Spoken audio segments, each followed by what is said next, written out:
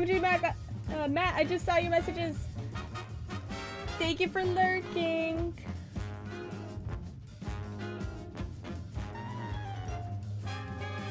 But hello, Matt.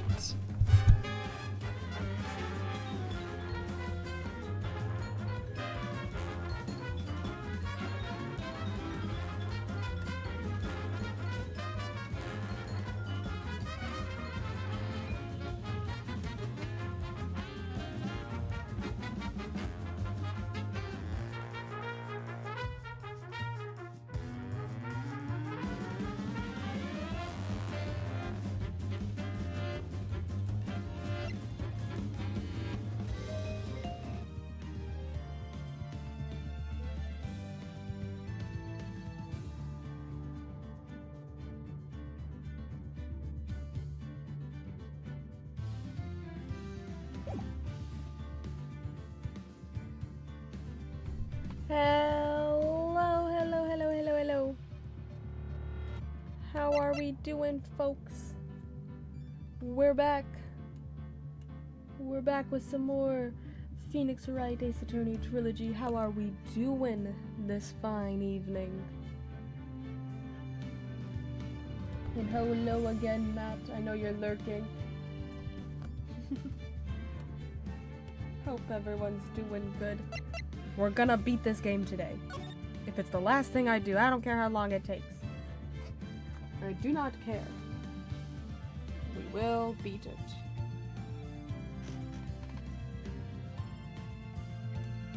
Bum bum. But how are we all?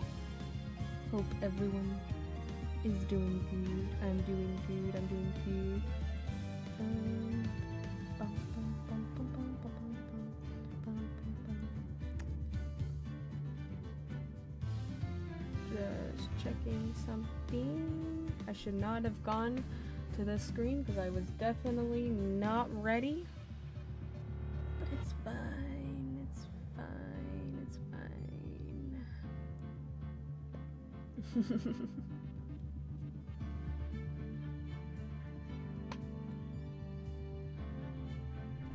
Okay. Let's see. I never remember where we leave off. Oh, yeah, that's right. We were just starting Meekin's testimony. Oh my god. Hey, Matt. I tap it in for a second to see your eyes from the ashes. I hate this game. Yeah, that's the name of the bonus episode. I'm so sorry. I'm so sorry, Matt. They did it just to spite you because they knew you'd hate it. Oh my gosh, that's so funny.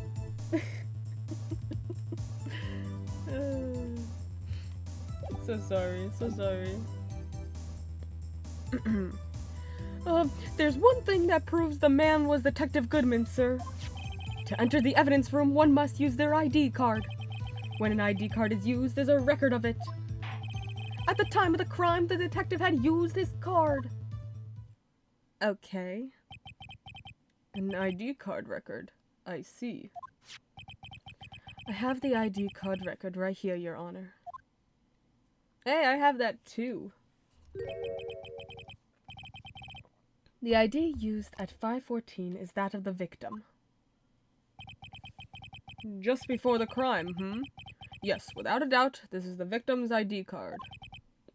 However, one thing does strike me as unusual. Several hundred cases should have been due for referral. Why were there so few people using this room? This particular evidence room is only used for storing certain special cases. Special cases? Extremely violent cases involving police staff. How often does that happen? Just hearing that makes my hair stand on end. Me too, although it doesn't make much of a difference. There were only a few cases up for transferal there, and most were cleared up by noon. Right, I see. Now, let us move on to the cross-examination. Gotcha. bow. Mystery Man 2.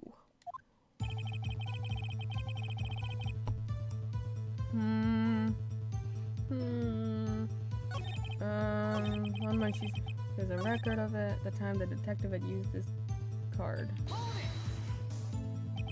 Earlier, I believe you testified that when you asked the man to show his ID card, he pulled a knife on you. Yes, sir! He didn't show me any ID card, sir. Don't you think that's odd? I mean, if he had his ID card, all he had to do was show it to you. There wouldn't be any reason to draw a knife. Yeah. It's almost like he didn't look like how he did in his ID card. Maybe he just panicked.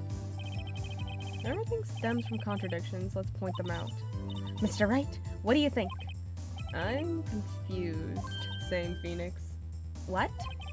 Problem with this ID card testimony is far too obvious. It's not like Edgeworth to miss something like this. Oh. You're thinking too hard about it. Come on, let's show them what we've got. Alright, let's look at our evidence. We got Goodman's ID. Found at the prosecutor's office crime scene. That's weird. Given to Edgeworth, King of Prosecutors at the PD on the day of the murder. That's nothing to do with it. That has nothing to do with it. I doubt the Blue Badger has anything to do with it. Death due to loss of blood, one knife wound, died within an hour and a half of 4 p.m. SL9, word mufflers overheard during a call made to Emma, 518. Plans probably had nothing to do with it. Crime photos nothing to do with it. Victim's shoe. The ID card list.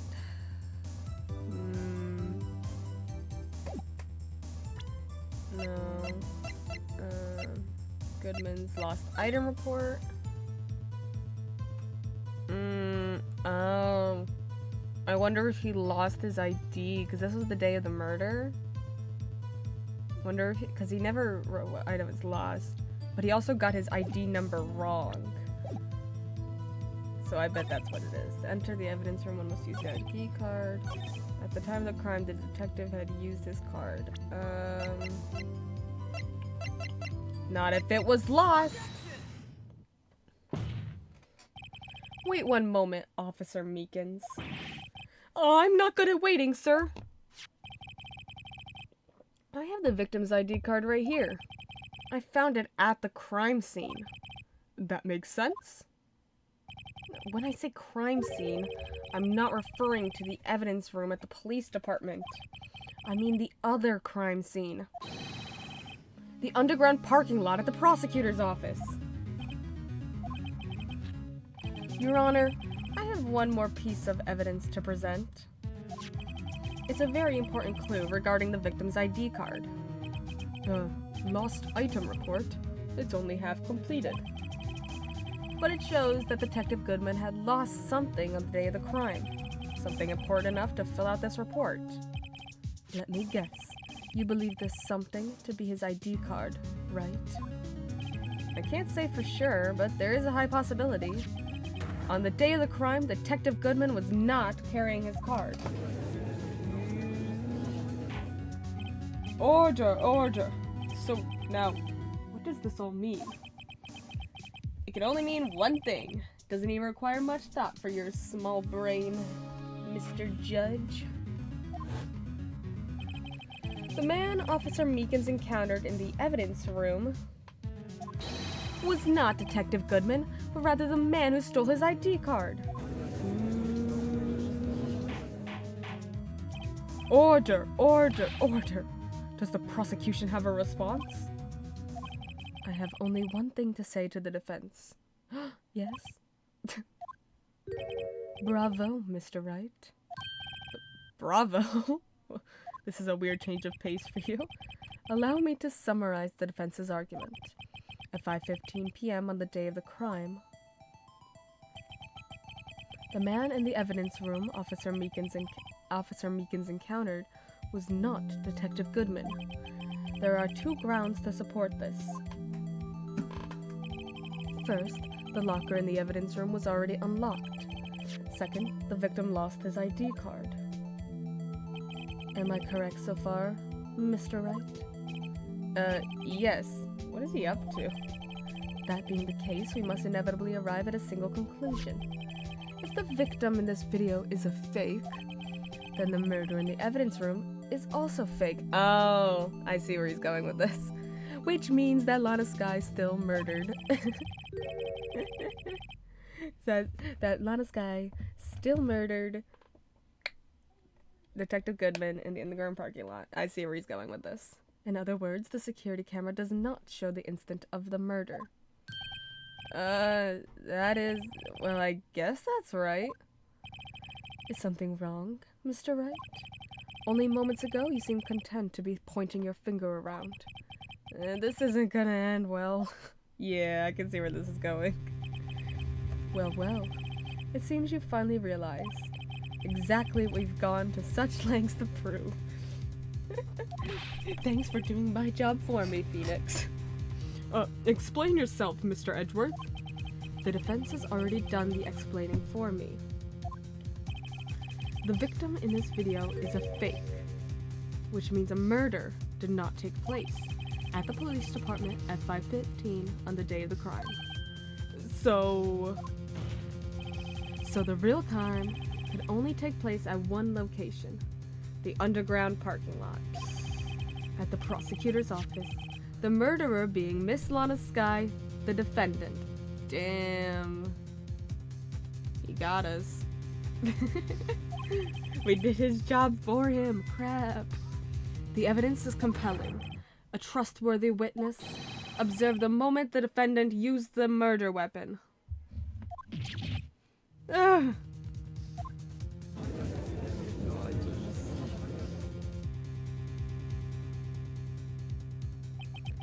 I knew that testimony was way too shabby. It was all a trap from the beginning. The activity in the evidence room still leaves many questions unanswered. Who exactly was the victim Officer Meekins encountered? And where did this person disappear to? However, this trial's purpose is to examine only the murder of Detective Goodman. Just so, Your Honor. But he's dressed up like Detective Goodman at the time that he was getting married. Married? Murdered? Not married. Sorry, I got marriage on the mind. Mr. Wright, you have to do something else, or else Lana... What do I do? How am I supposed to get myself out of this mess? Object? Of course. Sure. One moment, Your Honor. What now, Mr. Wright? Don't tell me you're objecting to what you've just proven. Ignore everything I've said. Meekins was the murderer. Lana's innocent. Let's go. Of course not. But I almost walked right into the prosecution's trap. Ooh, he activated his trap card. What are you talking about? This cross-examination has proven one thing and one thing only. The security video did not show the actual murder. Oh gosh, do we have to watch this again?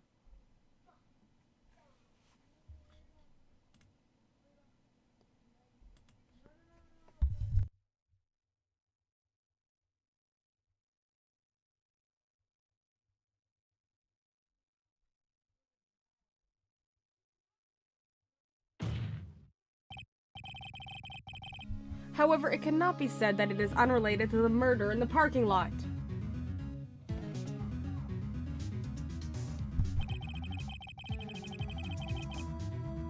Specifically, large amounts of blood traces were found in the evidence room. Yeah, it was like all over the place. The defense demands further examination into the truth of the matter. Oh. Yes, Your Honor. I didn't see what he said. If this court were to examine this further, other witnesses will be necessary.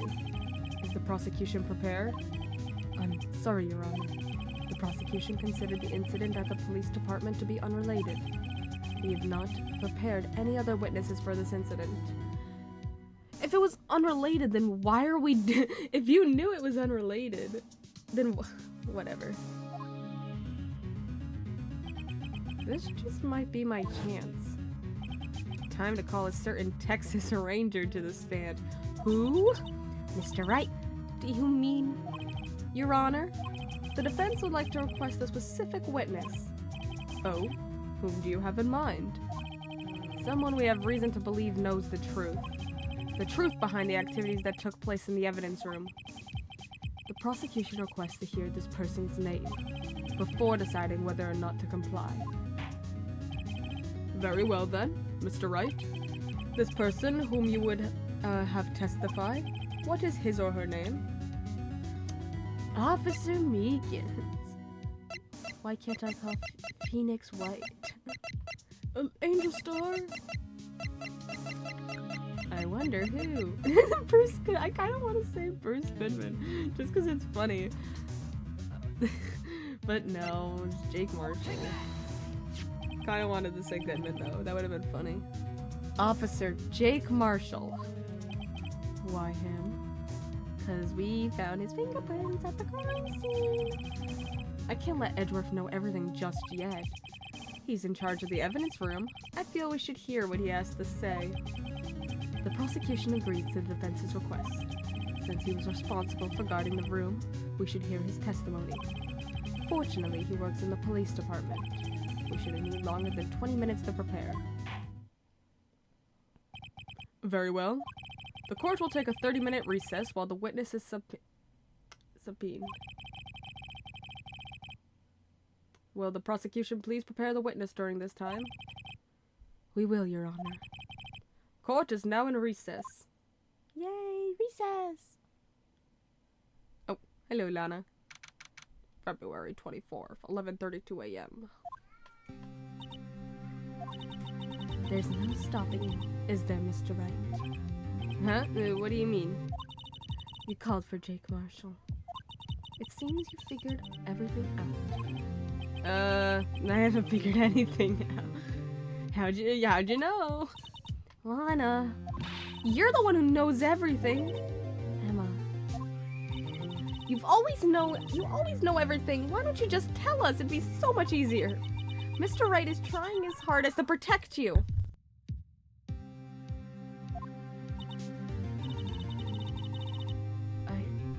I don't recall ever asking for his protection. How can you be so cold? Don't you trust us? Don't you trust me? Oh gosh. Hope I'm not interrupting anything, pals. Oh, yes I am. I'll come back later. Oh no, Wait, Detective Gumshoe, what is it? Come back. Oh, he's so sad. You've got a lot of nerve, pal, making a detective run all around while on duty. And to top it off, you call me here? I've seen happier people at funerals. Sorry, Detective.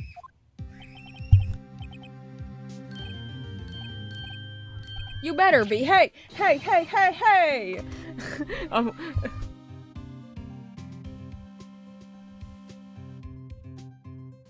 I didn't see you there, Chief Prosecutor Sky.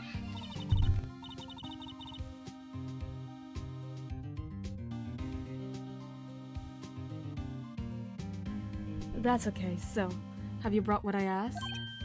Oh, you mean this, alright? What the hell? My apologies, Detective. Due to my present circumstances, I was forced to use Mr. Wright's name when making my request. My name?! Never in a million years would I have thought it was you who asked me. Can I bother you to bring me the SL9 incident files? I'll need them by noon. Talk about crazy. The SL9 incident?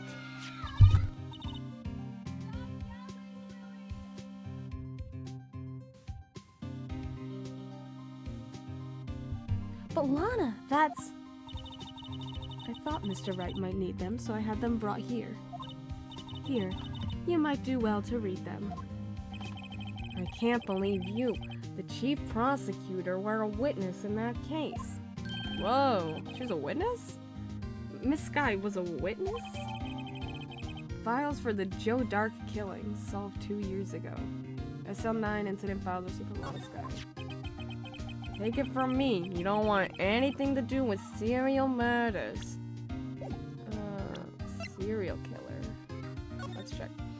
Incident number SL9, closed. Perpetrator Joe Dark. Crime, serial murder, sentence, death. Victims, Edward Jones, Jason Knight, Edith Kirby, Rachel Moss, Jeb Bates, Neil Marshall. Ooh! Neil Marshall. That's interesting. Relation to Jake Marshall? Trial data, head prosecutor Miles Edgeworth, witnesses Lana Skye, Emma Skye. Ooh, both of them were witnesses. So Emma's connected too. That's interesting. Investigation Task Force. Executive investigators Damon Gant, Lana Skye. Head investigator Bruce Goodman. Investigators Jake Marshall, Angel Starr. Interesting, interesting. Very interesting. Oh, what? Now that I've brought you your stuff, you're just gonna ignore me? Emma? But why? Why is your name in here? Yeah, Emma. What? My name's in there? I don't know. Unless... No, it couldn't be. Lana? This SL9 incident? Is that... Ooh. That's the classification number the police filed it under. 2 years ago, the rest of the world knew it as the Joe Dark killings. Oh. The Joe Dark? No. No, Lana. That's over with. No. Oh. Emma, wait. She ran away. Oh, no. You know what? I just remembered. I gotta be somewhere. Sorry, pal, but I'm out of here. Okay. Jake Marshall, Angel Starr, Damon Gant, Miles Edgeworth. Not to mention Lana and Emma. Everyone involved in this case is connected to those killings 2 years ago. This can't be just a coincidence. Knowing you, you just might be able to figure it out. Time to get back to the trial, Mr. Wright. Best of luck. Ugh. Better take a good look at this file. Yeah. Very interesting. I knew it. We're gonna have to solve another old and closed case.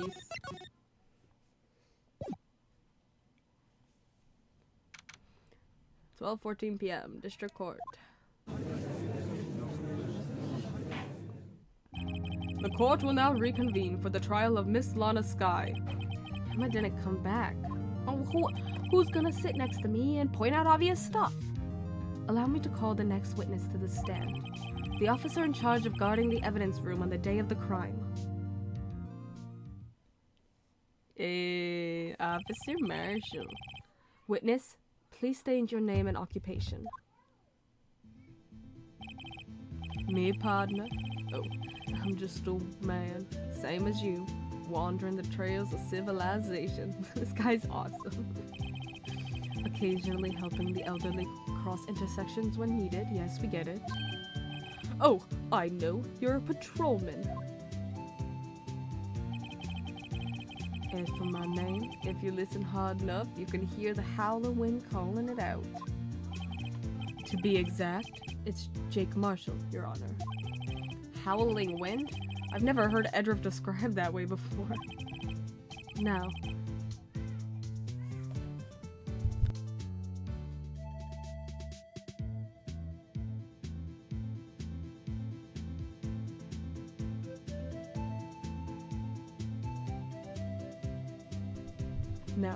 Mr. Marshall, let me ask you something.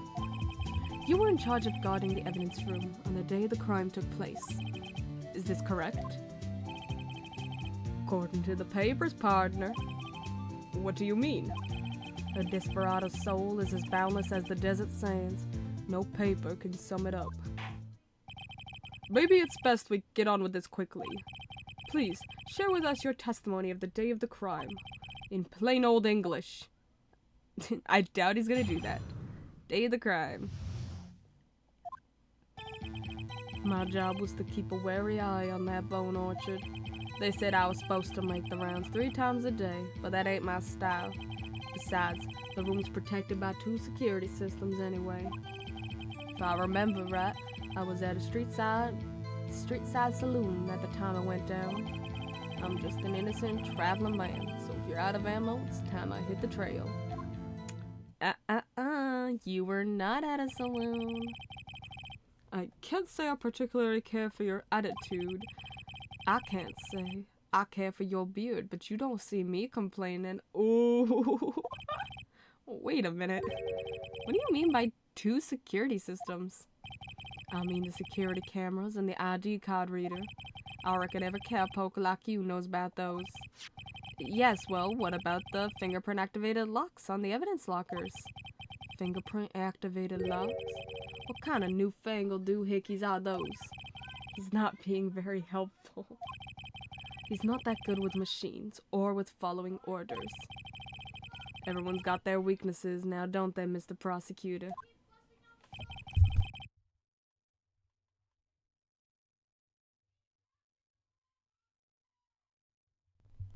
This one seems like trouble.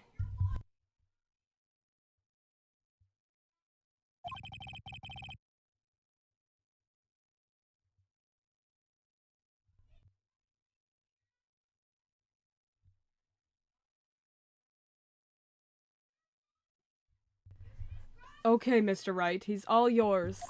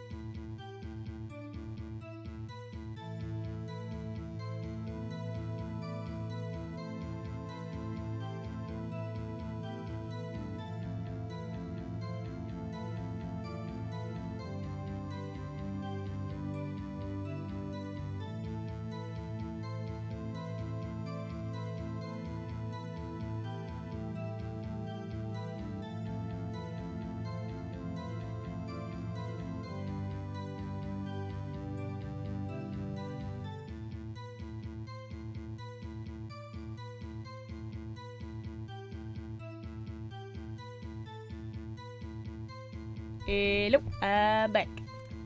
Sorry about that. My job was to keep. Yeah, we read all this. You were not at the street side saloon. We have proof that you were literally in there with blood on your hands. Boom.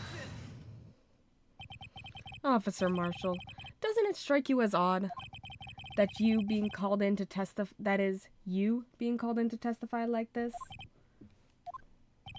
After all, you weren't in the security room at the time of the crime, and yet you dragged me down here. Explain yourself, partner. Oh, I will. We have literal proof that you were there. We did detectives' jobs. It's quite simple. You left a very large trail behind at the scene, or to be exact, a handprint. Listen real good, partner. Like I said, I'm the caretaker of that crypt. I pay my respects, that is. Make my rounds about once a month. It's only natural my fingerprints will be in there. Covered in blood? Yeah, I don't think so, pal. I only wish it were, officer. But you see, your fingerprints were covered in blood. Witness! What is the meaning of this, and why didn't Phoenix say it earlier? Why is he waiting until now to say it? Your blood-stained fingerprints were at the crime scene. The blood was wiped away. However, a luminol test clearly revealed this. Well, Officer Marshall? It seems to me there ain't a person in this room with a head on his shoulders. I take it you have an explanation then, Officer Marshall? About the blood-stained fingerprints? Hello. Very well. You may begin your testimony about the fingerprints found at the scene of the crime. Alright, blood-stained fingerprints. Like I said, it's only natural for my fingerprints to be in that evidence room. One of them just happened to be at the same place as the blood-stained handprint. The murderer touched the locker where my fingerprint was by chance. The blood stain and the fingerprint are completely unrelated, although it's the exact finger where the... whatever. Or didn't you know the murderer was wearing gloves? How did you know that? See, I had nothing to do with it. How did you know that?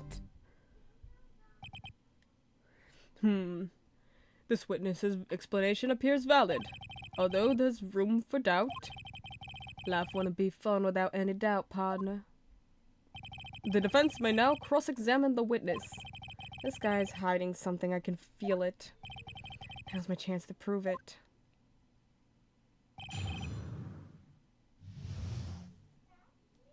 Blood-stained fingerprints.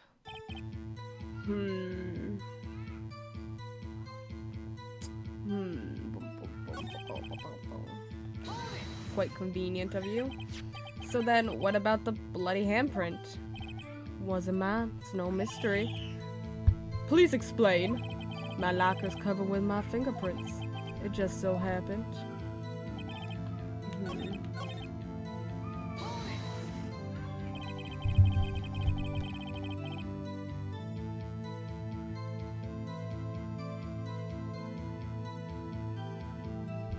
Angel and Marshall are the worst liars in the game, not gonna lie.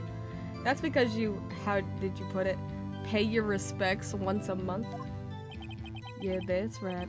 That and one more thing. That locker happens to be mine. What? What do you mean? I mean what I said. That's the locker I used when I was the detective. The locker I still use. All that's in there now, though, is a heap of broken dreams. I see. But there was something white in it, which is suspicious. It'd be strange if my prints weren't all over that locker. Apparently, his fingerprint data was never removed from that locker's programming. He must have been using the fingerprint lock all this time without ever knowing it. Found on a bloody handprint on Marshall's own locker. The print has been wiped.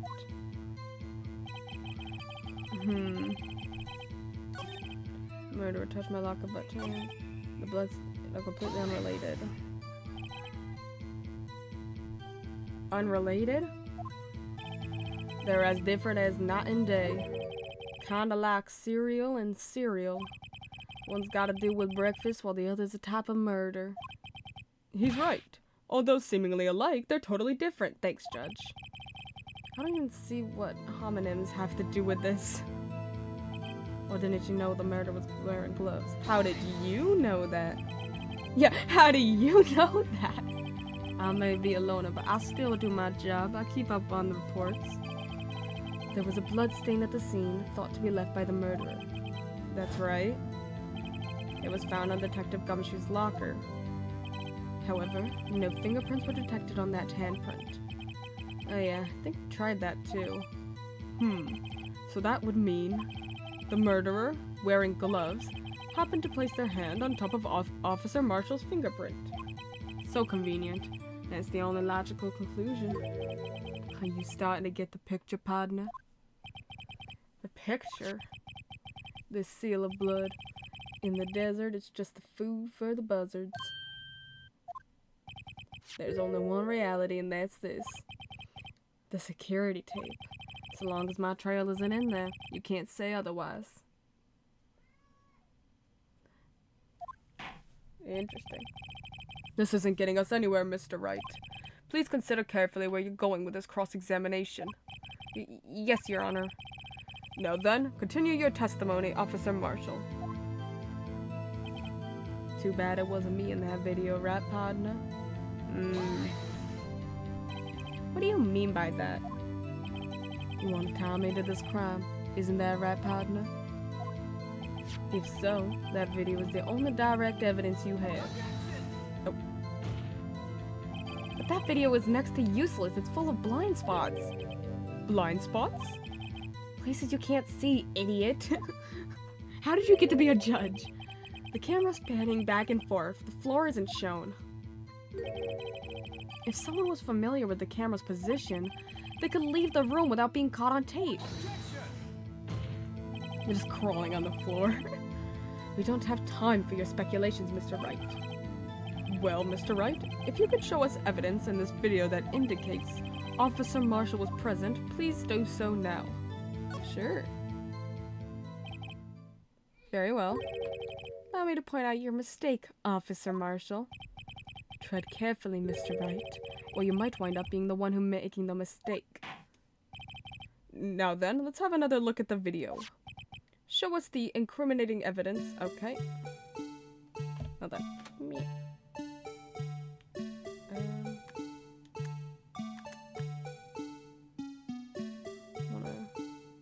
Okay, I want to watch this locker. Because when did it get the blood on it?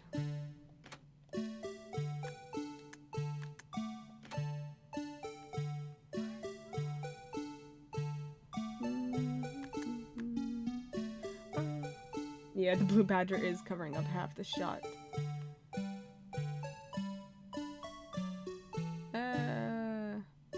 Okay, yep. Ah, he stabs him. Oh no! Pow, pow, pow, pow, pow, pow, pow. Okay.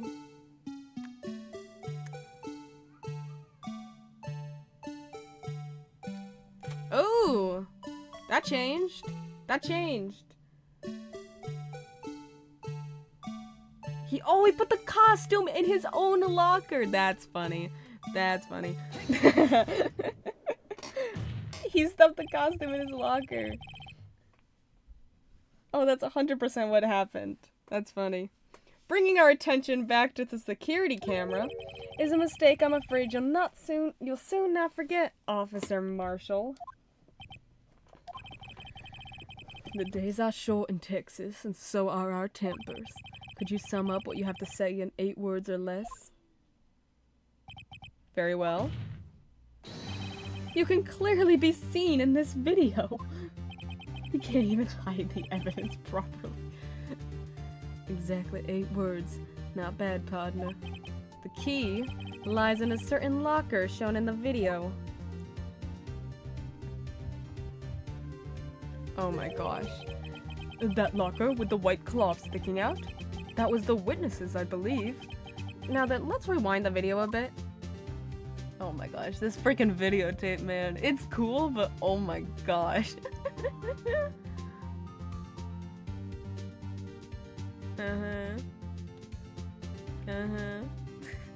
Hold on, we'll get there. We'll get there. Oh, the white cloth, it's gone. What's the meaning of this, Officer Marshall? When the crime took place, the white cloth wasn't there. Then it suddenly appeared. There's only one explanation. Officer Marshall, you were in the evidence room at the time of the crime. What's more, you opened your locker when the camera was turned away. Order, order. It would only see— Hold your horses. Sorry, partner, but you got the wrong man. So what if my locker was open? That doesn't mean I'm the one who opened it. It exactly means— Andrew's like, God damn it. It actually means you're the only one who could have been in there. Murderer need to hide something, so he opened a locker and stuck it in. Yeah, it literally means it's his. It's not my fault he happened to choose mine. Why is everyone staring at me like I'm a wanted man? Because we all know that it had to be you. He's an idiot. This guy isn't just playing dumb, he really doesn't know. Hello, Ender. Hi. How are you? I hate to rain on your parade, but you're the only one who can open that particular locker. Oh yeah? I'll call your bluff, okay? You say I opened that locker? Now prove it. Okay. There you go. Fingerprint sensor. We literally said this 5 minutes ago. We talked about this earlier today. The lockers can only be opened by the detectives they belong to. I'm vibing. How are you? I'm good. I'm good. Glad you're vibing. What kind of crazy talk is this? Well, Detective Gumshoe did mention something about this. In any case, the locks aren't that obvious. There are even some people on the force who don't know about the fingerprint locks.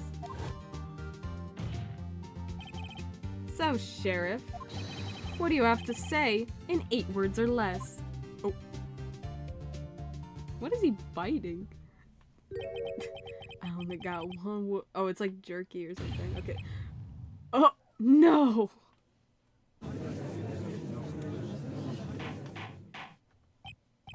Order, order, order. Witness, explain yourself.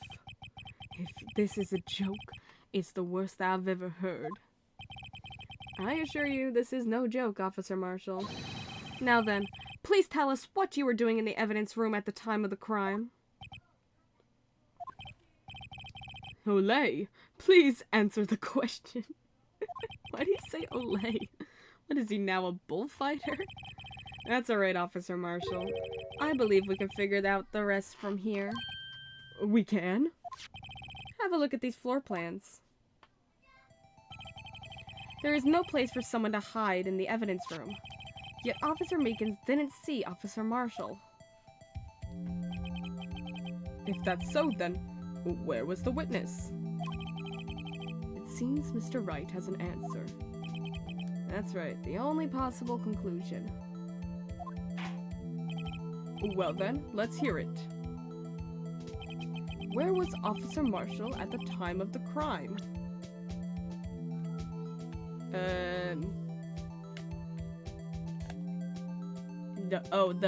I was like, would he be the killer or the victim? I guess the killer is technically Meekins because he was put on trial, so I guess he'd be the victim? Yeah, I think so. Officer Marshall was standing right here. There, but that's where the victim, Detective Goodman, was. Okay, yeah. We got it. Correct. Unless the man wasn't Detective Goodman. Also, I haven't heard a reference to packed lunches yet. I'm so happy. I believe the victim in the video is Officer Marshall. It was you, dressed up like Detective Goodman. But that's preposterous. Officer Meekins witnessed the detective at the crime scene. Once he saw the man's face, he'd know for sure. May I point out, though, that Officer Meekins did not know Detective Goodman. That's why he asked for the ID. He literally said that. He also testified about the man's reaction when confronted. Oh, when I entered the evidence room, I asked him to show his ID card, sir. Yes, and how did Detective Goodman respond? Oh, he suddenly pulled a knife on me. Something about the officer's story puzzled me. If the man had his ID card, why didn't he just show it? Yes, he would have needed it to enter the evidence room, so he must have been carrying it. The answer is simple. He couldn't show it. As you can see, Detective Goodman's picture is on his ID card. Oh, I get it. Thanks, Judge. He caught up there eventually. If he showed that, his cover would have been blown. Officer Meekins would have realized the man wasn't Detective Goodman. Do you have anything to say to this, Officer Marshall? You've got quite an imagination, partner. We've got a term for that. It's called circumstantial evidence. Circumstantial evidence? He's still denying it. There's no way. You're gonna have to do better than that to break a detective. You're the only one it could have been. Oh. Unless you have hard evidence proving I dressed up as the victim. I can't say I particularly care for your uncooperative disposition. I can't say I care for your beard, but you don't see me complaining. You already used that line. Well, Mr. Wright, do you have any evidence proving beyond a shadow of a doubt that Officer Marshall dressed up as the victim? Well, who am I kidding? I don't have anything like that. I can see the fear in your eyes, partner. Seems you're the one who couldn't take the desert heat. I almost said dessert. Look, this can't be happening. It's so obvious he's the one. What can I do? Oh, it looks like your lack of experience has finally been exposed. Wait a minute, he has a knife in the courtroom. I know, how did he get the knife in here? I'll pass on to you what someone told me when I was just starting out. When you've run into a wall with no place to go, return to the basics. Didn't Mia say that? The basics? For me, that would be what Mia used to tell me. Yeah, I was gonna say, that's what Mia used to say. Phoenix, try thinking outside the box. I shouldn't look for proof that Officer Marshall was in disguise, but rather I should look for evidence that came about because he was in disguise. Why do you think this locker was opened in the first place? What do you mean? There's no reason for Officer Marshall to open his locker at the time of the crime. Yet he did, despite the chance it might be discovered later as it has been. Which means he didn't originally plan to open his locker. According to the defense's argument, Mia and Edward used to be besties, confirmed. Officer Jake Marshall dressed up as Detective Goodman at the time of the crime. Then, after the crime was committed, he opened his own locker for some unknown reason. The fact that a white cloth is sticking out of the locker seems to indicate that he opened it in order to put the cloth inside. The cloth is the clothes, isn't it? So just what exactly is this piece of cloth? Perhaps the video is the key to all our unanswered questions. Is no one it's clear, well, it makes sense. It makes sense if it's the, accidentally opened something. Also, you can tell it's him from sideburns alone, I know. I don't have any evidence, so this video is my only shot. It's clearly he just chucked the clothes in there for some reason. Well, let's find out why he chucked the clothes in there. I bet that's what they want. Very well, let's take yet another look at the security tape. After committing the crime, the witness opened the locker to put away the white cloth. Please show us why the witness opened this locker. It just cuts off the judge every single time to play this video. Alright.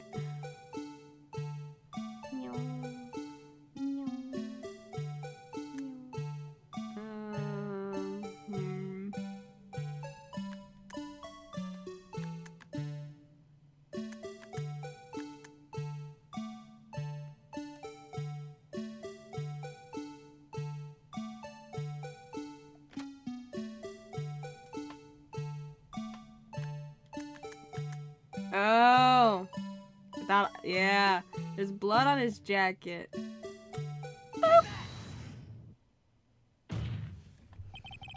For some reason, you disguised yourself as Detective Goodman and entered the evidence room, though I don't know what end yet. Yet? Yeah, I was thinking about that, yeah. However, something unexpected happened. Officer Meekins barged in on you. When asked to show your ID card, you pulled a knife on him. However, Officer Meekins panicked, and the white coat you were wearing was soiled with blood. A bloody white coat? You couldn't just walk out like that. You know, this could all... I didn't have to go through that. This could have been solved so much faster if someone just went down to the evidence room and looked what was in his locker.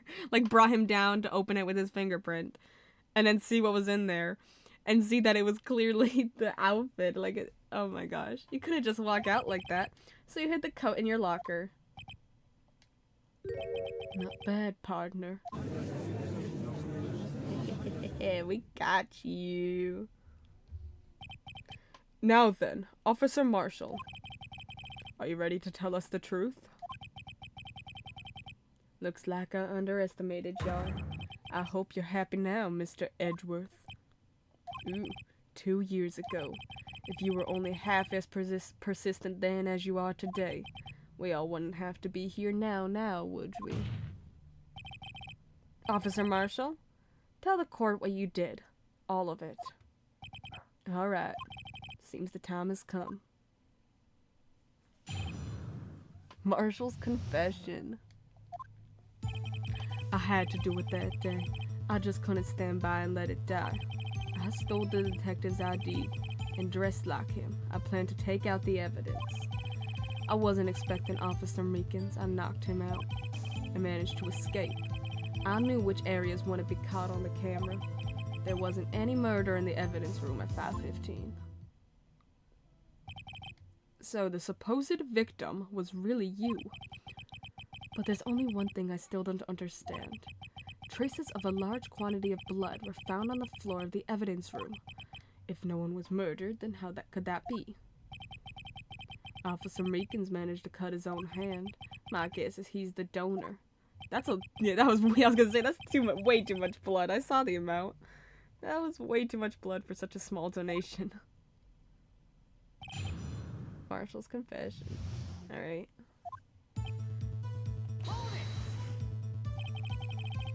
When you say it, you mean... Do you even have to ask, partner? The SL9 incident. 2 years have passed since the case was closed. I was going to completely end with the transferal that day. Not if I have anything to do with it. Officer Meekins is just a really dedicated donor. That incident's not over. What did you hope to accomplish by sneaking into the evidence room? When a case is closed, only that case's lead detective can look through the evidence. I wanted to have a look at it myself, one more time. No matter what the cost. I don't care what anyone says, partner. That case is mine. But Officer Marshall wasn't in charge of that investigation. Why does he care so much about it? I'm guessing because he's got, one of his relatives is one of the victims. That's why he's connected. Gosh, put your brain together, Phoenix. That day was my last chance. That's why I stole the detective's ID and dressed like him. Why did you disguise yourself as Detective Goodman? If I didn't make it look like Goodman was carrying out the evidence transferal, I'd be arrested for stealing evidence, which wouldn't get me anywhere. Kind of feel bad for him in that sense, yeah. So you did it to fool the security camera. And the detective's ID card? I stole that the morning of the incident. So that really was why Goodman was filling out the lost item report. I returned his ID card. I left it on the floor in the prosecutor's office parking lot. Okay, so he's the one that put it there. That makes sense.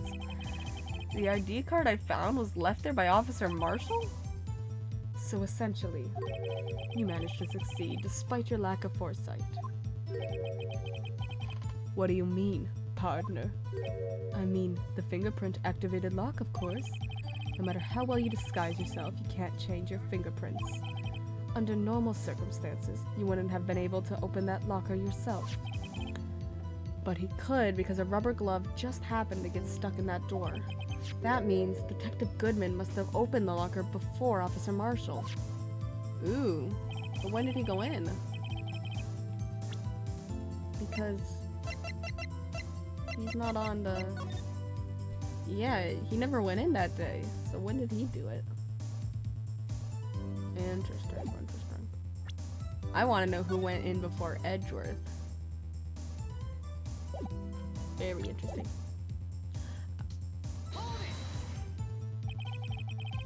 You pulled a knife on Officer Meekins and tried to drive him off?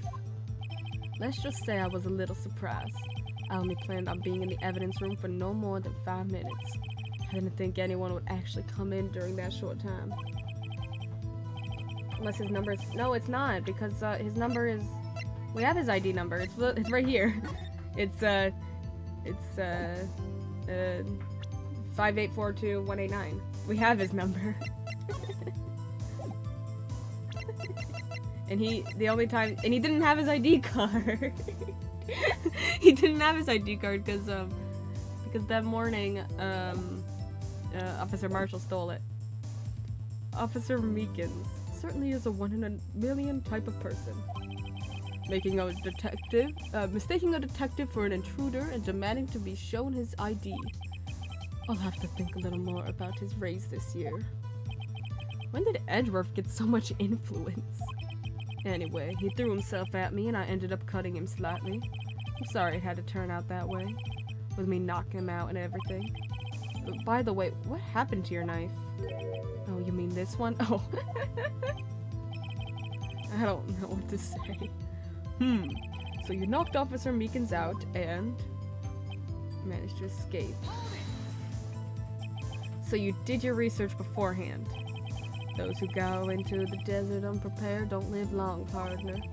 I didn't think it would make a difference, though. The security tape is erased every 6 hours. If all had gone as planned, no footage would have been left. However, you blooded your coat in your struggle with Officer Meekins. If someone was in the security room when I came out, the jig would have been up. I opened my locker and stashed it in there. What was Officer Meekins doing during that time? This judge would allow a loaded gun in his courtroom. What else? He was sleeping like a baby. So what you're saying is, on that day, there wasn't any murder in the evidence room at 5:15. One moment.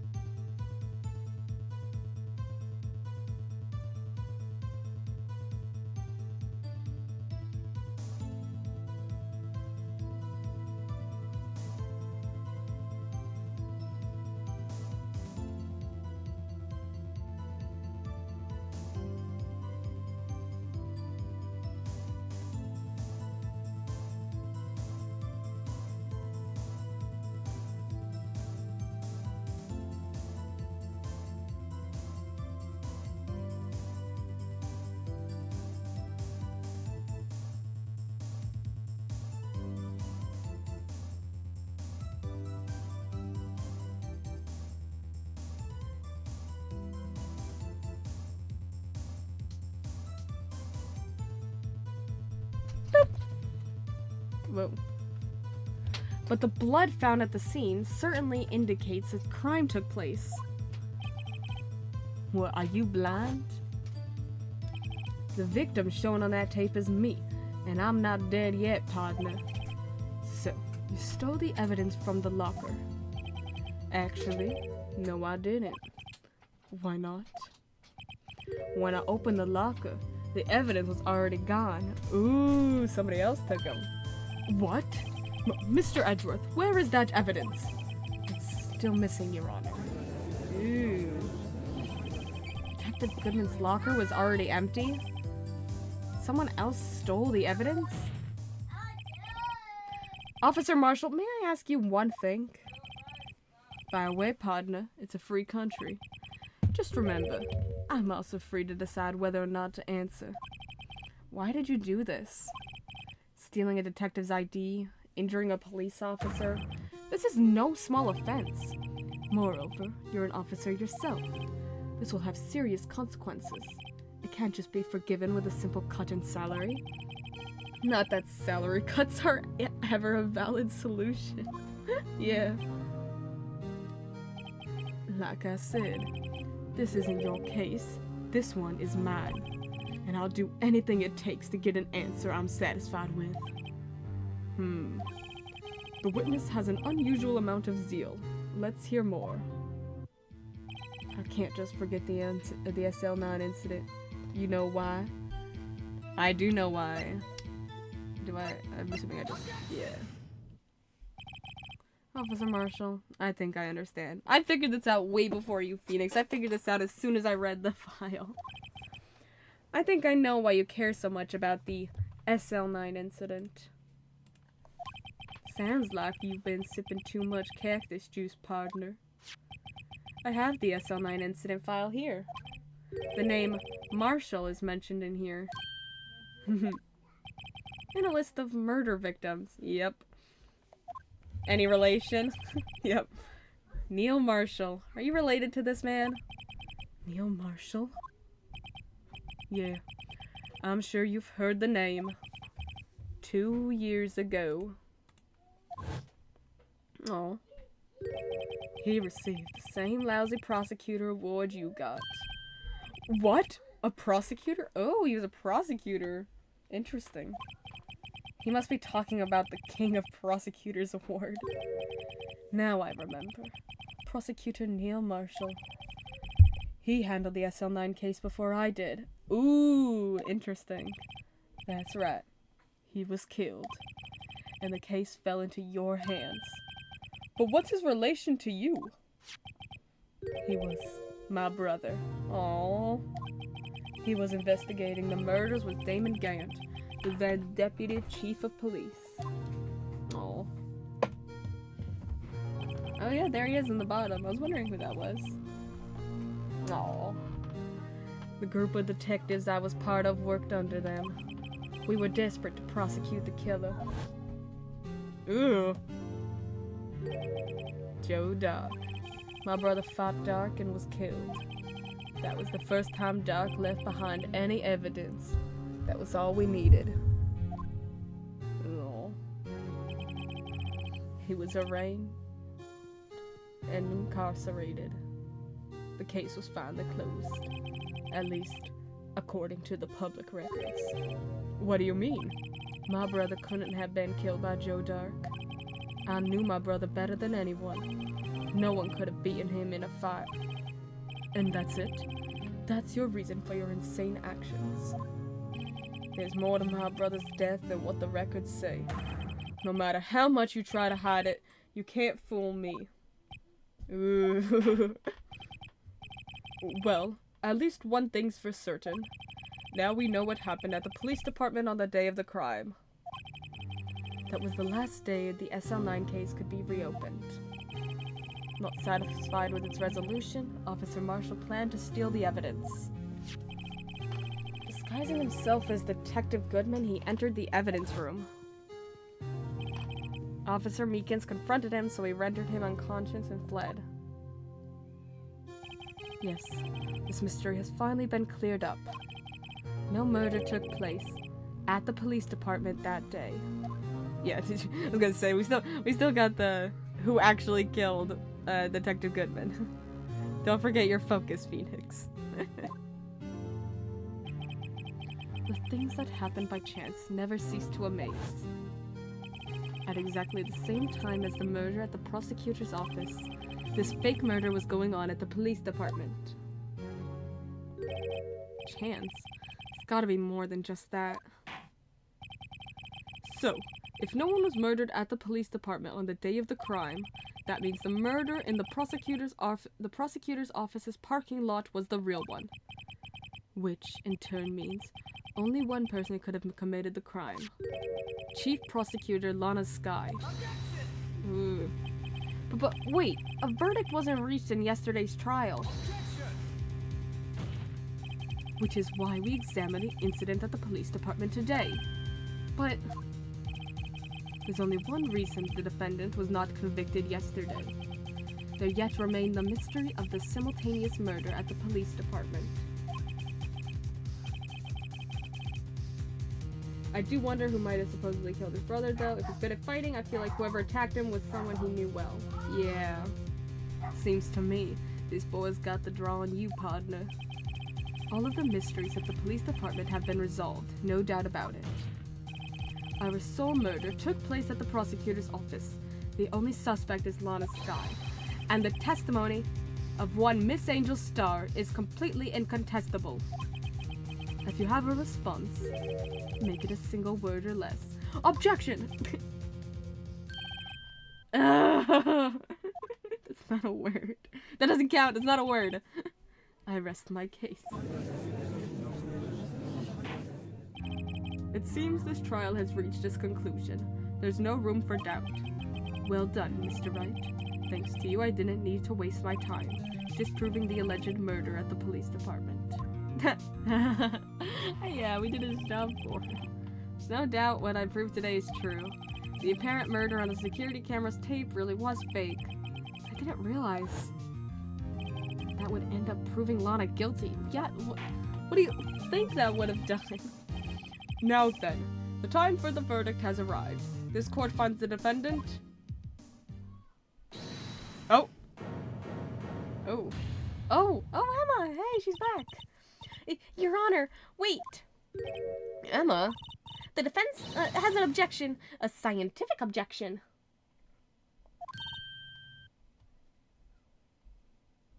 Right?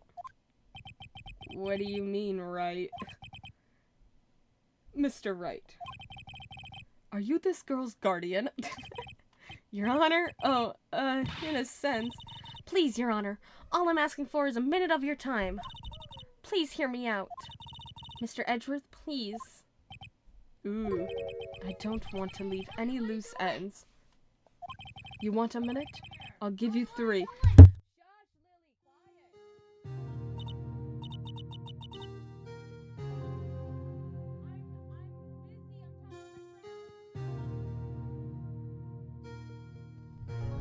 I was kind of in shock. I mean, finding out the SL9 incident referred to the Joe Dark killings. Now that she mentions it...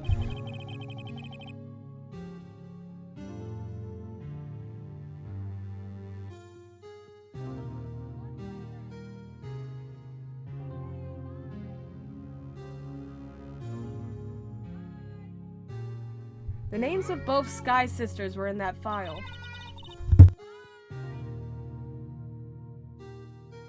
But that's when I figured it out. I mean, what Officer Marshall was trying to do that day.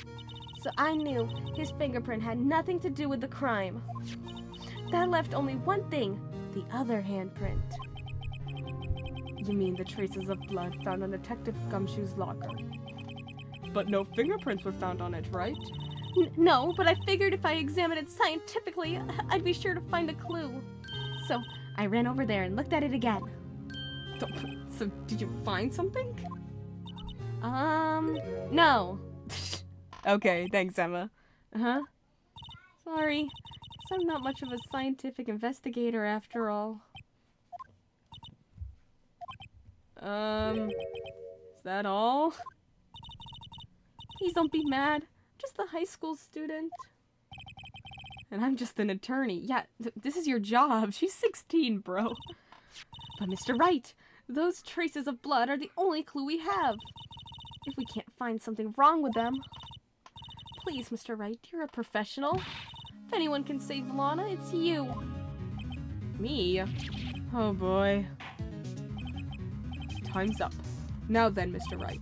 With regard to the incident at the police department, does any reasonable doubt remain?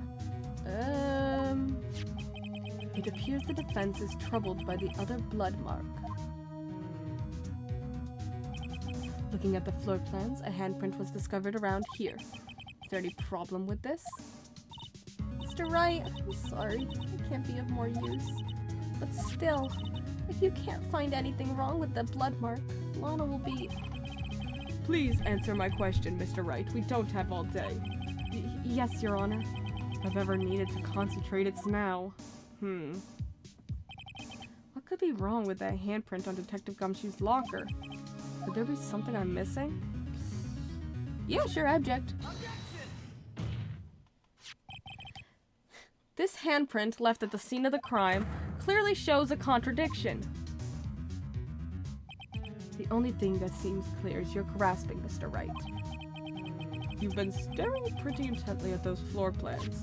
Tell me, is there a problem with them? Yes, this is strange. Take a good look at these floor plans. Something is missing. Missing? You mean something hasn't been drawn on there? Yes, something that, when drawn, will completely change the meaning of the blood mark. Let us pray the defense isn't simply trying to buy time. Very well, Mr. Wright. With all this evidence here, there's gotta be something I can use. The question is, which item can prove something is missing in the floor plans?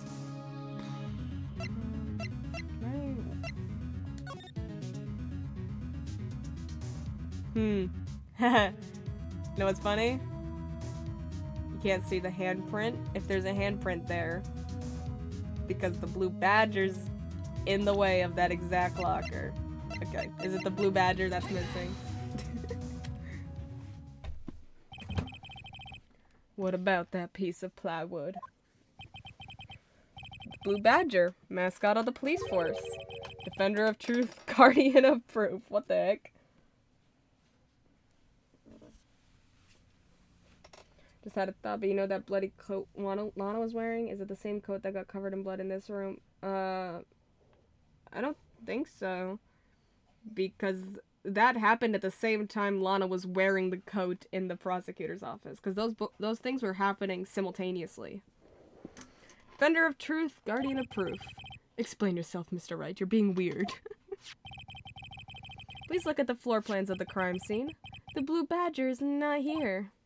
Oh yeah, I forgot the blue badger also he's got a handprint on his face. Oh yeah. So watch what happens when we put him in. This is where he was dancing at the time of the crime. Mm-hmm. Well, what? Yeah. That's right. So long as the blue badger is dancing here, it would be impossible to place a handprint at that spot at the locker. What?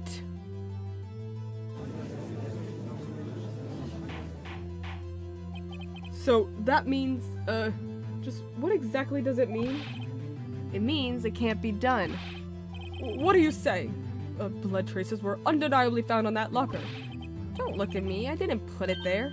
Mr. Wright, think it through scientifically. Emma. On that afternoon, Officer Meekins was the one who brought the blue badger to the evidence room, right? After he put it down, it would be impossible to leave a handprint on that locker. So that means this blood mark was left there before the blue badger was brought in? Just one moment. I will not allow such far-fetched balderdash in my court. It may sound far-fetched, Your Honor, but it's the only possible explanation. February 21st in the police department's evidence room. Blood was spilled not once, but twice. That explains the large pool of blood found that wasn't due to Marshall and Meekins. But how? One time was captured on this tape, taken by the security camera. Officer Meekins cut his hand, from which a trivial amount of blood fell. The problem is, the other time. Oh my gosh, we gotta watch this video again.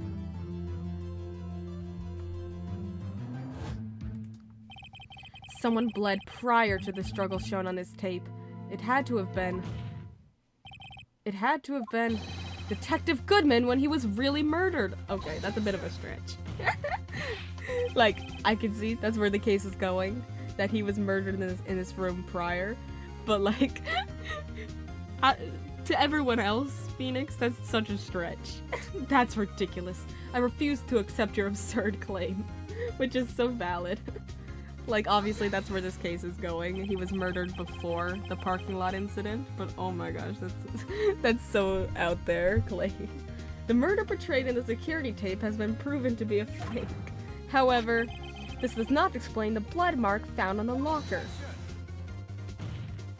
So then, assuming this murder you purport really happened, when did it take place? I demand you show evidence that proves when it occurred. When did the first incident occur? To summarize, the defense claims that prior to Officer Meekins being cut by Jake Marshall, who was posing as Detective Goodman, another incident took place in that evidence room. That's right. The blood mark on the locker proves this. Very well, then tell us. When did this first incident occur? As Mr. Edgeworth said, proof must be presented. It gotta be before the blue badger was in there. Proof that shows when the murder took place? Only one piece of evidence that can show that. The ID card record? The only thing was like timestamps. Now then, will the defense please present its evidence? What shows when the first crime took place? Assuming the ID card record, because it had to be before the blue badger was brought in at 450. So it's either Edgeworth that killed him or whoever 7777777 is. If the crime took place inside the evidence room, then the killer would have had to enter it. And in order to do so, an ID card would have been required. An ID card? Oh, the ID card record. Officer Meekins brought the Blue Badger panel into the evidence room at, let's see here, 4:50 p.m. If the crime took place before that time, then it would be 4:40 p.m.? Ah! Miles Edgeworth? Just what have you done? I never would have figured you had the nerve, boy. Drop the act, witness. It doesn't take a lot of thought to figure out it couldn't have been me. Nope, I ain't getting it. I'm afraid I don't understand either. It's clear from the luminol test that blood was there. However, when the second crime took place, both Officer Meekins and Officer Marshall failed to notice the blood. That means the blood from the first crime was wiped away by the real murderer. I would have had just 10 minutes to murder the victim, carry his body away, and clean up the blood. Unfortunately, that's physically impossible. Yeah, I'm sure, Edgeworth. Let's put you on trial again. That would mean the crime must have taken place before Mr. Edgeworth entered the room. So let's just find out the officer who used the 77777 card. Let's look at the chart again. There's only one other card number remaining. 777777. Talk about a lucky number. But wait, that doesn't make sense. How could Detective Goodman have entered the evidence room? He must have entered it with the murderer. Since there's no record of his card being used beforehand, he must have entered along with the real murderer.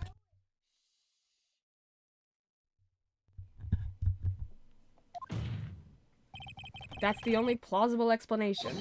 He went in with 77777777. Mr. Edgeworth, please look into this ASAP. Find out whose ID number is 77777777. That's 1 7 too many, Your Honor. Unfortunately, I'm unable to look up the owner of that ID card. Why? At least at present. What? Explain yourself, son. The ID number 77777777 belongs to someone with a rank of captain or higher. Ooh! Someone who is a so-called executive officer. We don't have the authority to inquire into such a person's identity. We do if they're a suspected murderer, what? But that's ridiculous. Just how... I'm not finished talking, Mr. Wright. There is one situation in which we can be granted such authority. Yeah, this kind of situation. If an official charge filed against an executive is accepted, an official charge... You're all alike, aren't you? With your cover-ups and your forgeries. That's how the prosecutor's office operates. I'm pretty sure I know who it is. Yeah, I think I figured it out. I take pride in my work, Officer Marshall. I would appreciate if you would keep your slander to yourself. Slander, is it? Okay. Let me ask you a question. Yes. No, not to you. To her. The defendant sitting over there. Your own little executive. Lana? Don't be stupid. She's been charged with murder. Of course we've looked up her ID number, and it's not 777777. Don't play me for a fool, partner. That's not what I wanted to ask. Ooh. All I want to know is one thing. About that incident. The SL9 incident? Answer me this, Chief Prosecutor. In that trial 2 years ago, did you really only use legitimate evidence? Ooh. There's literally been only one other person high up the ladder we've seen throughout this episode. Yep. Do you need the witness to repeat his question, Chief Prosecutor? I heard him fine, Mr. Edgeworth. 2 years ago, I was in charge of the prosecution for that trial. At the time, we felt the powerlessness of the law. At least, I did. Ooh. Lana! I became a prosecutor in order to suppress crime with the law. Before I realized it, we were the ones being suppressed by the law. A defendant, just what are you saying? I'll ask again, Chief Prosecutor. During that trial 2 years ago, did you really present all the evidence in court? Can you look me, an investigator in that crime, in the eye and say that you did? Chief Prosecutor, you didn't. I don't have to, Officer Marshall. Ooh, well, why won't you answer him? Drastic crimes require drastic measures. Oh, Lana, no. That's just the way it is. He did what we had to, in order for him to get the verdict he deserved. But Lana! Even if it involved forging evidence. Oh, no. Oh, Lana.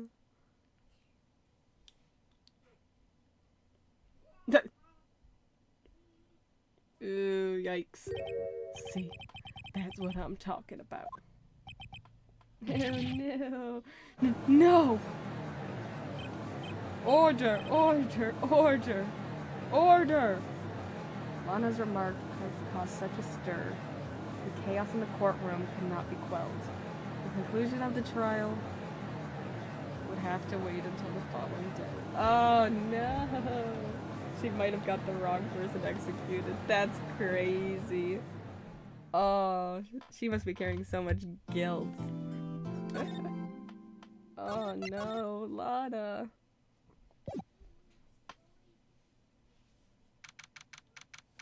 February 24th, 3:12 p.m., Wright & Co. law offices. I'm so sorry, Mr. Wright. I'm sorry for what my sister said. Oh. Oh yeah, we just went through this.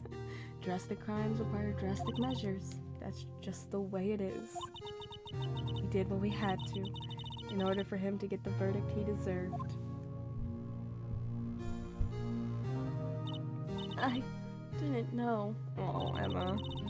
I never knew that the SL9 incident was just another name for the Joe Dart killings.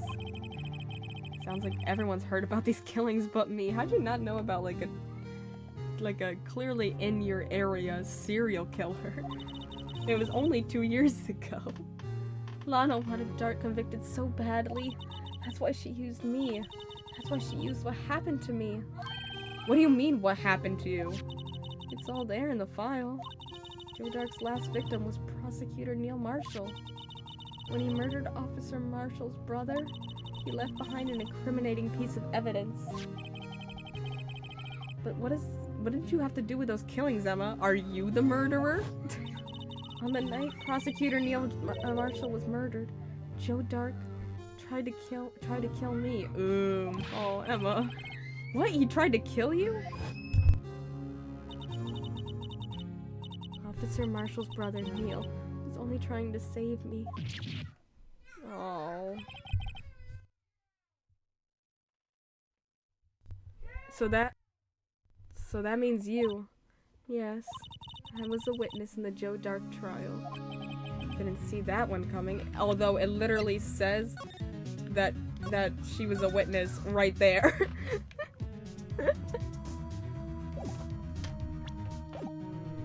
This is messed up, yeah. Oh, poor Emma.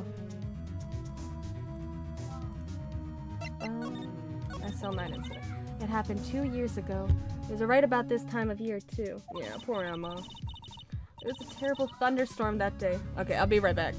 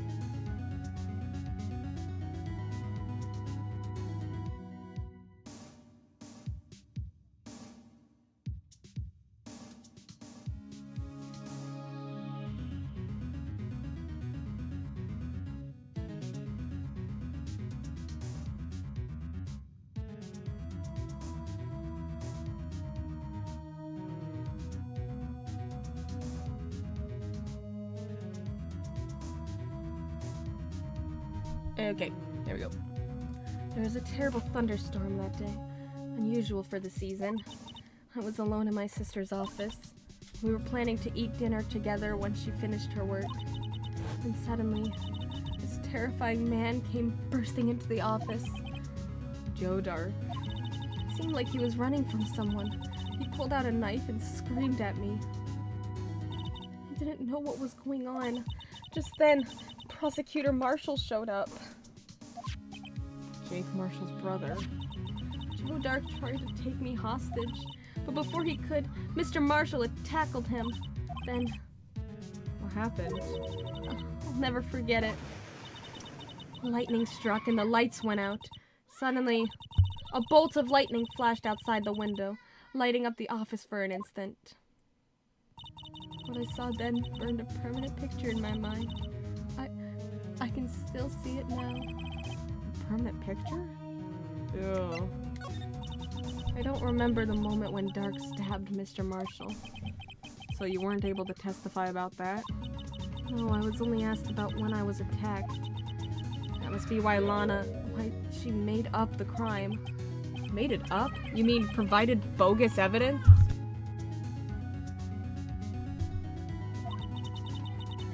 The prosecutor's office wanted that guilty verdict so badly.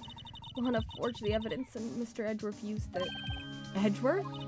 Yes, but I'm sure he didn't know anything about it. He couldn't have known he was being given false evidence. Even so, that's when it all started. The rumors about Mr. Edgeworth, I mean. It's all my fault. Oh, Emma. If I could have just testified properly, none of this would have happened. So it's true. Even though he may not have known it, Edgeworth really was involved in falsifying evidence. After that case ended, Lana was never the same. She became cold like she is today. She must not have been able to face up to what she did, especially not to Emma. Well, alright, tell me about this permanent picture. What did you see in the instant that crime occurred? Dark knocked down Mr. Marshall and raised his knife. Neil Marshall was stabbed right in front of this poor girl. Oh. Don't remember what happened. I don't remember what happened after that. Apparently I passed out. When I came to, Lana was cradling me in her arms. Poor Emma. You've been through so much. Oh. Poor girl. Oh. I couldn't bring myself to testify about that instant. I tried, but the words just wouldn't come out. I drew a picture, but it wasn't any good. 2 years ago. You must have been 14. That's understandable.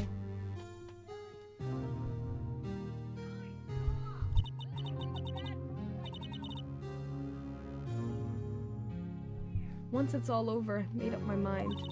I decided that when I grew up, I'd become a scientific investigator.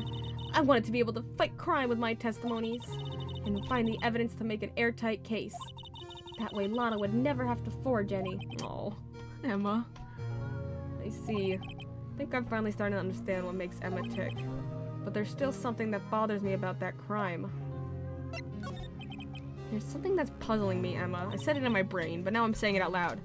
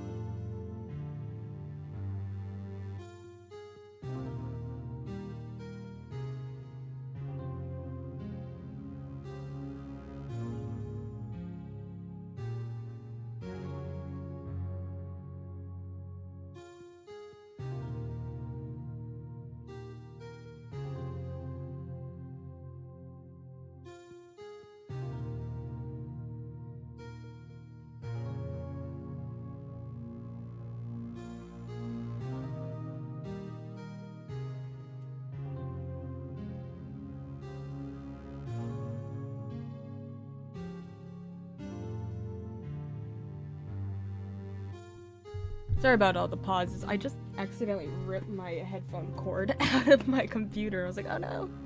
I had to fix that. What is it? You said you were in Lana's office at that time, right? That's right. Why then would a serial killer come running in there? Not only that, but he was being chased by a prosecutor? Oh, there's no mystery there. Joe Dark had been taken in for questioning that day. Taken in for questioning? You mean by the police? Of course. This happened at the police department. He tried to run away halfway through the interview and fled into my sister's office. But why didn't he run all the way over? Well, why did he run all the way to your sister's office? Yeah, that makes no sense. Because the detective's offices in the questioning room are right across from the elevator. Across from the elevator? But Lana was the chief prosecutor, wasn't she? No, silly. Didn't I tell you? 2 years ago, Lana was a detective. Oh. She was the best in the entire force. What? That's news to me. After the Joe Dark case, she was transferred to the prosecutor's office and made chief prosecutor. Lana used to be a detective? I'd better have another talk with her. Interesting.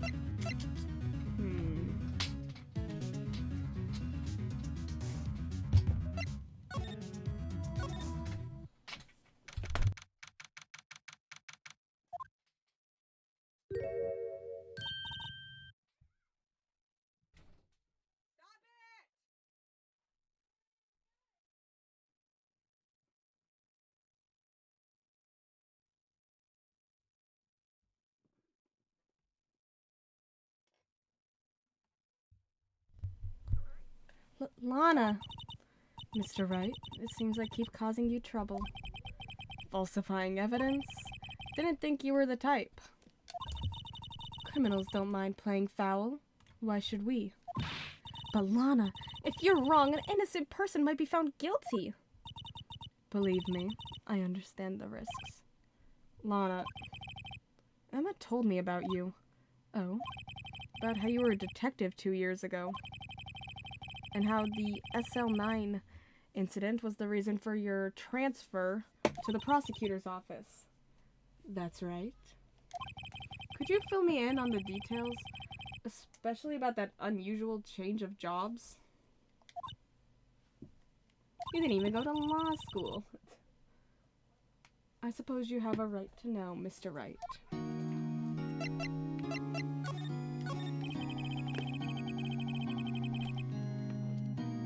A lot of revelations were uncovered at the trial today, not the least of which was the fact that this case is largely connected to another one 2 years ago. Evidence from that case was stolen as well, though I expected as much. I know how obsessive Officer Marshall can be. That trial really wasn't fair, was it? I believed in you, Lana. I believed that no matter what happened, you'd always stick to the truth. Couldn't be helped, Emma. At that trial 2 years ago, I sold my soul. All the drama aside, the fact of the matter is, at 5:15, there was no murder at the police department. Tell me it's not true, Lana, what the witness, Miss Starr, said.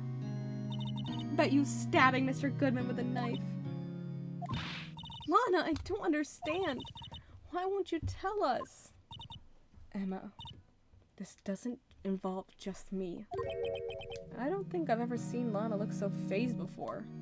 Ooh. It's true. I was a member of the police force 2 years ago. She was amazing.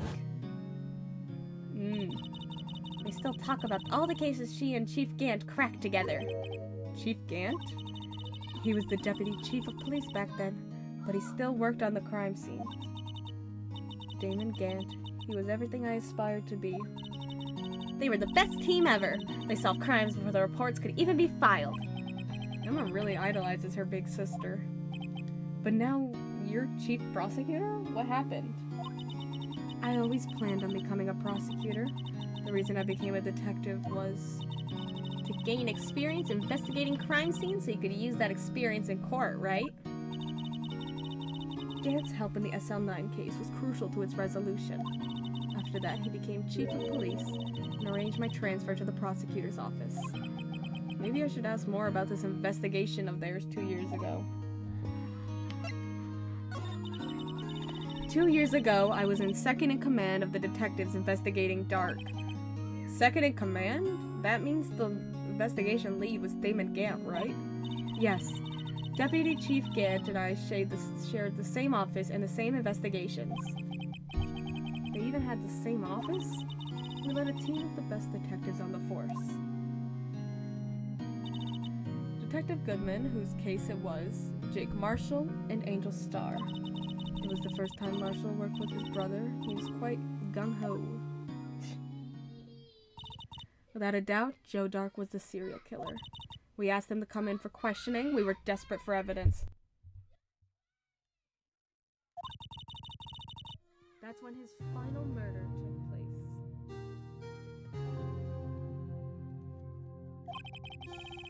When he tried to murder Emma. When he... Prosecutor Marshall was trying to save me from Dark. You see, the first person who happened upon the scene of the crime was me. Now you tell us. Damon Gant and Neil Marshall were the ones questioning Dark that day. The investigation was in its final stages, and Dark must have suddenly panicked. So he waited until Gant and Marshall let their guards down, then fled the room. From there, he ran straight to the office shared by Deputy Chief Gant and myself. That's where he found me. So, you were the first person to run to the scene, Lana? It appears so. I was filing some papers while Gant and Marshall were questioning Dark. Ooh. When I returned to my office, I saw 3 bodies on the floor and smelled blood. 3 bodies? Prosecutor Marshall, the victim Emma, who had passed out, and the suspect, Joe Dark. During the struggle, it seems Mr. Marshall struck a final blow before he died. Joe Dark had incurred a minor concussion and lay unconscious. What did you do? To be honest, I panicked. I picked up Emma, carried her out of the room, and just held her. Can't blame her after all her sister must have gone through. Aw. After that, I placed Dark under immediate arrest. Let me get this straight. You were all involved in the SL9 incident?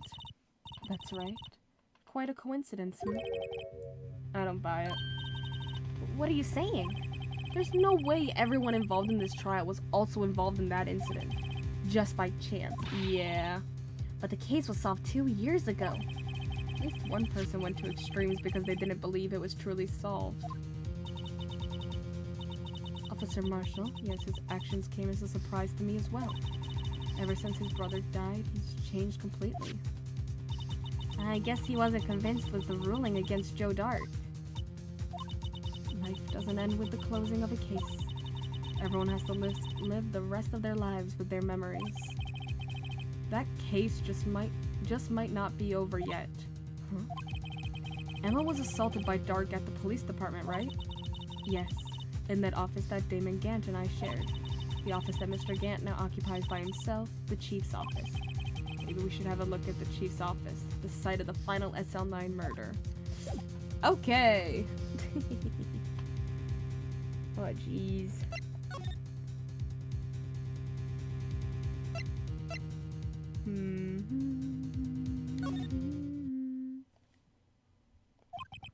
I don't see Detective Gumshoe anywhere.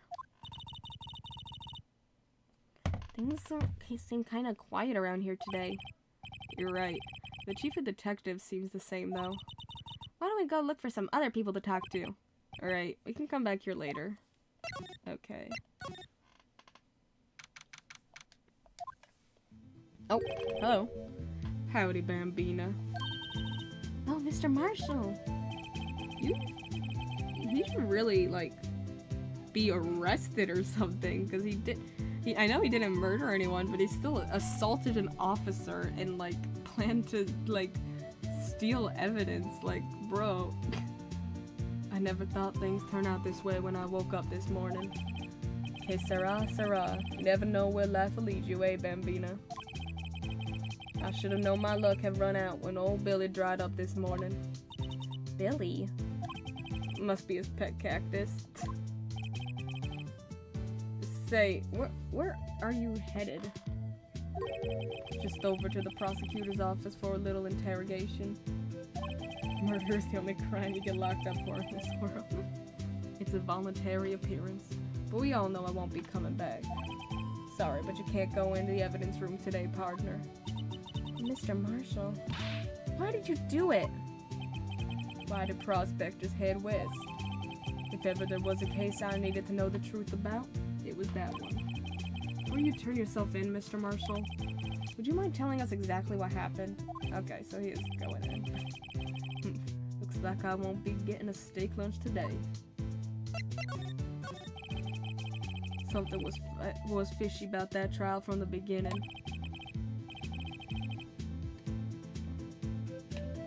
It was just me. It wasn't just me either.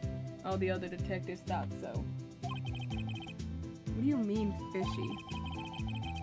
Some of the facts reported were inconsistent with the evidence we found. For example, the murder weapon. The murder weapon? You mean that switchblade knife with the broken tip? That was Joe Dark's, alright. But in the initial autopsy report, a question was raised. A question? The blade of the knife was not a perfect match with the wound the victim sustained. What does that mean? It means there is a good chance that knife was not the murder weapon. Oh, interesting. However, in the report that was finally submitted, that possibility had been erased. Could the facts have been concealed with forged evidence? Yeah, obviously. That case left behind scars on all of us. The scars that the SL9 incident left behind. Ew. I got the looks, but he got the brains. He was the one of the best prosecutors around. Oh. I had just made detective when it went down. It was our first case together. How old was he, your brother? He was 27 at the time. He was awarded the highest honor that very day. The highest honor? You mean the king of prosecutors? I knew it. What are you looking at me like that for? That's an honor for a prosecutor. Mr. Marshall must have really been close with his brother. The day the SL9 incident took place, that wasn't the same day as... That's right. It was the day of the evidence transferal. Interesting. It was drizzling that morning, and by nightfall, there was thunder. Can't believe 2 years have gone by already. I tried to steal the evidence so the case wouldn't die. Apparently, someone tried to stop you. Detective Goodman was murdered and the evidence locker was empty. There was something going on behind the scenes in that case. We all knew that later. Every detective involved in that investigation, save one, was taken care of. Miss Starr was fired, and I was demoted and boxed away in a tiny room. What about Detective Goodman? If they did something to him too, the commissioners would get suspicious. No, they were careful enough not to be too obvious. They? Who are you talking about?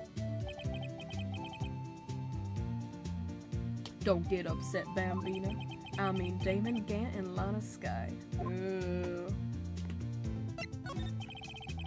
The investigation lead, Damon Gant, and his second-in-command, Lana Skye.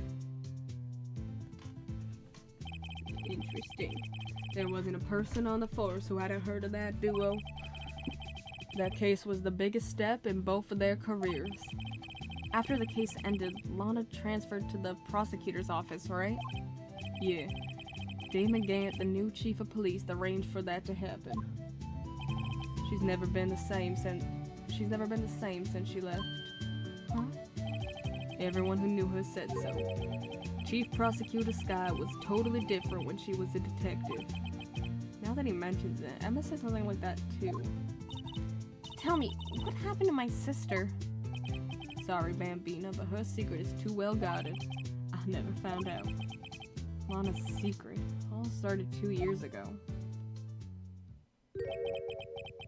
So there you have it. That's my story. Did you enjoy it, partner? It was certainly enlightening. There's only one thing for sure I found out in court today. That boy Edgeworth isn't my enemy. Aw. He was the one who used falsified evidence to get the guilty verdict. But someone else was the one who gave him that evidence and planned everything. That someone is Damon Gant. Don't believe me? Well, I don't blame you. I won't even be a patrolman after today.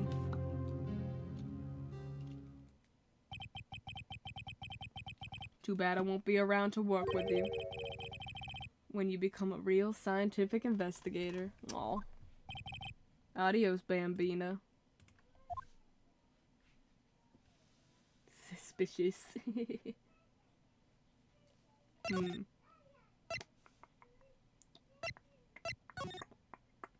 Nope. This place is always pretty empty, but today it's deserted. That must mean everyone's busy solving crimes. Oh, if you're looking for the others, they're all in the conference room. Thanks? Well, he actually talked to us. With the chief prosecutor saying that she did, and the decision about what to do, about Mr. Edgeworth, and not to mention our statement to the media on tomorrow's trial, there's more chaos going on than Thanksgiving and Christmas put together. I think festive is the word usually used for those. Sir, we'd like to have a look around Chief Gant's office. Just use the connecting hallway to the other building and take the elevator to the top floor. Really? You mean it's okay for us to go in there? I mean, we aren't police officers or anything. Hey, you're right, you can't go in there, it's off limits. Now I see where Detective Cumshoe gets his unique charm. Well, what are we waiting for? Let's head to the chief's office. Alright. Ew, spooky. Oh my gosh.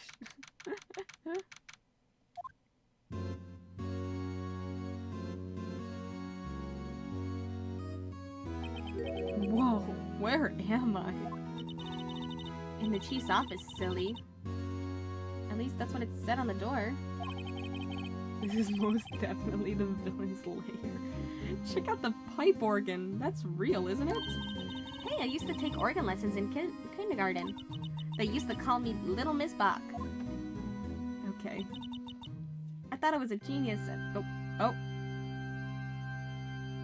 Okay. Never could remember where C was. Oh, he's here. Oh, it's you two. Chief Gant! Put that paper he was reading in his desk. So, Righto, have you been swimming lately? No, I haven't. I've been kind of busy lately. I can appreciate that. I've had my hands full too with Mr. Marshall's misconduct and Lana's provocative statement. Provocative statement? Oh, you mean about the forged evidence? 2 years have passed since that incident. My, how time flies. See that big picture on the wall over there?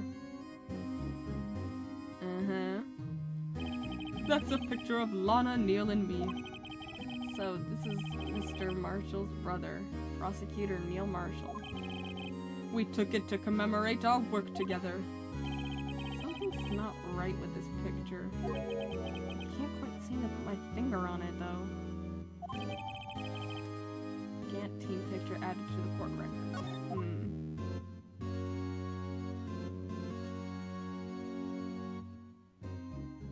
Lana looks more like a war general about to lead a squadron into battle. Anyway, I'd like to reminisce all day, but there are matters that need my attention. I'm gonna lock up here, so let's go out together. Oh, but this office, it was a crime scene 2 years ago, wasn't it? That case has long since been over. There's no need to investigate it anymore. That's not suspicious. All the same, we'd like to have a look around. Perhaps you didn't hear me. I said there's no need to investigate it anymore. Okay, you're being suspicious. Now hurry up and get out. I have a meeting to attend. Okay. Looks like we aren't welcome. Seems that case isn't over with yet after all. What do you mean? Chief Gant denied our request to search the crime scene. That means there must be a reason he doesn't want us looking around in there. You mean, like a clue? There's gotta be a way we can get inside the chief's office.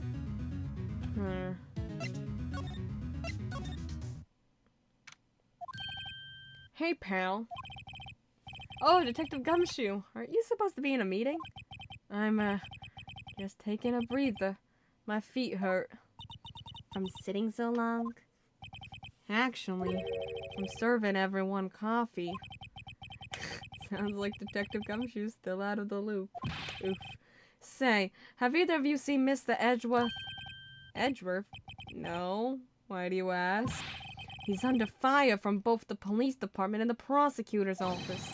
It's almost like the battles between you two in court. That sounds serious. Is it because of what my sister said? That's basically what it all boils down to. That falsified evidence 2 years ago. Now Mr. Edgeworth has the whole world after his blood. Yikes. Ugh. But why would Edgeworth be blamed? It's not like he knew the evidence was forged. Lana Skye's the guilty party, isn't she? Regardless, a prosecutor's responsible for the evidence they present in court.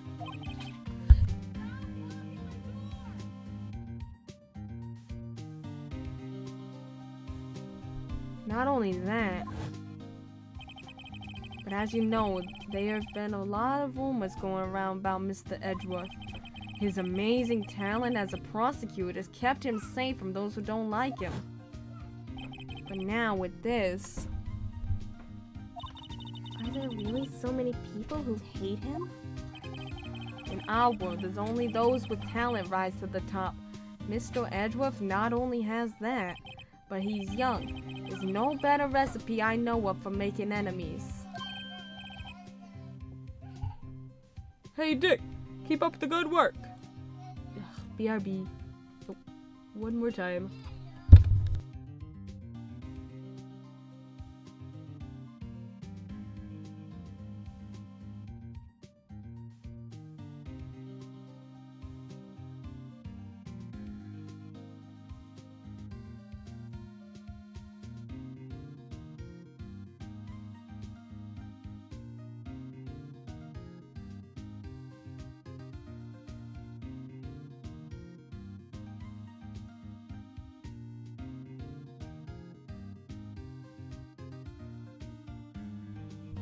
Hey Dick, keep up the good work. Yes, sir. Let's go out for lunch again sometime, my treat. Yes, sir. You gotta take me back to that joint sometime, okay, Dick? Yes, sir. Seems you don't have any problem with enemies. Yeah, well, careful not to stick out. Anyway, I'm a bit worried about him. Under all this pressure, I'm afraid Mr. Edgeworth just might crack. Actually, I took a look at the file earlier while the coffee was brewing. Seems genuinely concerned for Edgeworth, yeah. Well, did you find out anything? The only evidence Doc left behind was during his final attack. His final attack? You mean when he killed Prosecutor Marshall, who was trying to protect some girl? Me. Seems Detective Gumshoe never realized Emma was the girl. That's when he left the most incriminating evidence of all. Well, what was it? Oh, let's see. I think it has something to do with the murder weapon. Oh, I forget. Look, it's all written somewhere in here, okay? His powers of recollection never failed to impress. Maybe we should show him the murder weapon? It might jog his memory. Okay.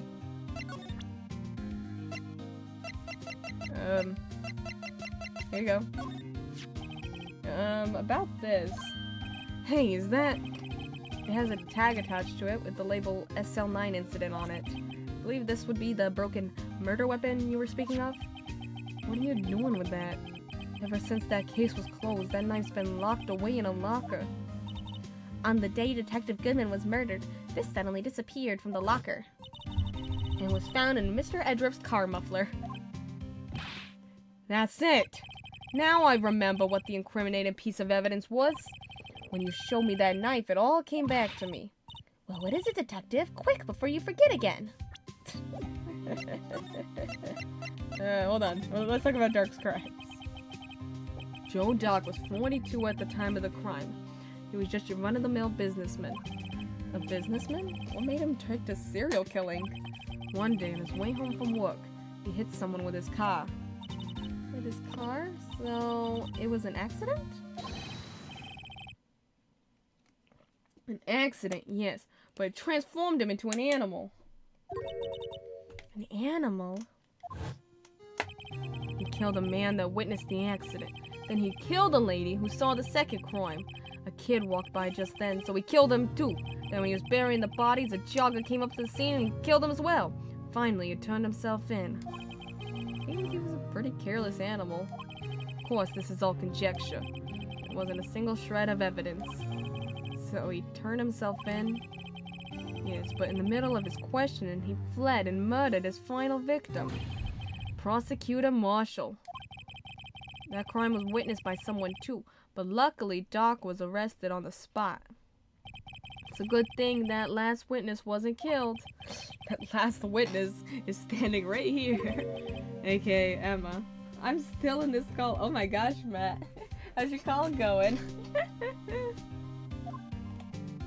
Murder weapon. This knife, it was Joe Dark's, wasn't it? That's right.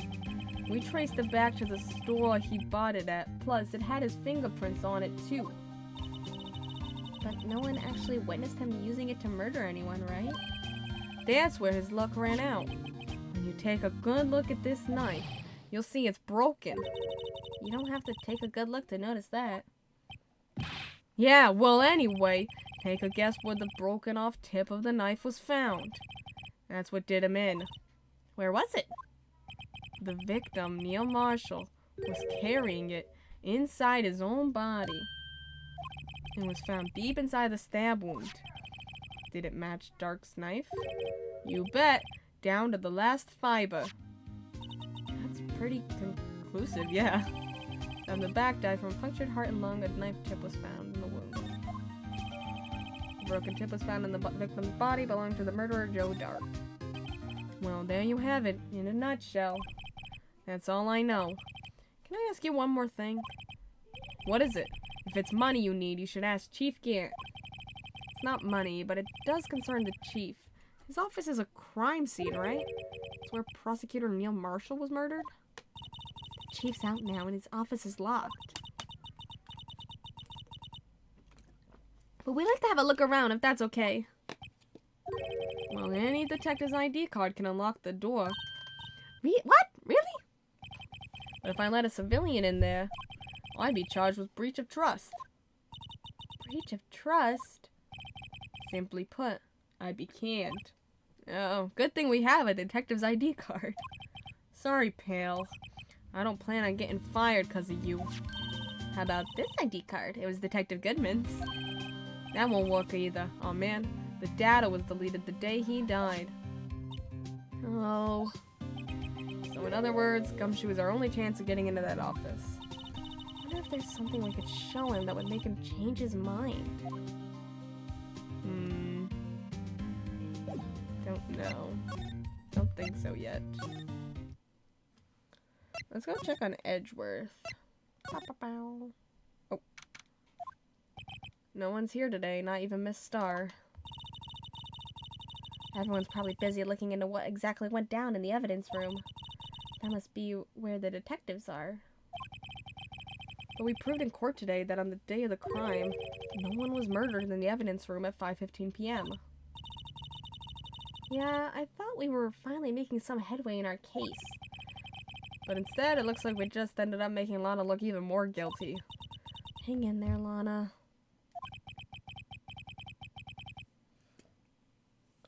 Gotta find all the answers by tomorrow. Room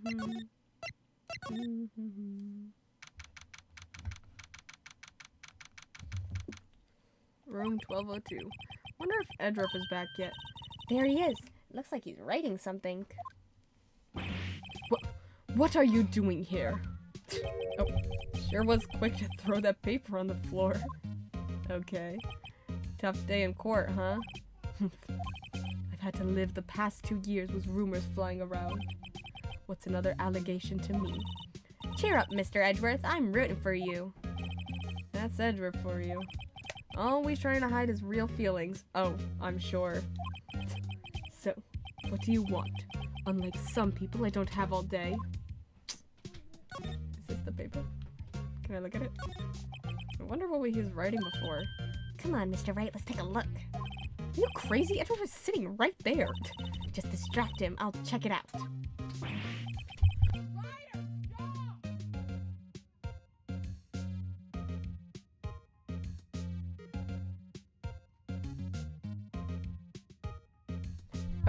Hey, Edgeworth?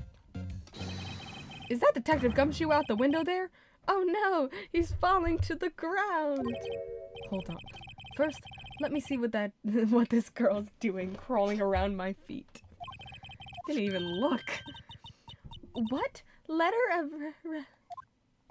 If you're having trouble reading, I'll read it for you. It says, Letter of Resignation. Oh, resignation? Edgeworth, you don't mean... I'm tired, Wright. I feel as if something inside me has died. But Mr. Edgeworth, none of it's your fault. I know the path I've walked. You don't need to tell me. And the path I've walked hasn't been a just one. I can't forgive myself for what I've done. And no one else should forgive me either. Uh-oh, I think he's serious. Mr. Wright, please, you have to do something. This letter of resignation. I wonder if I can use it for anything. Edgeworth's discarded letter of resignation. He's serious. Oh. There's no excuse for what I've done. 2 years ago, I used false evidence to obtain a guilty verdict. That's what it all breaks down to, and nothing I can erase that fact. But you didn't know, did you? I mean, that the evidence was falsified? The police department and the prosecutor's office share a bond of trust. If that bond is broken, we stand to lose everything. The police department's error and is my error, my responsibility as the prosecutor in charge. That fact remains the same, no matter what excuses I might have. Mr. Edgeworth. I take pride in my work. So tell me why. Why has it all come to this? Even Edgeworth can't keep this kind of emotion bottled up. Ugh. Are you up for the trial tomorrow? First, last year's trial, and now this one. Seems all you do is worry about me. To be honest, you're getting on my nerves. Okay. But Mr. Edgeworth, you can't just walk out of the trial. Tomorrow's the last day. It's too late to change prosecutors. I'll bet that's what my superiors are banking on. I never thought that case would come back to haunt me like this. What do you mean? The list of evidence. It seems too short. Most lists run twice as long. It's only half as long as most lists? That is odd. After Neil Marshall was murdered, I became prosecutor for that case. I may not have been part of the investigation, but I knew what I had to do. Use the evidence I was given to prove the suspect guilty. That was really the only thing on my mind at the time. Say, we just saw a picture taken around that time. A picture? Something seems strange about it. Do I show him it? You wanna look at my picture? Boop, boop, boop. This picture was hanging on the wall in Chief Gant's office. Oh, the trophy doesn't have the sword. That's interesting. Yeah, I just realized that. Prosecutor Neil Marshall. He had just started making a name for himself. Looks like this was taken when he received the King of Prosecutors trophy. Speaking of that, there's something that bothers me. Yes. The trophy Mr. Marshall is holding, it's a little different than yours. Yes, you're right. I remember now. Remember what? That was what the official prosecutor's trophy looked like until 2 years ago. Weird. There's a story behind its design. A story? Sounds interesting. Would you mind telling it to us? It's simple, really. Contradiction. That's what the award's based on. Uh-huh. Could you tell us again about what happened that day? The day Detective Goodman was murdered? You were participating in a ceremony over at the station, right? I've never cared for ceremonies, but I had to attend that one. Because you were awarded this? Those receiving awards cannot exactly skip out on a ceremony. Thank you for the hydrate. Bow, bow, bow.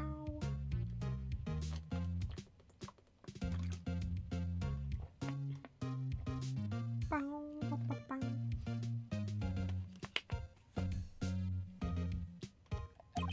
I finished up at the office in the morning, then drove over to the police department. You finished up at the office? Yes, just odds and ends, clerical stuff. I didn't plan on returning to the office that day. That is, until I was asked to take something back. Take something back? This. Oh yeah, Chief Gant asked you to hold on to that, didn't he? Yes, it was a piece of evidence in a case that was closed half a year ago. He asked me to bring it back to the prosecutor's office. That's the story we heard yesterday. So you came back here to the prosecutor's office because the chief asked you to? That's right.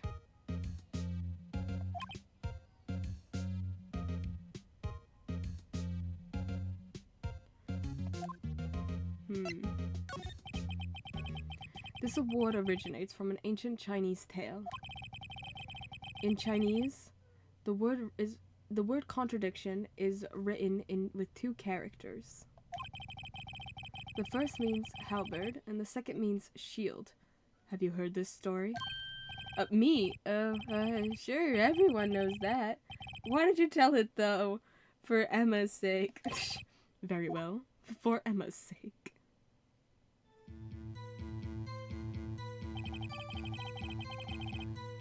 Long ago, in the kingdom of Chu, there was an arms merchant. One day he presented the king with 2 items. The first was a halberd he claimed could slice through any shield or armor. The second was a shield he claimed could withstand any weapon. Wait a minute. Those claims contradict each other. Very perceptive. But then again, you've heard this story before, right? Anyway, as you mentioned, the very descriptions of these items discredit them both. When the king pointed this out, the merchant was left speechless, and thus the Chinese word for contradiction was born. Interesting. Oh, I see! So the chipped shield and broken knife symbolize? Precisely so. They symbolize the merchant's items. Oh, that's actually really cool, though. The ancient tale ends with the merchant at a loss for words. But it's in our nature to pursue matters to their conclusion, even if it results in something as ugly as this. Wow, thanks, Mr. Edgeworth. I learned something new today. Wow, that's funny. If that's so, then why were you only given a shield? You'll have to ask Chief Gant. 2 years ago, he had the halberd part of the award abolished. Chief Gant. Interesting. Alright, see you around.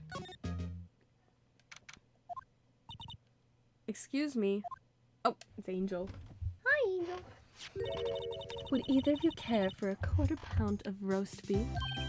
Oh, Miss Star! Guess she's out of lunches. You certainly are the curious sort, aren't you? Kind of like the first person who sucked a cow's nipple to discover milk. Okay. Still, I never thought you'd go digging up that case from 2 years ago. Everyone in this trial was involved in the SL9 incident. Not only that, but the murder occurred on the very day the evidence from that case was due for transferal. This can't all be attributed to mere coincidence. Aren't you forgetting something? You know, that little scene I happened to witness? The instant Lana stabbed Detective Goodman with a knife. No matter how much of the past you dig up, it won't change what I saw. Roast beef is meant to be savored when eaten. Miss Starr's hatred towards Lana. It all dates back to 2 years ago. Oh, I got an achievement. Lunchbox specialist. Check out every lunchbox Angel Star has to offer. Nice. Joe Dark. That's a name I'll not soon forget.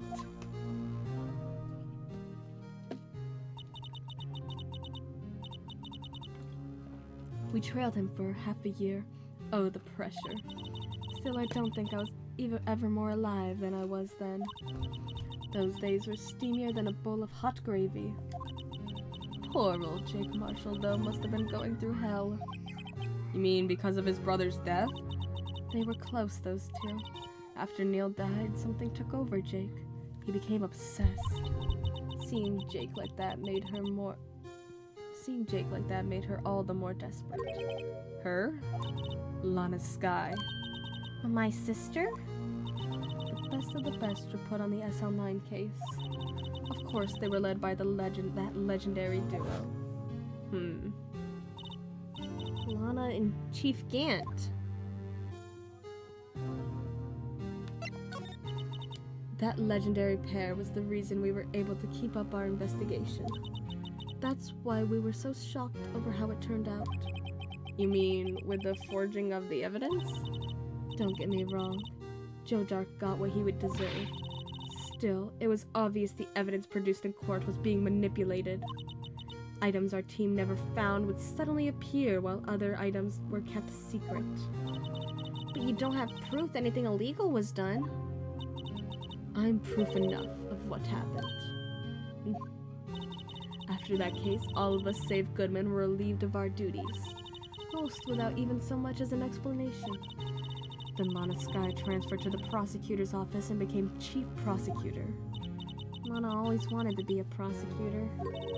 Nothing's quite as simple as it appears. Huh? Lana Skye was merely being used as a pawn. That's my take on the matter. She was being used? Interesting. Damon Gant and Lana Skye. Gant led the investigation, was Lana's second in command. They were the best. They solved all kinds of cases together, didn't they?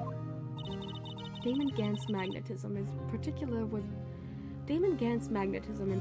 was almost unreal. His magnetism? By that, I mean his ability to attract evidence. He'd produced the most incredible evidence in the cases he handled. Incredible evidence? You mean... Oh, yes. There were rumors about him even back then. No one dared confront him, though. I take it she's talking about forged evidence? Back then, everyone looked up to Lana. All the detectives wanted to be like her. Really? Oh, yes. Myself included. I was a fool, really. She hated anything crooked and always watched out for the other detectives. That's why she was so concerned for Jake. Mr. Marshall. When Jake's brother was murdered, she felt as if she had lost her own brother. If it wasn't for her, I don't think Jake would ever have recovered from his shock. That's what makes it all the more infuriating. Miss Starr. That's why I'll never be able to forgive her. Why did she have to turn so cold after that? Oh, being used. I do wonder why Gant was so hell-bent on getting Dark convicted. That's the only detail that's throwing me off. I know M got attacked, but I don't see why he should care so much. Don't know. Lana transferred to the prosecutor's office 2 years ago, didn't she? Yes, thanks to Chief Gant's powerful influence. Chief? That's right. Having solved the SL9 case, his position as chief was secured. There was only one thing left for him to control. And then no one could stand in his way. The prosecutor's office. What? You mean That's why Lana was transferred? If he could control the chief prosecutor, he could control the prosecutor's office. Oh, interesting. That must have been his goal all along. But how could he control Lana? I don't know, but one thing's for sure. Ever since that case ended, she's never been the same. It's only logical to conclude there must have been a reason for her change. At last, finally getting close to the bottom of this ugly mess. Ooh. Thank you, Miss Starr. You listen to me, rookie. It takes more than just ingredients to create fine cuisine. I hope you turn out to be a better chef than I've been. Interesting. Alright.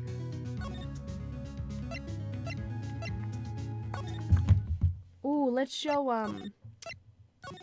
Gumshoe. Oh. The, what did we get? The letter of resignation. Yeah. Oh, you're back.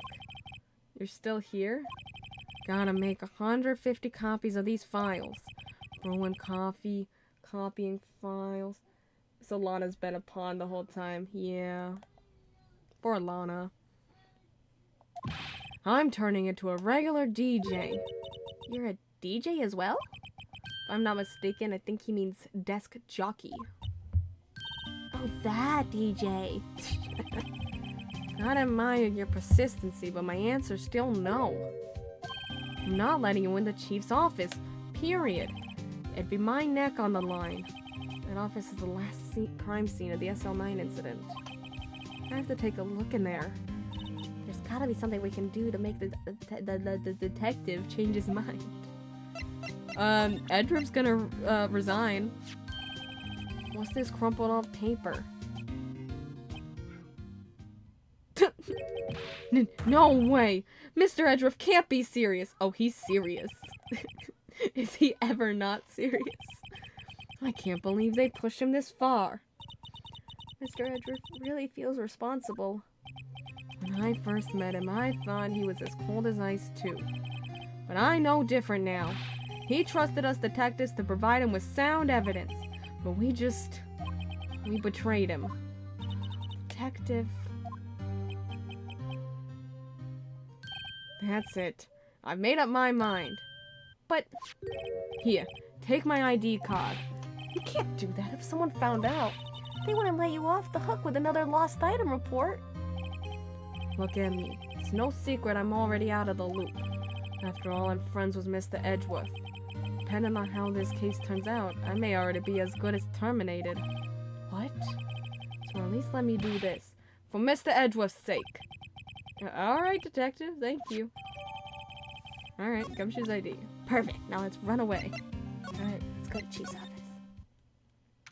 Oh, it's so dark. Here goes, Mr. Wright.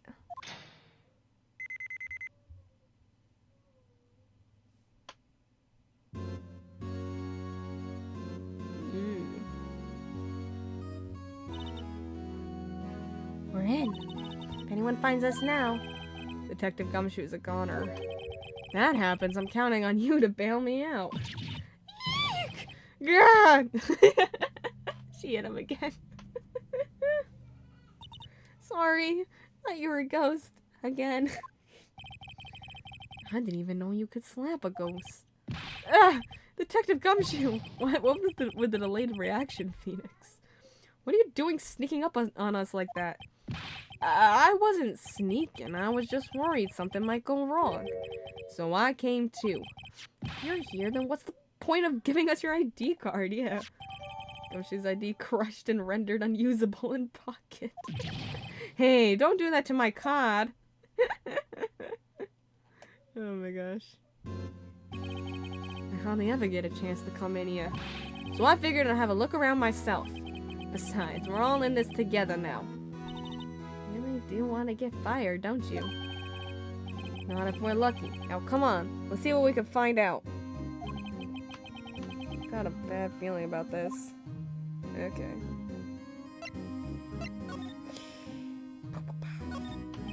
This is the real deal, isn't it? This armor and these weapons? Sure is, pal. The chief doesn't care for imitations. First the pipe organ, now this armor? Do you know how many dollars must have gone into this room. What? You mean we're paying for this? That's it. I'm not paying 1 cent of my taxes. Okay, Emma. You don't have any taxes to pay. Shh, be careful what you say. Who knows? The chief may be hiding in this armor as we speak. I don't think he'd fit in there. Even if he did, he'd never be able to get back out. Cut it out. You guys don't know how scary that guy can be.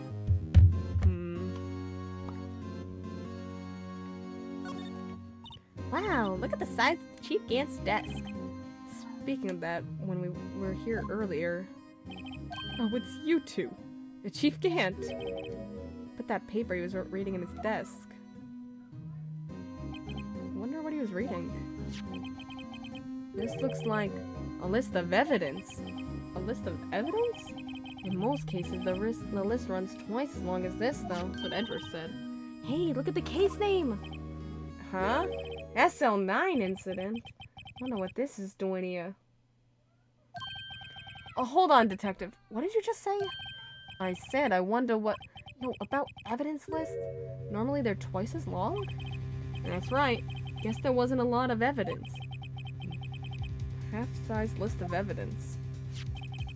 The list of evidence, it seems too short. Most lists run twice as long. Interesting. What would the other half of the list be doing here? I knew it! The chief must be hiding something about that case. It would appear so. List of evidence in the SL9 incident was ripped in half, so this part is all I've got. No. Can't even read it. Whoa! What's this? I wonder what this is. Looks like someone drew some kind of sketch here. What is it? Did you find something? Can't make it out. I better keep quiet about it for now. No, it's nothing. Why are your eyes moving about like that, Mr. Wright? Better not forget about this picture. Why wouldn't you tell her? Didn't she said she drew a drawing? It's probably hers. It's clearly the freaking murder.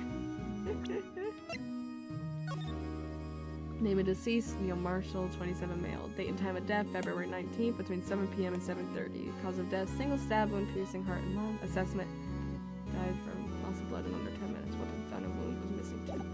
Interesting.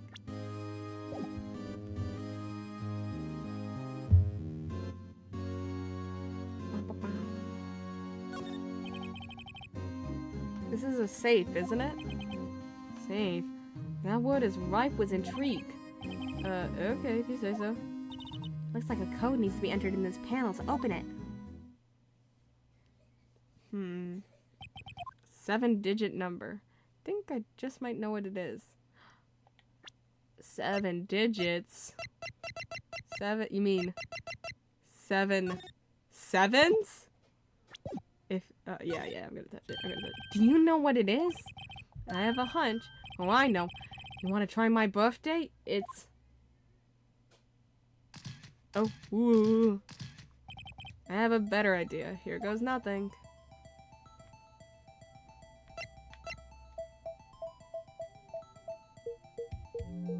Is that it?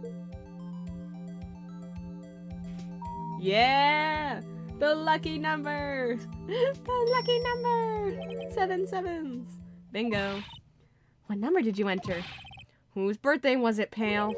777 7777. The final ID card number on that record.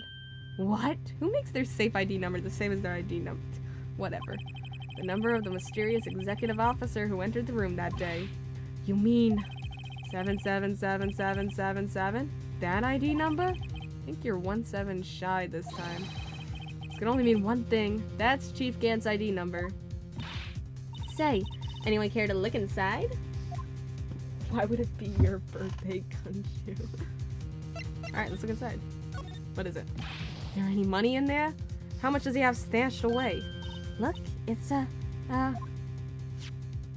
Oh, the shot from a broken cup. It's the piece of the vase thing. This somehow looks familiar. Where have I seen this before?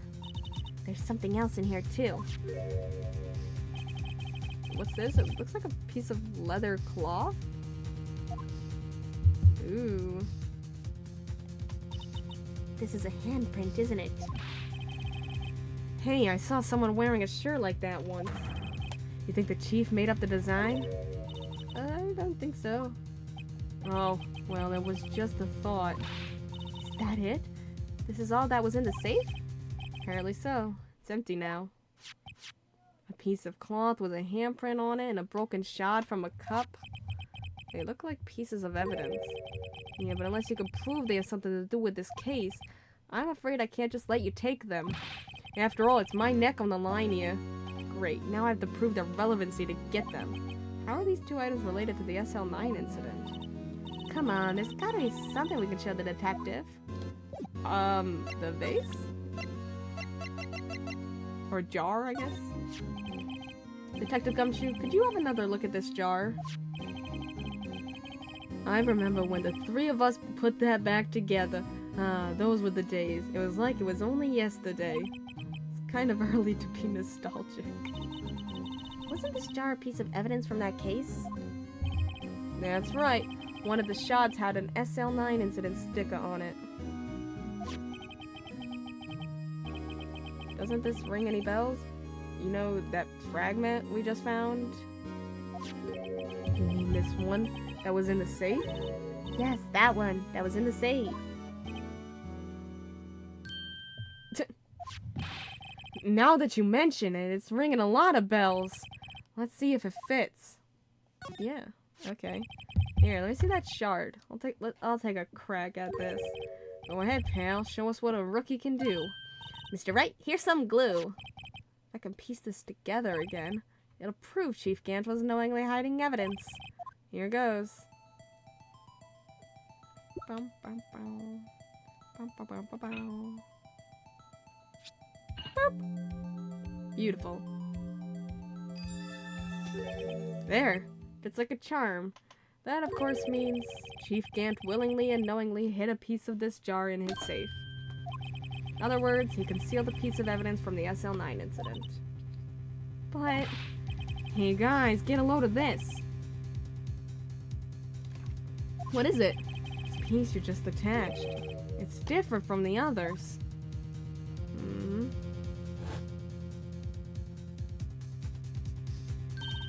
There's a reddish line on it. A reddish line? That's blood. I don't get it. Why would Chief Gant hide this in his safe? Interesting. Can we, do, like, blood testing on it? Oh, hey, I just bought some of that stuff. Now I couldn't go around detecting blood traces, too. Wow, is that a new type? I never seen that bottle before. Well, I guess I don't need luminol. Luminol just shows blood. Add 3 inches to your base height. Base height. Hey, let me see that. Looming tall. New and improved growth formula. You mean this can't detect any blood traces? Oh, well, it's not quite the same thing as luminol. So that's why the lady at the counter had that smoke on her face. How about fingerprinting? Detective Gumshoe? I think you'd have a look at this. Hey, I know what that is. So you want to take some fingerprints. That's a great idea, Detective. Alright, go to town. Sheesh. Oh, on the cloth. Yeah, because there's a handprint. What are you doing? Why are you sticking out your hand like that? Go ahead, take my fingerprints. It's not your fingerprints we want to take. Huh? Come on, this isn't the time for jokes. We're talking about that cloth we found in the safe. Oh, I knew that. The one with the handprint on it, right? Sheesh, where's your sense of humor? Okay, Mr. Wright, let's check for prints. Sprinkle the powder on the cloth, and once they've been absorbed in the prints, blow the rest away. What are you, my mom? I don't have to be told 1,000,000 times. Alright, let's get this over with.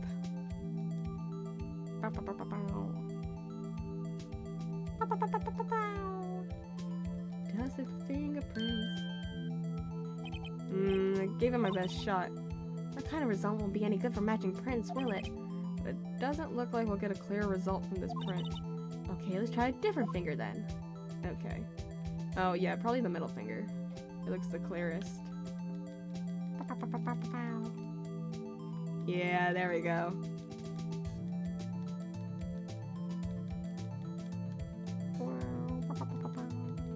Dustin for prints so I can find out who this is. Whose hand is on this piece of cloth and why is it relevant? Bum, bum, bum. Not his. Don't think it's hers. Oh, it's Emma's. Emma's print. Plot twist, Emma became a time traveler and is Phoenix's mom. I found. No, how can this be? What are Emma's fingerprints doing here? Hey, you found a match? Whose fingerprints were they? Huh? Seems the prints are too old. They aren't clear enough to get a match. Phoenix. Oh, that's too bad. I thought they'd be Dark's prints. Psst. Hey, you. Over here. What's going on here? What is that kid's prints doing inside the chief's safe? Don't ask me. Let's just keep this information from Emma for now. Here. Maybe you should hold on to this.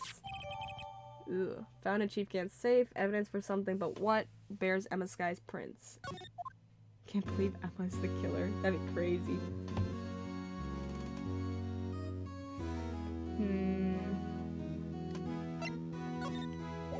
Let's talk. That desk on the other side of the room, was that your sister's?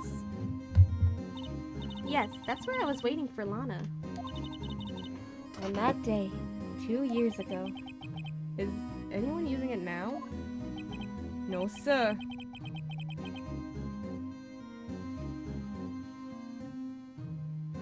This is entirely Chief Gant's office now.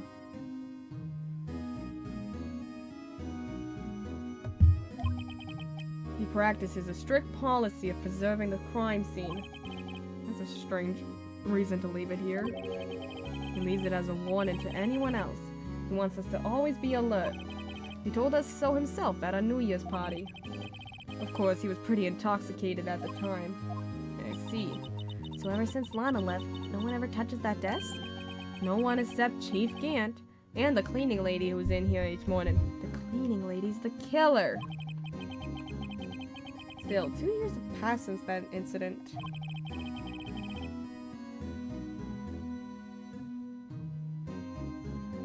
There can't possibly be any clues remaining. Chief Gant. Can I ask you something?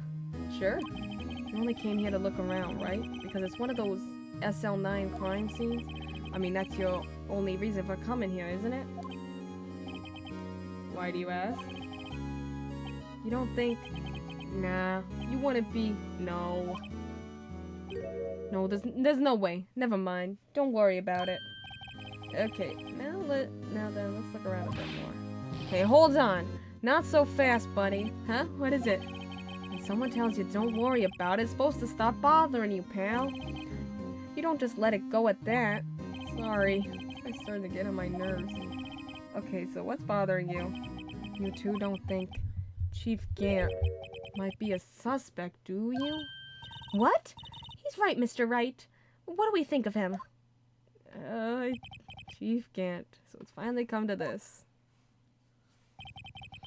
What do I think of him? Perhaps it's best I don't divulge my feelings yet. Here you go again. There you go, ignoring me again. Well, was I any help? Of course. Thanks to your ID card, we were able to get some hard evidence. No, that's not very kind, is it? In other words, if it wasn't for his ID card, he would have been useless. Isn't that right, you in the coat? Chief Gant! I didn't think you'd be back so soon. Well, fortunately, I'm a man who believes in science. As I was walking to my meeting, I happened to look out a window and saw a stray dog run right into a pole. Just then, I thought of a certain detective. What do you mean, me, sir? Now then, I'm afraid I'm going to have to ask you all to leave. Yes, sir. Sorry. Oh, you in the coat? Me, sir? Drop off your ID on the way out. You won't be needing it anymore. But, sir... Now get out. Yes, sir. Oh. We'll be on our way too, then. Wait. You. The one without the spiky hair. Don't go yet. Me, sir? I'd like a word with you. But, sir, I'm not a licensed scientific investigator yet. You, with the spiking hair. You're free to go. Mr. Wright? Oh. Look, Pale, if I've told you once, I've told you 1,000 times. The chief's office is off limits. But no, you just had to go sneaking in there like that, didn't you?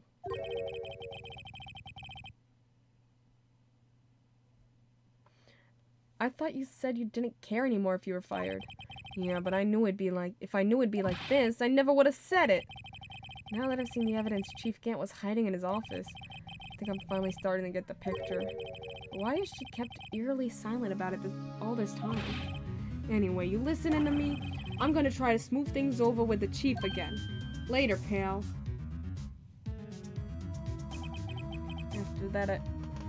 After that, I heard from Emma. She said the police wanted to ask her some questions. So she'll be busy for the rest of the day.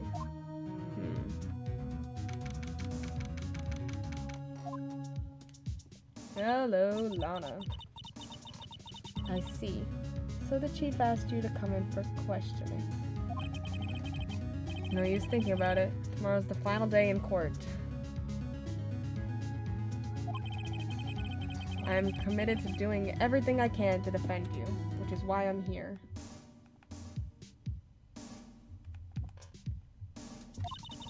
But I've already told you all I can.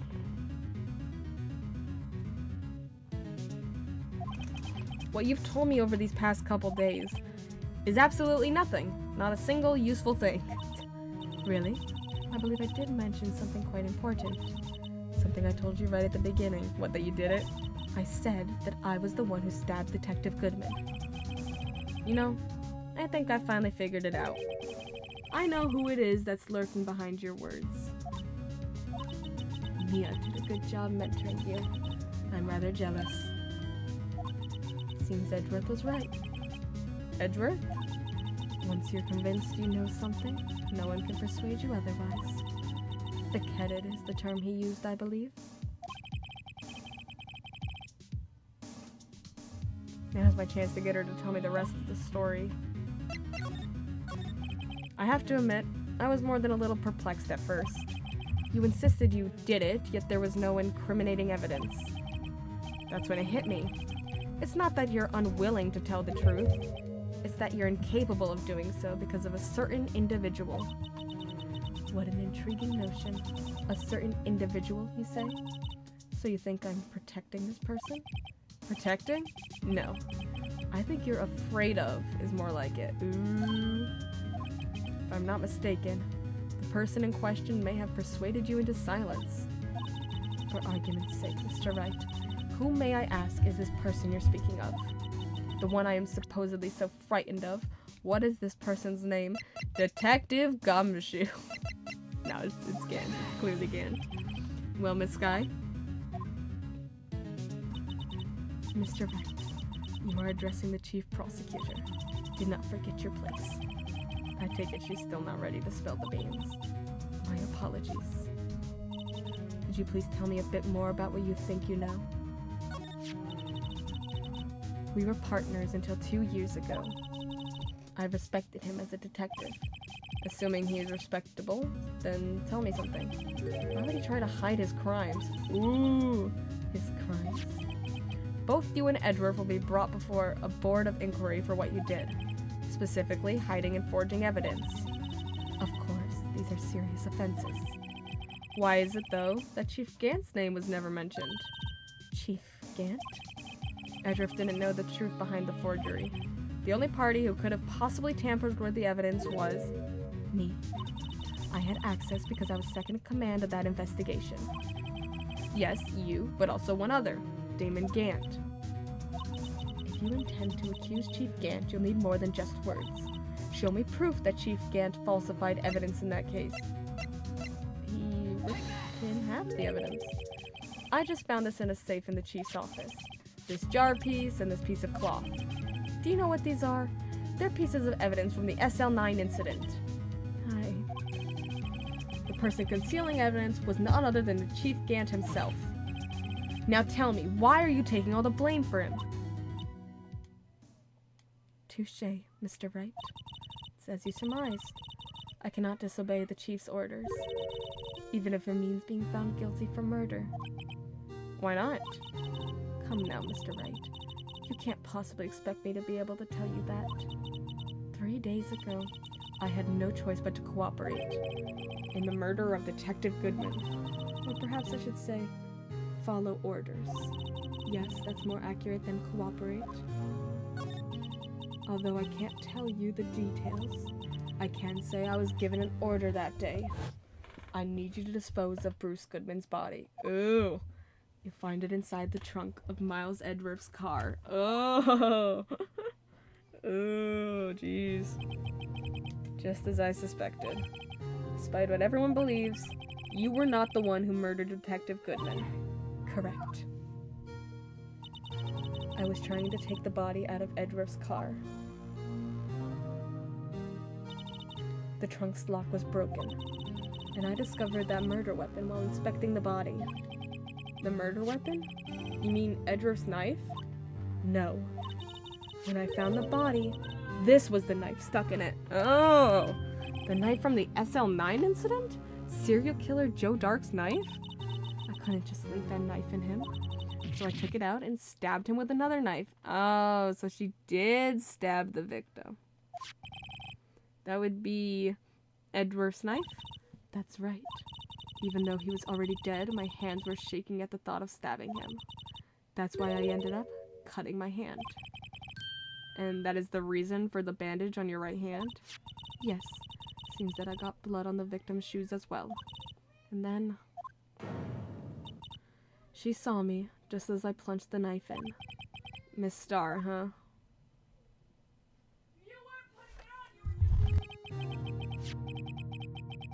Why did you need to hide Dark's knife so badly?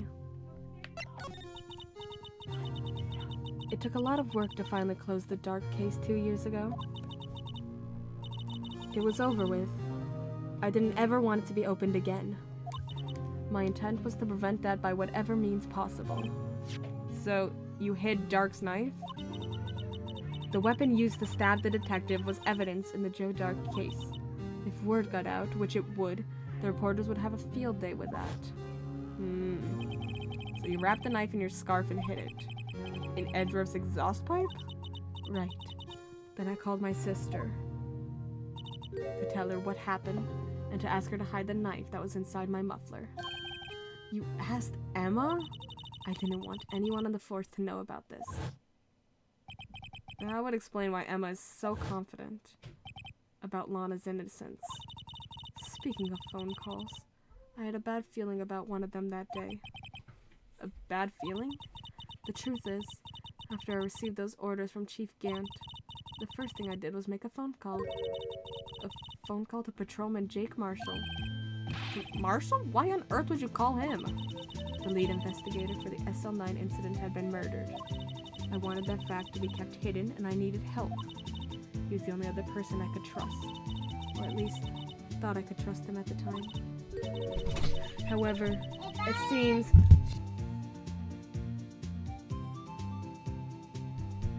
seems that after I spoke to him, he went off on an escapade of his own.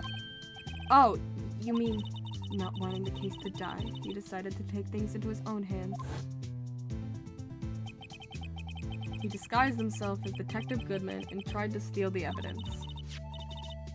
He had already stolen the ID card, but it seems he still hadn't made up his mind to break into the evidence room. Ooh. After my phone call, any remaining doubts he had must have disappeared.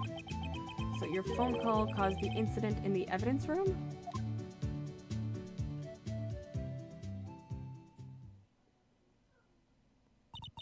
I'm afraid that's all I can tell you. But Lana, you've earned my respect, Mr. Wright, both as a defense attorney and an investigator. Now please, don't pursue this any further in court tomorrow. Tomorrow's trial. There's only one way to drive off Lana's demons. Gotta get to the bottom of everything. Detective Goodman's real murderer.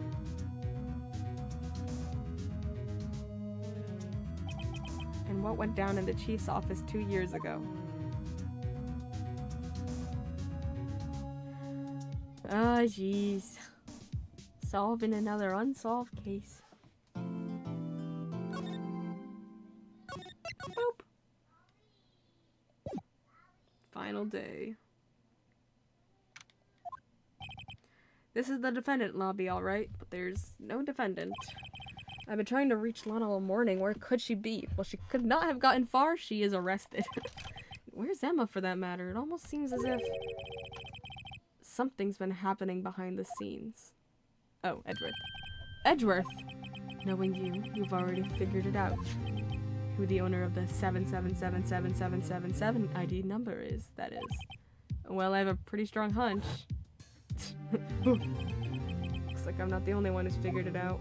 You know, the only reason this trial didn't reach a verdict yesterday is because there was still room for doubt regarding this ID record. If the number does belong to whom you suspect, then no doubt will remain. After all, he hasn't been officially charged with anything. True, not yet. In any event, once all doubt has been removed from that list, I can call for a ruling. 5 minutes right, and Chief Prosecutor Skye will be found guilty. But she didn't do it! I figured you'd say as much. That's why I came here, to hear what you have to say. This is the first time he's ever done something like this. Lana's hiding something, and the only way we'll ever know the truth is to draw it out of her. The truth. Everything goes back to the SL9 incident. Don't be stupid. Today's the last day of the trial. We don't have time to reminisce about the past. That depends on you. If she's found guilty, you'll lose your only chance to find out what really happened. I'll think about it. See you in court, Wright. Interesting. This is it. If I'm ever gonna find out what Chief Gant has on her, it's now. Let's do this. Court is now in session for the trial of Miss Lana Skye. The defense is ready, Your Honor. The prosecution is ready, Your Honor. But normally, this is where the prosecution puts forth its opening statement. Question mark? But before that, the police chief has a proposal to make. Chief Gant. Ah, he's phased into existence. Morning, folks. How's everyone been doing? Hey, Aji, been back to the pool yet? No, I've been drowning enough as it is in my work. Oh, that's a good one. Don't think I can top that. If you don't mind me asking, exactly what is this proposal of yours? It's a marriage proposal. Lana, that is to say, the defendant, has asked me if she could speak directly to the court.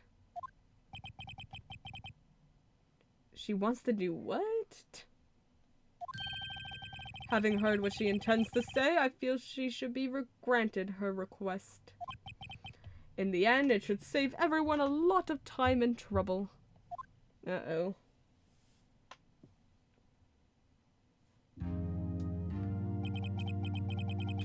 What's this all about, defendant? I'd just like to make one simple request, and I'll be finished. Well then, what's your request? Your Honor, I'd like you to put an immediate end to this trial. Uh-oh. We still on this? We're almost there. We're almost at the end. Huh? I confess to all charges against me.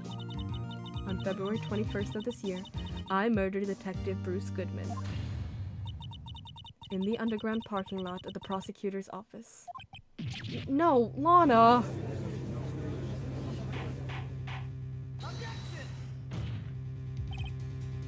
You can't! The defendant's claim does not change the defense's plea. In that case, Mr. Wright, I no longer require your services. Ooh, snap. But, Lana... Your Honor, I hereby forfeit my right to an attorney. The prosecution may lack direct evidence against me, but it has sufficiently proven its case through testimony and circumstantial evidence. I would like you to render your verdict now, if you please. Okay. Well, the defendant certainly has the right to self-representation. Her request is legally valid, although this is an unprecedented situation. Indeed, it appears there's no further need to continue this trial, even if Mr. Wright may feel otherwise. This can't be happening. It appears the time for the verdict has arrived. This court finds the defendant... Oh! One moment, Your Honor. Mr. Edgeworth? The prosecution has not yet proven the defendant guilty beyond reasonable doubt. Any ruling at this stage would certainly be premature. Come now, Worthy. I understand this is a difficult time for you, but why don't you just be a good little boy and keep your mouth shut, I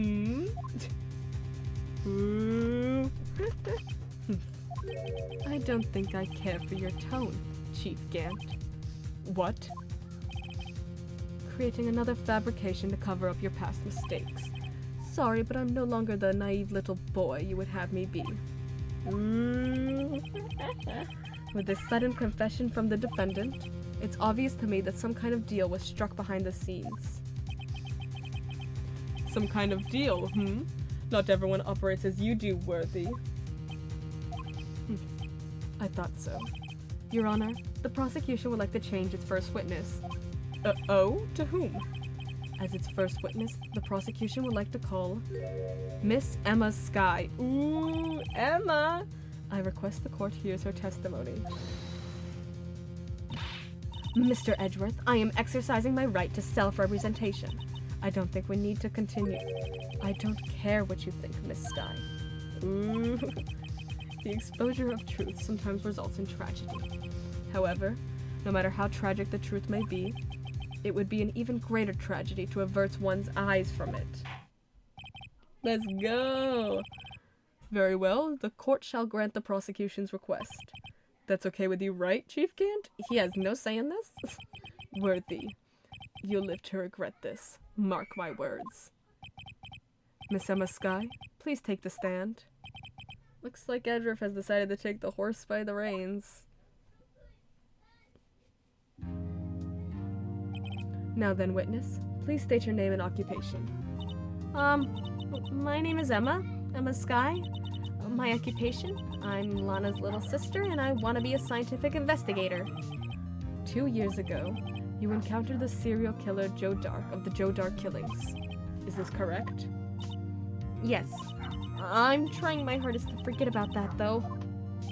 I'm sorry, but I'm afraid I'm going to have to ask you to recall these events one more time. Mr. Edgeworth, please remember this trial concerns the murder of Detective Goodman. Is an incident that was resolved 2 years ago really all that relevant? Yes, it most certainly is. Oh, well, okay then. He sure gave in fast. Now, please testify about what happened to you 2 years ago. Oh, Emma. The trip to yesteryear has finally begun. It's bound to lead to the truth of this trial.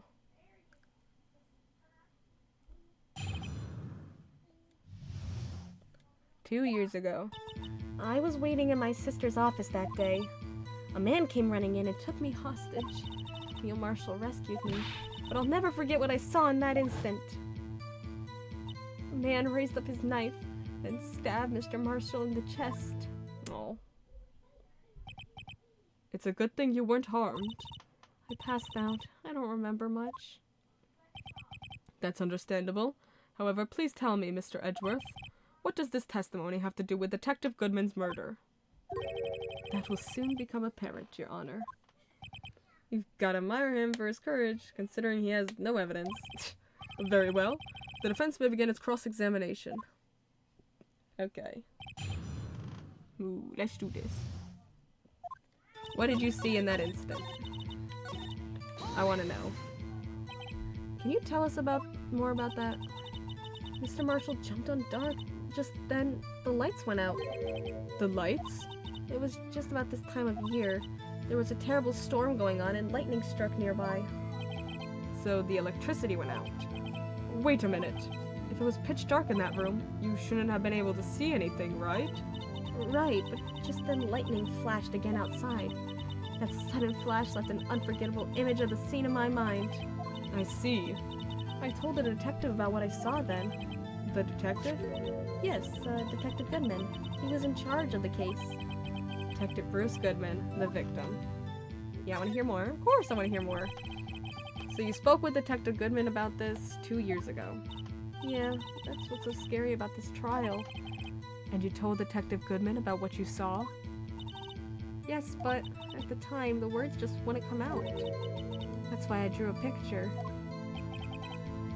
The picture? Yeah, I think she mentioned that before. Well, Mr. Wright, have you heard enough? I want to ask about the picture. This picture the witness drew, I believe it has a very important meaning. But the list of evidence I was given 2 years ago didn't contain a picture. Obtain a picture. Witness, would you mind if we added this statement to your testimony? Yes, Your Honor. I drew a picture of that scene once, but it seems to have been lost. I found it! Is this it? Mr. Edgeworth. This little girl put all her heart into drawing that picture. And yet you would insist on denying its existence? Huh? Hey, I'm not the bad guy. All I'm saying is that as the prosecutor for that case, I wasn't handed such a picture. That may well be, but that doesn't mean it doesn't exist. Behold, this is the evidence list for the SL9 incident. Please turn it over, Your Honor. Turn it over? Turn it... Ah! What's this? Found the picture. Yes, what is that? Hey, that's it. That's the picture I drew. Indeed. Two men appear to be wrestling here? What's the meaning of this? What are you doing with that list? Me? Only the prosecutor in charge should have access to that list. Huh? These lists are different from each other. What? It would appear, Mr. Edgeworth, that the evidence list you were handed 2 years ago was incomplete. These two lists fit together to form one. You can see the marks here where they were torn apart from each other. So you see, Mr. Edgeworth, it's quite obvious what happened. 2 years ago, only half of the evidence in that case ever reached you. What? Order, order! But, Miss Skye, why did you draw your picture on the back of such an important list? Because that's what Detective Goodman handed me in the questioning room, Your Honor. Wait a minute. If this list was torn in half, then that means... Your Honor, are you alright, Mr. Wright? Your eyes are bulging from your head. If the evidence list was torn in half, then there might be more of the drawing on the back of Mr. Edgeworth's list. Yes, that's quite conceivable. Mr. Edgeworth? It's possible. Let's see. Oh. Is something wrong? Do you even have to ask? Sorry, Your Honor. There is indeed something drawn on the back of my list. How has no one noticed it? It's that thing. Oh my god. It's the blue badger. That thing. That thing that was dancing in the evidence room. Clearly this act of vandalism is the work of a certain chief of detectives. I guess he was out of scrap paper. Evidence list restored and updated in the court record. Very well, witness. Hold on. Interesting.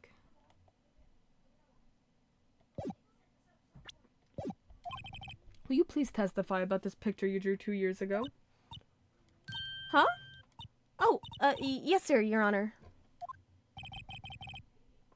What's wrong with Emma? seemed to be thinking about something when she was looking at that picture.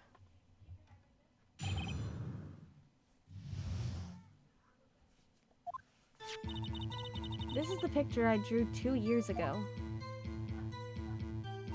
The flash of lightning was so bright, all I could see were shadows. After that, I must have fainted. This picture shows exactly what I saw in that instant. I wanna look at all the SL9 evidence we have. The broken tip was found in the victim's body, belonged to the murderer, Joe Dark. Tagged evidence, extremely thin rubber glove. Evidence from the SL9 incident, final fragment found in Chief Gant's safe, blood traces.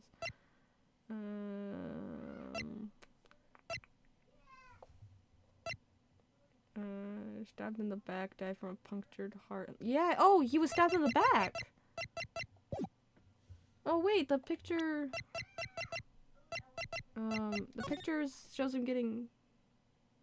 Oh, I guess maybe it is stabbed in the back. I don't know.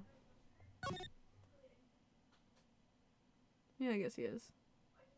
I don't know. I don't know. To think an image of lightning could burn such an image in your mind.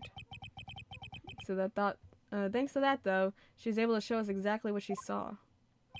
Well, I don't see any contradictions here. This clearly shows Joe Dark was about to murder Prosecutor Neil Marshall. The defense may now begin its cross-examination.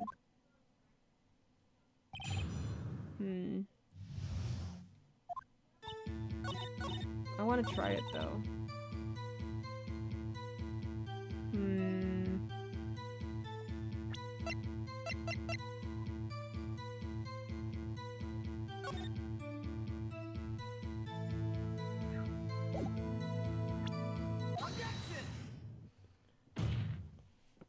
I hate to be the bearer of bad news, but this picture the witness drew contains a blatant contradiction. What? But I still remember it just like it was yesterday. Mr. Wright, perhaps it would be faster if you simply pointed out this contradiction for us. What part of this picture contradicts the witness's testimony? Oh, the knife is broken. Or it's like, not broken, but it's like square. It's a weird, it doesn't look like a knife. The contradiction, of course, lies here. Take a look at the knife the man is holding. If you can look closely, you can see its tip is broken. Even I don't have to look closely to see that, Mr. Wright. But Mr. Wright, look at the evidence. See the murder weapon? Its tip is broken too. If I recall, the tip of the knife was found broken off in the victim's body. It was the conclusive piece of evidence that proved Joe Dark was the murderer. I'm afraid it's not so simple, Emma. And where, pray tell, could you possibly see a problem? It's obvious, really. The victim suffered a single stab wound to the back. If the victim was only stabbed once, then the murder weapon should not yet be broken. Oh! What is the meaning of this? Perhaps the knife was broken beforehand. No, because the tip was found in his body. Sorry, but I'm afraid that's not possible. The tip of the knife was found inside the victim's body. If it was broken beforehand, it couldn't possibly wind up there. That's right. But what does this mean? The tip of the knife was undeniably discovered within the victim's body. The only possible explanation is the witness's memory is mistaken. That's why I asked her so many times if she was sure she remembered correctly. I believe you were annoyed at the time, but she was sure she remembered correctly. But there's no other way to explain this inconsistency. Not so fast, Mr. Edgeworth. There is another explanation. Have you forgotten already? About a little something called falsified evidence? You're treading on thin ice, Wright. All I'm saying is that this broken knife tip might be the piece of evidence that was forged. Oh, hi, Matthew. You're still ill. I'm so sorry. I hope you feel better soon. You can't deny the possibility. No. Ugh. Order, order, order. Are you saying the investigation really was corrupted? Your Honor, please allow me to once again go over the events that took place the day of the murder. The police department and the prosecutor's office were holding a ceremony that day. It's 1:21 and I'm ill in bed watching your stream to relax and sleep, dude, for real. After receiving the King of Prosecutors Award at the ceremony, Neil Marshall questioned Joe Dark along with Damon Gant. During his questioning, Joe Dark fled the room. Prosecutor Marshall chased after him and was killed by Dark. It is my belief that somewhere in the story, there is a lie. I'm not lying. The man really was holding up a broken knife.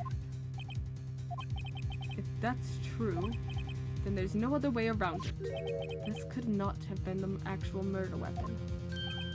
Ooh, there must have been another broken knife. Like... that broken knife? What are the chances of there being two broken knives? Another broken knife besides Joe Dark's? Could there have been one? Yes? If the witness is this adamant about the accuracy of what she saw, it can't just be explained away by a simple observational error. Mr. Wright. In that instant, Emma really did see a broken knife. I assume then that you have some information about this other broken knife? If so, please feel free to enlighten us. The murder weapon was already broken prior to the murder. There's only one way. Take a look at this. Here's the real murder weapon. Wabam! The answer lies in the past. 2 years in the past. I also know because I was there to see the evidence being used. Right here inside this picture. This is a picture of the awards ceremony. What is it, Mr. Edgeworth? It's the broken murder weapon. Notice the award Prosecutor Marshall is holding? That's a broken knife. As we earlier concluded, the knife in the drawing was not Joe Dark's knife. That being the case, the knife the witness saw was in all likelihood from this award.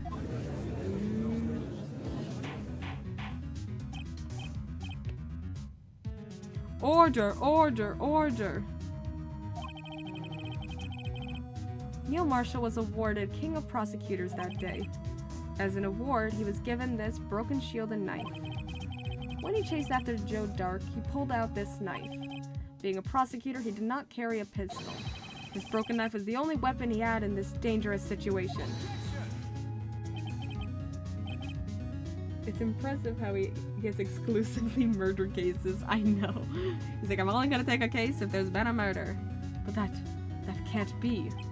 Oh, and why not, Mr. Edgeworth? Because if the King of Prosecutors Award knife was the murder weapon, then the murderer and the victim would be reversed. What do you mean? I mean, this man raising a knife would have been Prosecutor Neil Marshall. Oh. Oh, shit. Oh, I got it. But the prosecutor was the one who actually died. That's true. What's going on here? It seems Mr. Wright has been a bit too eager to jump to conclusions. Uh-oh. Wait! I remember now. I remember everything. Witness? Mr. Edgeworth. What is it? Could you show me your evidence list again, please? His list? The one with that picture scribbled on the back.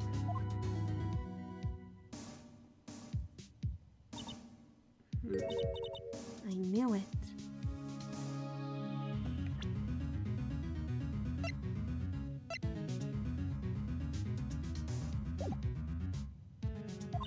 This picture. I'm the one who drew it. Yeah, I thought so. What? You drew that? That's right. The list wasn't torn in half at the time I drew this picture. Interesting. All this time I've been trying so hard to forget. I must have locked this part away deep inside me. Real convenient. Perhaps it would be best if we added this to the witness's testimony. Would you please tell us what you recalled, Miss Skye? Yes, Your Honor. First the knife mix-up and now the blue badger? This should be interesting.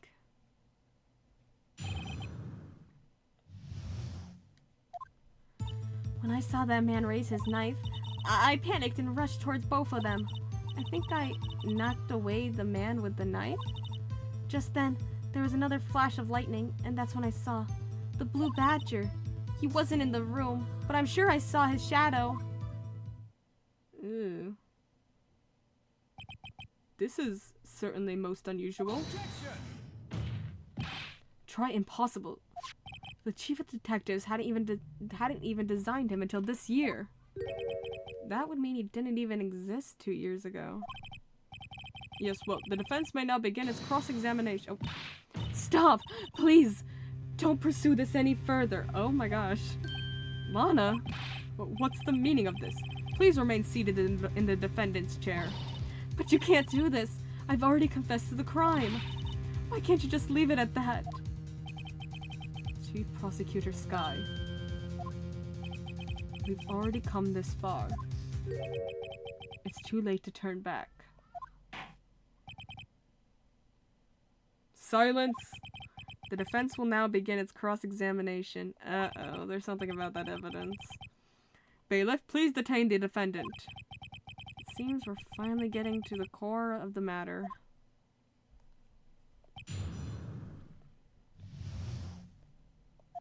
When I saw that man raise his knife, I panicked and rushed towards both of them. I think I knocked away the man with the knife. I saw him the blue badger. It could not have been the blue badger. Are you sure about this? Of course, see, I even drew a picture of him here. But it was the chief of detectives who thought up this hideous beast. And that was just this year. The blue badger didn't exist 2 years ago. This is all quite verifiable. I know it sounds so strange. I was surprised too when I saw him at the police department. I had this nagging feeling that I've seen him somewhere before. Now I finally remember. Oh, brother. Just when you thought this thing had caused enough commotion. Tell us, where in the room did you see him dancing? He wasn't in the room, but I'm sure I saw his shadow. Is there something else that it was? Like, this jar thing? That kind of looked a little like it. It's the only thing that looked a little bit like it, and I'm sure that's where this game wants me to go, is find something that looks like it. I guess it looks a little like it. Wait, the judge did something. Crazy. The mysterious blue badger was in fact this.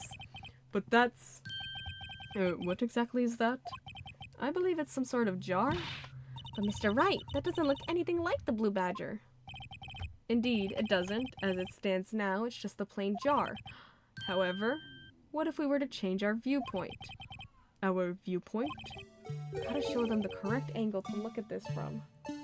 Oh, I got it. Yeah. How do I do it like this? Or is it from the bottom?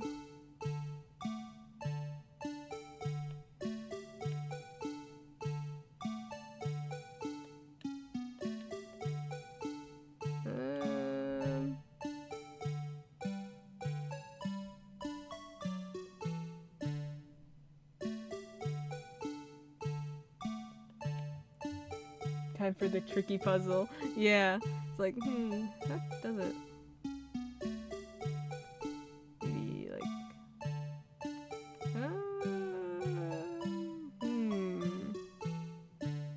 This is a tricky one. I think it's more of an angle. Yeah.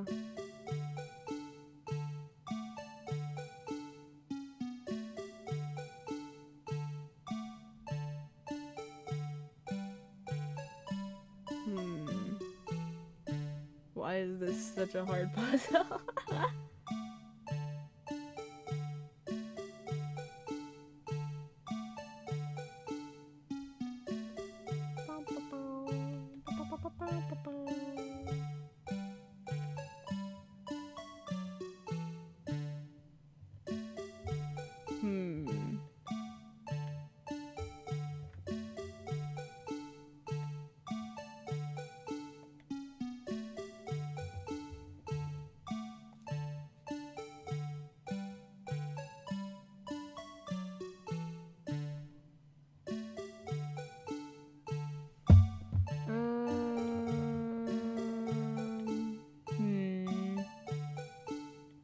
Oh, wait. There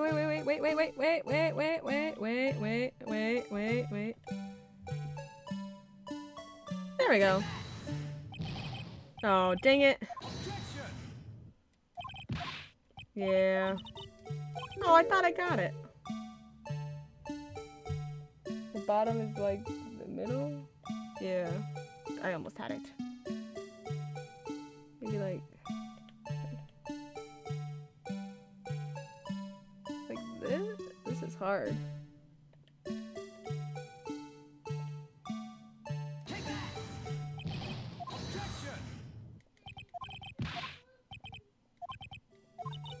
Rotate it more vertically. Okay. That was close. Yeah, I think so, because it looks like it.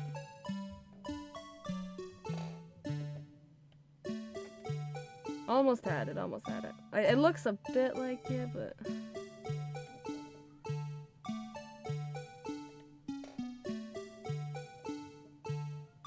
Man, this is a hard puzzle.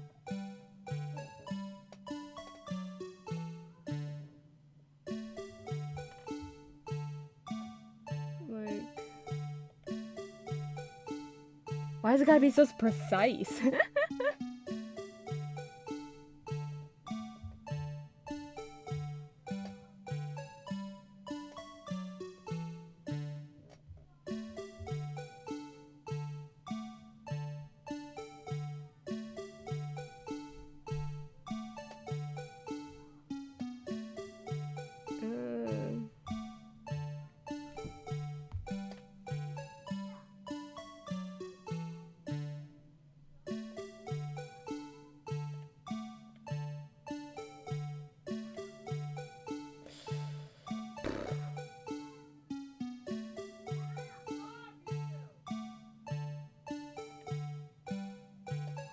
Make the middle part stand out.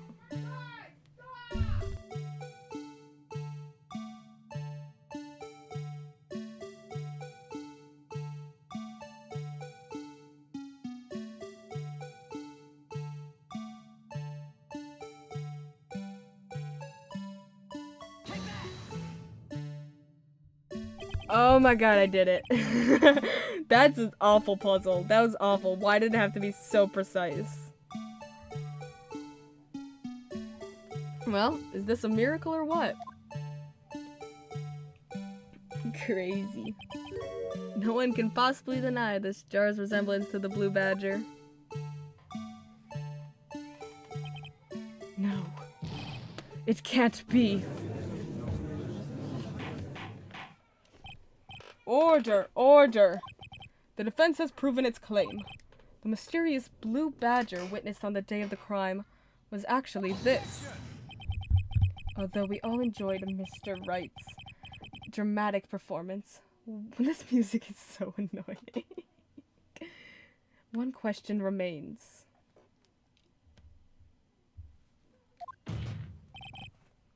What's your point? Yeah. What do you mean? So that badger thing was actually just a jar. Hold on. That doesn't change anything.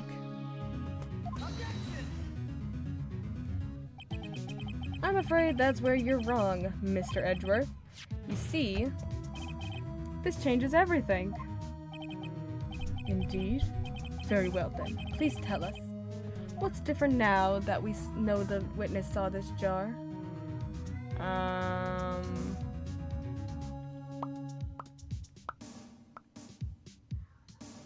The location. Allow me to take these in turn.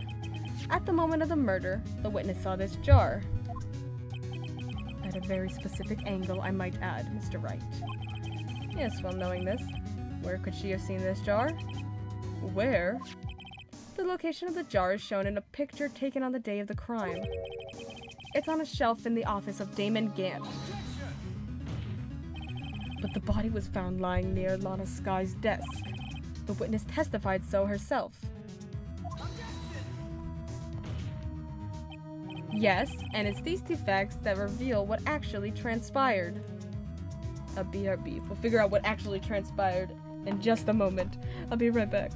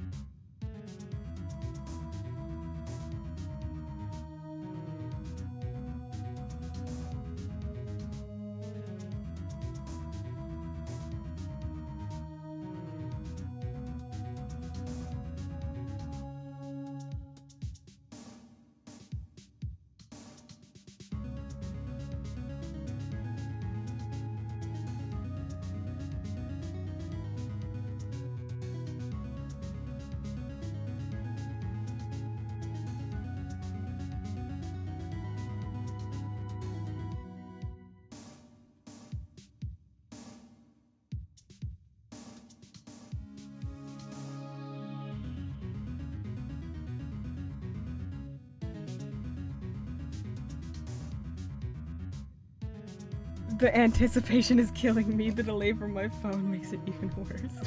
I'm so sorry. I'm back. Yes, and it is those two facts that reveal what actually transpired. You see, the struggle between Dark and Marshall did not take place in Lana Sky's office. It happened on the other side of the room, in Chief Gant's office. Are you implying the murderer moved the victim's body from Damon Gant's office to Lana Sky's office? Yes.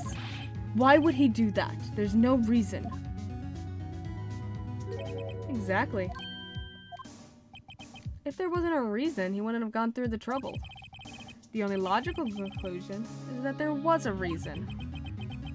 Do you know what the reason was, Mr. Wright? I finally figured it out. So this is why Lana tried to stop the trial. It's too late to quit now, though. Uh-oh. Please recall the witness's testimony.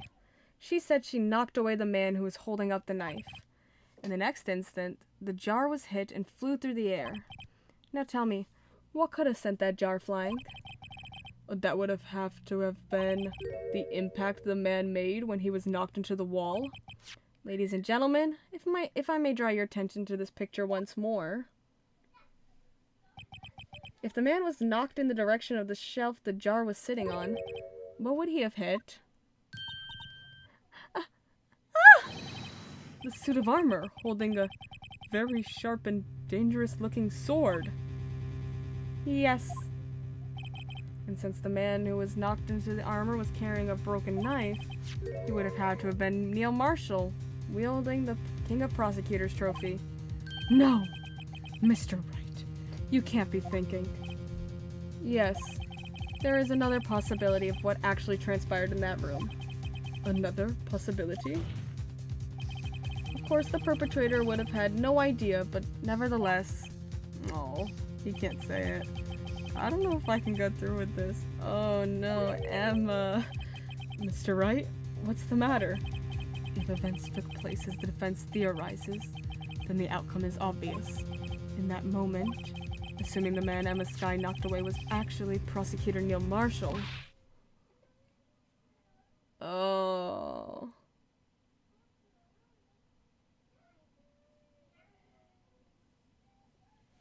Oh, jeez. Emma.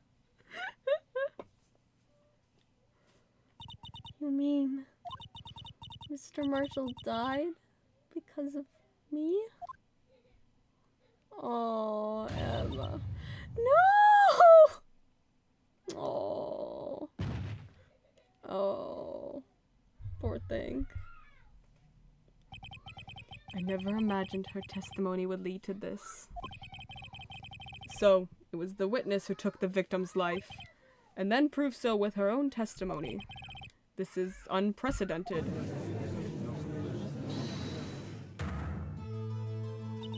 What? What are you saying? I'm sorry, Miss Skye, but given the circumstances... Joe Dark murdered Prosecutor Marshall. How can you think it was Emma? How dare you try to pin the crime on her? Yeah, that's why Lana changed. Imagine that, coming from you. If you recall, it was you who admitted to forging evidence 2 years ago. The reason you moved Prosecutor Marshall's body was to keep anyone else from finding out about what Emma did, wasn't it? I assure you, Mr. Edgeworth, I have no idea what you're talking about. If you hope to have anyone believe your insane allegations, I'm afraid you're gonna have to have proof. Tell me, do you have any conclusive evidence that proves my sister killed Neil Marshall? Evidence? I'm willing to bet you don't. Oh, we have her fingerprints. Yes, it certainly would be difficult to prove this with evidence, given this is not what this case is supposed to be. If we don't have evidence, then we'll have to rely on testimony. I'm afraid that won't work in this case. Both parties involved in the incident are dead. We certainly can't get dead people to testify. This has all been a wild goose chase from the beginning.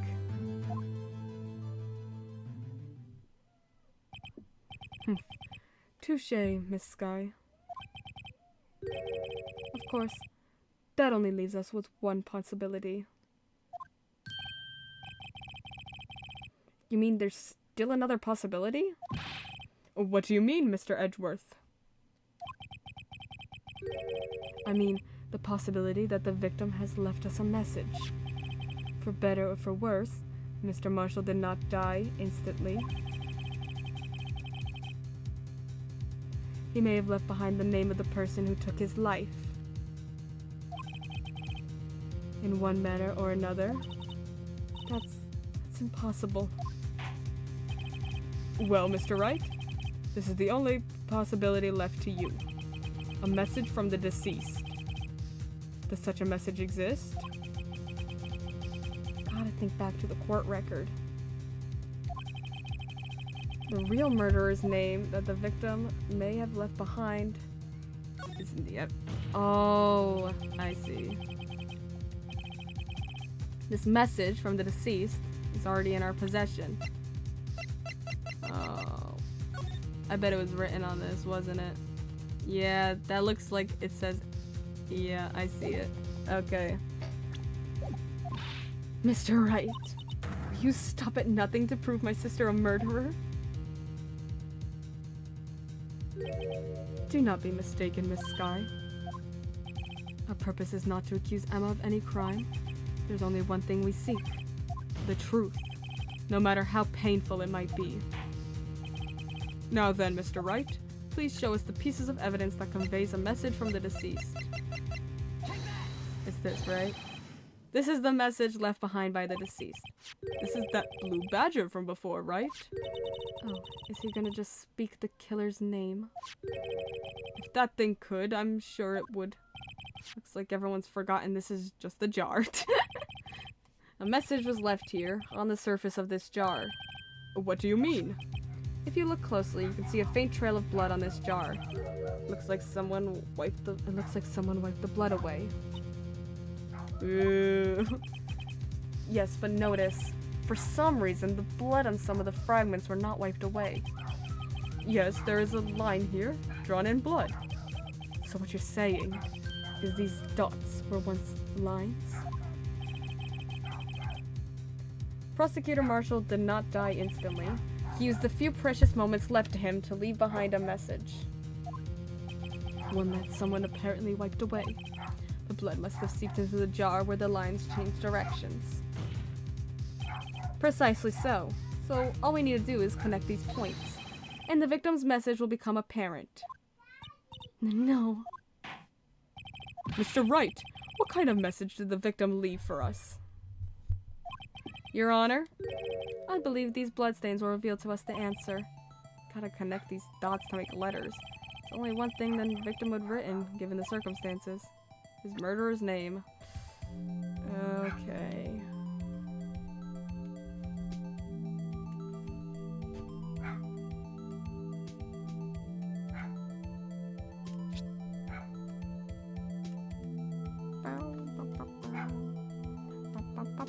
Writing out Emma in blood. Writing out Emma's name in blood. It's such a fun time blaming Emma for murder. Ba-da-ba-bow. Ba-da-ba-bow. Blaming Emma for murder. Love it so. Boop. There we go. It's a defense attorney's duty to prove their client's innocence. That's why all I've been thinking about is saving Lana. After all my efforts, I never thought it would turn out like this. Oh. Emma. So, this is the final message Prosecutor Marshall left behind.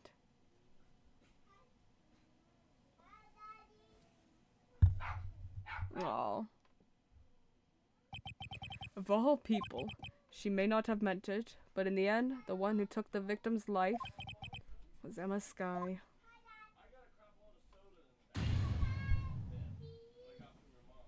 Oh. Seaworthy? Why can't I say I didn't warn you? Uh-oh. Chief Gant, do you understand the implications of what you've done? What? What are you talking about? 2 years ago, Joe Dark was sentenced to death. He was convicted because of his final murder. I believe you were the prosecutor in the case, were you not? Ugh. Yes, Worthy. Because of you, an innocent man was sentenced to death. Not only that, but you used forged evidence to ensure his conviction. Oh. But Joe Dark really was a serial murderer. That's undeniable. I'm afraid that's not important. Didn't you know? We aren't defenders of justice. What? We're merely keepers of the law. Sentencing a man to death is no light matter. Even if there wasn't any cover-up or evidence forgery, ultimately the responsibility falls on the prosecutor in charge. Despite what anyone may say, this fact cannot be denied.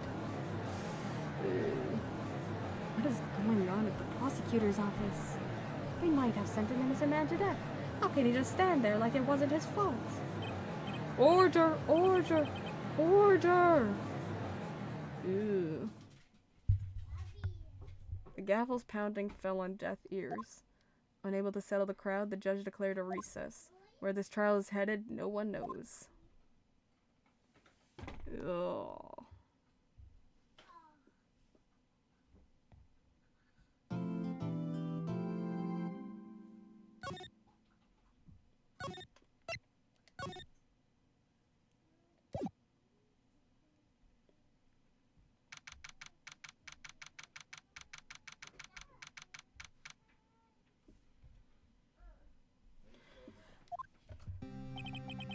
Sorry, Edgeworth.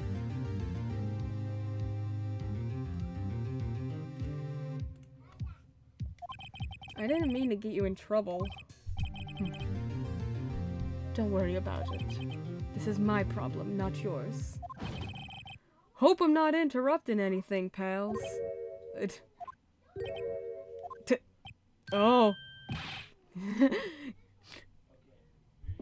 Yes, I am. Come back later. Wait, Detective Gumshoe, what is it? You've got a lot of nerve, pal, making a detective run all around while on duty. And to top it off, you call me here? I've seen happier people at funerals. I take it Lana's having you run errands again? Let me tell you, this is the last time, pal. Here, she asked me to give this to you if there was a break in today's trial. Evidence law? Edward was talking about this just the other day. You must know the 2 rules of evidence law. Rule number 1, no evidence shall be shown without the approval of the police department. Is that right, Mr. Wright? Seems so. You could at least study some evidence law, really. The chief prosecutor also wanted me to give you a message. A message? She said, if you're planning to take him on, you're gonna need this book. Him. Guess I'll need to give this book a thorough read. Or Miss Sky explains the 2 rules of evidence law. Doesn't look like that book will do you any good now, though. All that's left now is the chief prosecutor's sentence. That's where you're wrong, detective. Huh? Haven't you figured it out yet? Why I'm still sitting in that prosecutor's seat, despite all these allegations being thrown at me? Mr. Edgeworth, the real trial today hasn't begun yet. What? What else is there left to do? Your credibility's been all but ruined with this forged evidence you were unaware of. Emma Sky found out she unwittingly caused the man's death. And now you're telling me you want to do more? Gotta be kidding me, pal. You're missing the point, detective. Lana didn't murder Detective Goodman. She merely stuck a knife into his dead body. That means the real killer is still out there. What? We're gonna expose him, no matter what it takes. This case has hurt too many people. It's time to bring it to an end. Oh.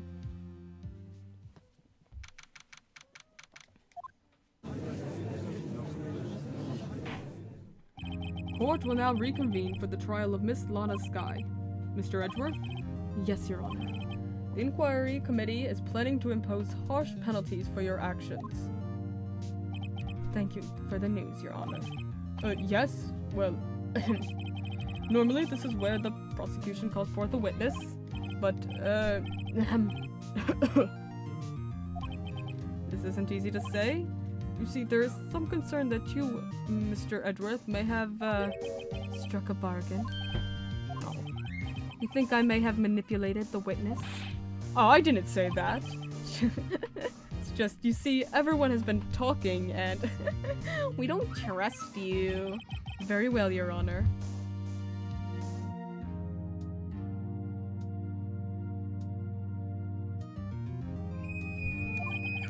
I have a solution. Solution? That being the case, the prosecution will allow the defense to call forth all further witnesses. What? But there's no precedent for what you're proposing. Undeniably, this is an unusual arrangement, but a very effective one. It would prove that I haven't struck any deals with the witnesses. Well, Mr. Wright, what do you say? Yeah, unbelievable. Edgeworth has found a way to continue the trial. Very well. The defense accepts the prosecution's proposal. Congratulations. Then it's settled. The defense may now call forth the next witness. Mr. Wright, you do realize this is your last chance? If you call the wrong witness, this trial is as good as over. The defense calls... Time's finally come to bring out the real murderer. Damon Gant. Let's go. We got him. Damon Gant? The defense calls Damon Gant to the stand. Damon Gant? What does he have to do with anything? As the defendant's partner 2 years ago, Mr. Gant has first-hand knowledge of the crime. I feel we should hear what he has to say about it. As luck would have it, he should still be in the courthouse. He would also be the least likely to have been manipulated by me in any way. Wouldn't you agree, Your Honor? True. All right, bailiff. Please escort Mr. Gant to the stand.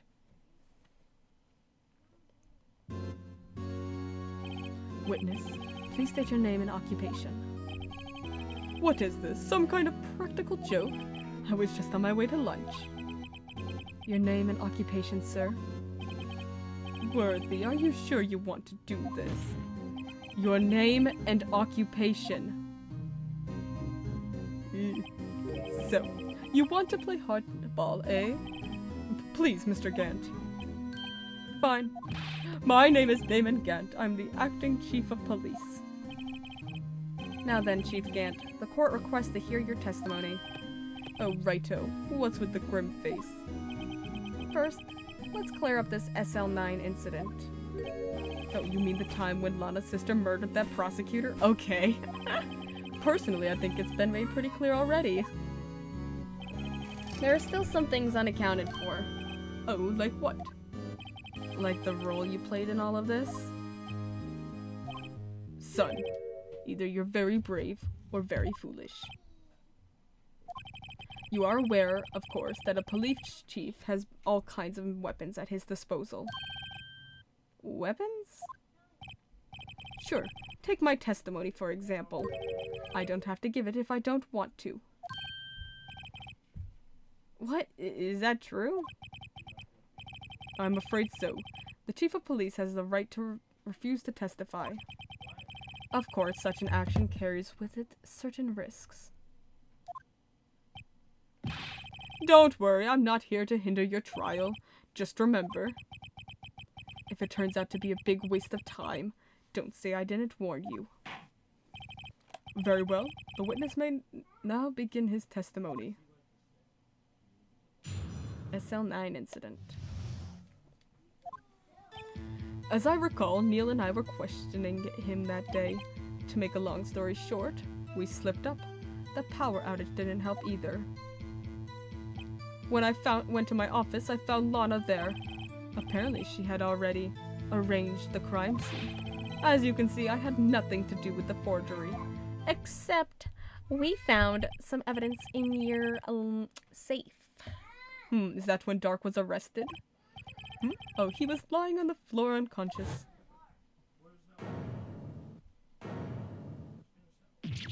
Ew. When Emma sent Neil flying, it seems Dark bumped his head. I see. Everything seems pretty clear-cut. If the police chief has the right to refuse to testify, then I'd better hit him hard and fast. Okay. If you had nothing to do with this forgery, if you had nothing to do with it, then why were you hiding evidence in your locker? You claim you had nothing to do with the forgery, but I'm afraid that is a claim you cannot back up. Explain yourself. Several pieces of evidence were found in your office. Take this jar, for example. Oh, that's the blue badger you showed us earlier. A piece of this jar was discovered in your safe. Not only that, but the evidence list I presented earlier was actually found inside your desk. It was found where? You see, Chief Gant, these articles of evidence uncovered in your office are both concrete proof that you also played a part in the illegal investigation. Chief Gant, what's the meaning of this? Oh. Here's a defense attorney who may even rival Worthy. So you admit it then? You think you're really pretty? That you were involved in the forgery? Who, me? Oh, or do you mean you? Me? Why would I have anything to do with that? Well, you were the one who snuck into my office when you found this evidence. Prosecutors aren't the only ones capable of forging evidence, you know. Defense attorneys can do so too. Isn't that right, Righto? However, Detective Gumshoe was present during the investigation. Worthy, my boy. Not even detectives are exempt from the law. Rest assured Dick will receive his due punishment. What? Detective Gumshoe's salary drops any further, he'll end up paying to work. Yes, well, in light of the detective's presence, please give us your testimony regarding these pieces of evidence found in your office, and their relation to the forgery that took place at the crime scene. My. Kids these days no longer know how to put two and two together.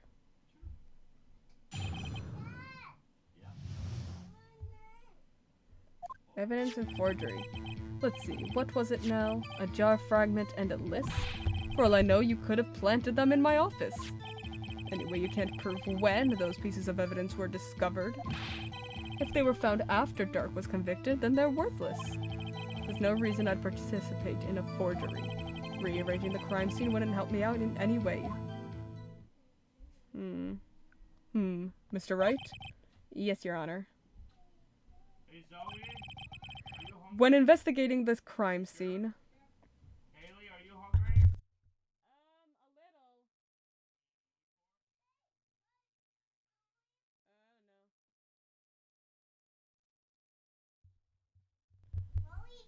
I hope a special place in...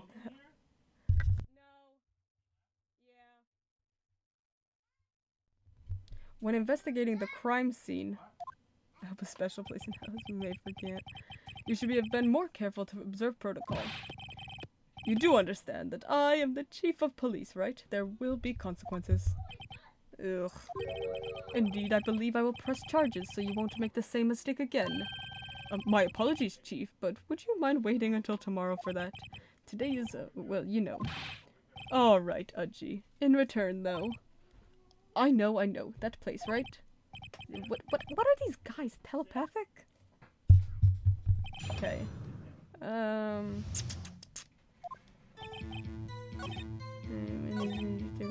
Drake was worthless, there's no reason to participate in a forgery. Wouldn't help me out in any way. Really, Chief Gant? At the very least, there is one very large benefit you've reaped from all this. Oh, I wasn't aware. What is this benefit? That would, of course, be the position you have. Chief of Police. Oh. The resolution of the SL9 incident secured your promotion to Chief. That, in itself, is sufficient motive. Oh. That's a good one. Huh? Do you really think I'm that incompetent? What do you mean? Even without that case, I was already in line to become the next chief. The resolution of SL9 merely sped up the inevitable a little. Yeah, but he also wanted it for Lana to be moved up to chief prosecutor, so he could have control of the prosecution office. We've already discussed this. Is this true? Is that true, Edgeworth? Yes. He was going to be made chief anyway. Gah. Be careful when pointing that finger, or you might wind up being the one pointed at. So that means there's only one possible motivation for you to commit forgery. If you didn't do it for yourself, then you did it for someone else. Don't be silly, Worthy. You know me better than that. There are only 3 people I look out for. Me, myself, and I. There. It's out in the open now. Udgy, would you mind if I change my testimony a little? By all means, please do. I wouldn't be anyone's accomplice if there was nothing in it for me. Don't think so. Nothing in it for you? Sorry, but the only person I care about is yours truly. That girl, Lana's little sister, was it? If you think I felt sorry for her, you'd better think again.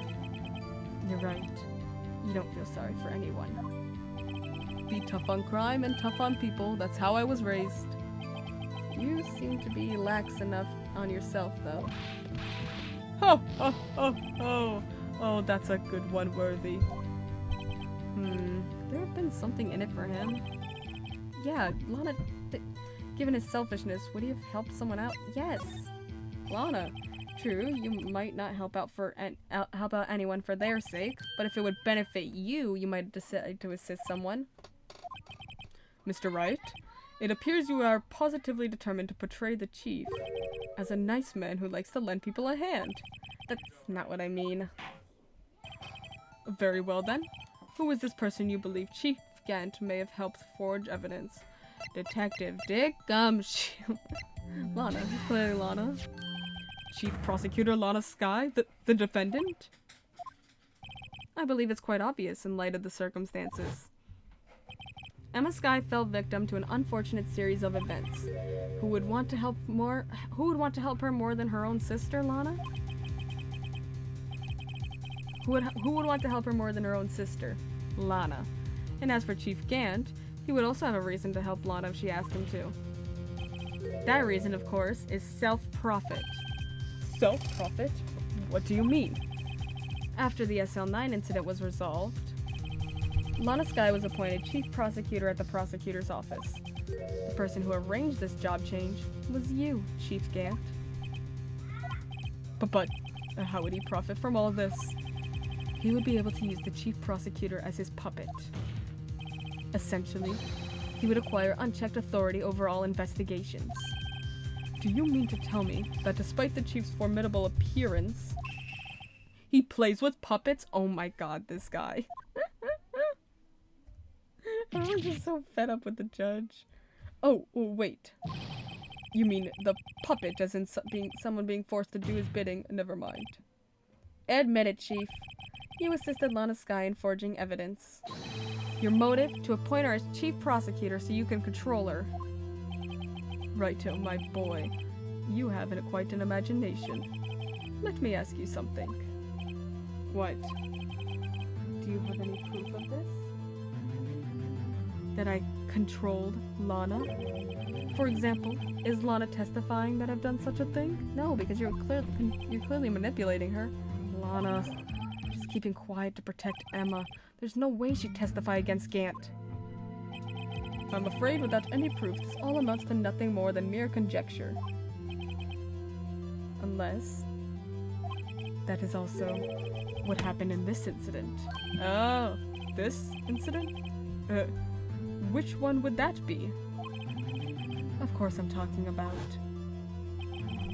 the murder of Detective Bruce Goodman.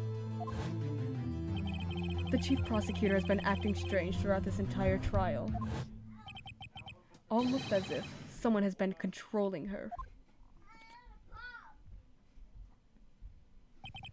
Worthy, you'd better watch your tongue. I wouldn't want you to get hurt. Just what do you mean? What he means, Your Honor, is that Chief Gant is involved with the murder of Detective Goodman. Not only that, but the Chief is now making Lana take the rap to cover up his involvement. What? Who could have suspected such a thing? Order, order, order! I said order! Mr. Wright, you can't be serious. Huh? You can't be serious. This is an affront to the highest ranking officer in our law enforcement agency. To accuse the chief of police of blackmail and murder? That's impossible. Your Honor, I was merely reiterating what Mr. Edgeworth said in easier to understand language. It's too late, Mr. Wright. There's no turning back for us now. Looks like he's the one who's decided to go through with this. Can you prove this, Mr. Wright? That the chief, a high-ranking officer of the law, is involved in this murder? Yeah, he went into the evidence room. Good question. Regardless of his rank or title, Chief Gant is just a man. The question is he a criminal? I believe the evidence will tell. I see. Alright then. Let's see what Mr. Wright's got, and it better be good. Show us this evidence that ties Chief Gant to the murder of Detective Goodman. He was there in the room. He went into the room the day of the murder. This is the ID card list. Yes, the one that shows who entered the evidence room on the day of the crime. There is one ID on the list we couldn't determine the owner of yesterday. 777777. Sorry, but there's no way you can prove that that's my card number. It is your card number. What? How do you know that? The safe in Chief Gant's office requires a code to open. A 7-digit code. 7 digits, you don't mean. I'm afraid so, Your Honor. The code was 77777777. Same as the remaining ID card number on that list. Chief Gant, you entered the evidence room on the day of the crime. Order! Order! Chief Gant, what do you have to say? Nothing. The defense's search of my office was in violation of regulations. And I will demand Mr. Wright be punished to the maximum extent of the law. Oh my god. But right now, this court demands an explanation from you. about the use of this ID card. Oh my. Chief Gant, so you admit it? You entered the evidence room on the day of the crime? What about it? I'm chief of police, whether it's the evidence room or the bathroom. What's the difference? I can go anywhere I want. Tell me, when you entered the room, were you alone? I always go to the bathroom alone, as I do with the evidence room. Detective Goodman wouldn't have happened to be with you that day, would he? Yeah, of course not. Why would he be? I hadn't seen him in days. You hadn't seen him in days, Chief Gant? I'm afraid you just undone yourself. On that day, you had to have met with Detective Goodman. What do you mean? This trial's purpose is to determine Lana Sky's guilt. No, it isn't, Your Honor. This trial's purpose is to determine the truth. I like this new Edgeworth. If Chief Gant met the victim on the day of the crime, then we need to determine one thing. What transpired during that meeting? In that case, Mr. Wright, I'm gonna have to ask for evidence. Show us proof that the victim went to meet Chief Gant on the day of the crime.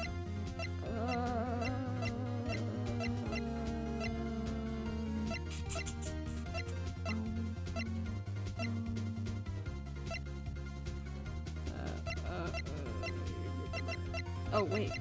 Can only be submitted to the chief of police. Oh, yeah, he brought him his lost item report. Detective Goodman lost his ID card on the day of the crime. Or to be more accurate, Jake Marshall stole it. So Detective Goodman filled out a lost item report. He would have had to give that report to the chief of police. Yet you are in possession of the report, which means you can't be sure he filed it. He filed it. Phoenix is so sassy. How do I know, you ask? Because he needed to enter the evidence room that day. He needed to? Yes, to transfer the evidence out. Oh. Detective Goodman took the form to you, Chief Gant. Then, you accompanied the detective to the evidence room. I accompanied him? There's no other way the murderer and Detective Goodman could have entered the room. Hold on. Let me guess what you're going to say next.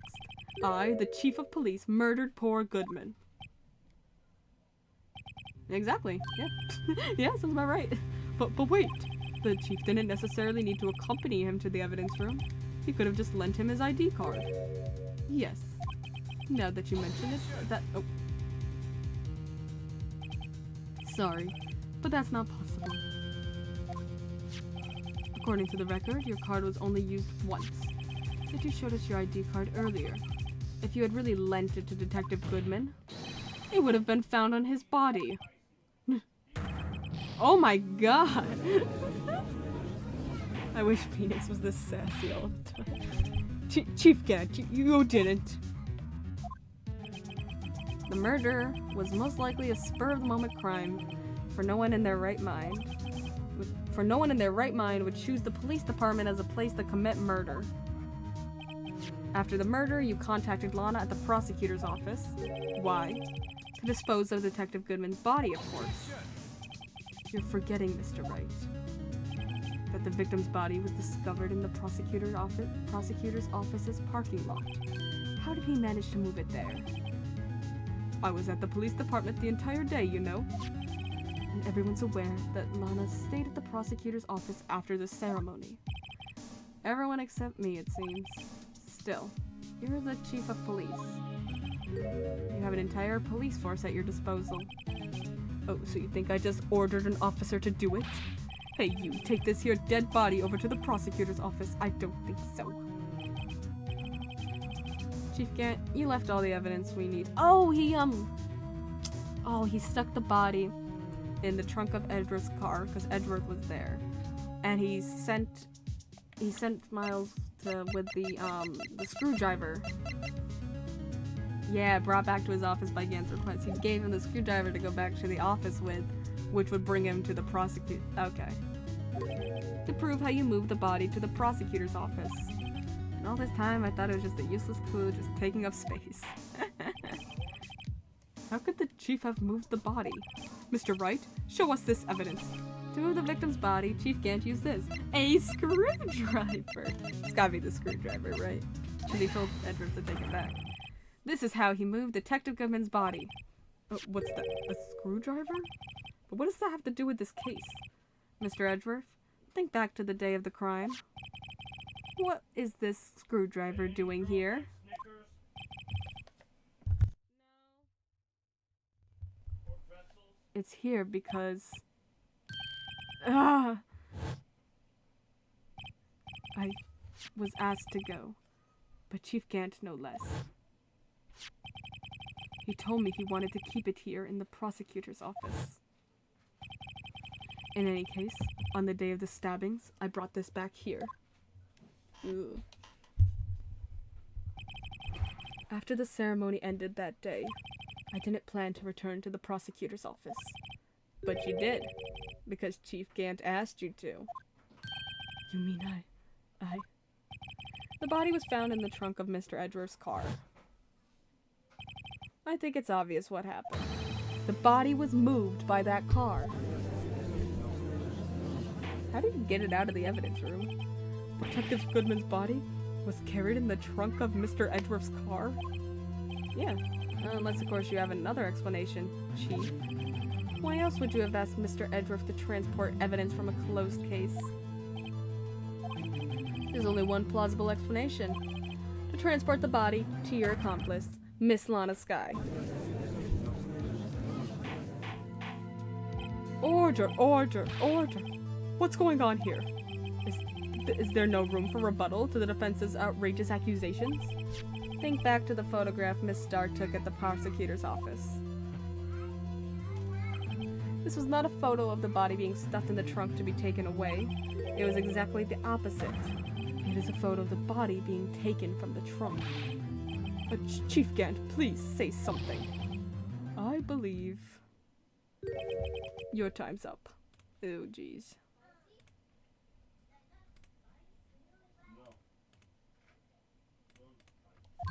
My time's up?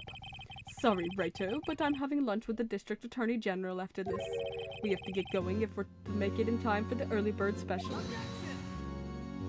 But the cross-examination isn't finished yet. Remember what I told you earlier? A police chief has all kinds of weapons at his disposal. Weapons? Like the right to refuse to testify. I'm invoking that right now. What? But that is not a right to be casually invoked. There are certain risks to be considered.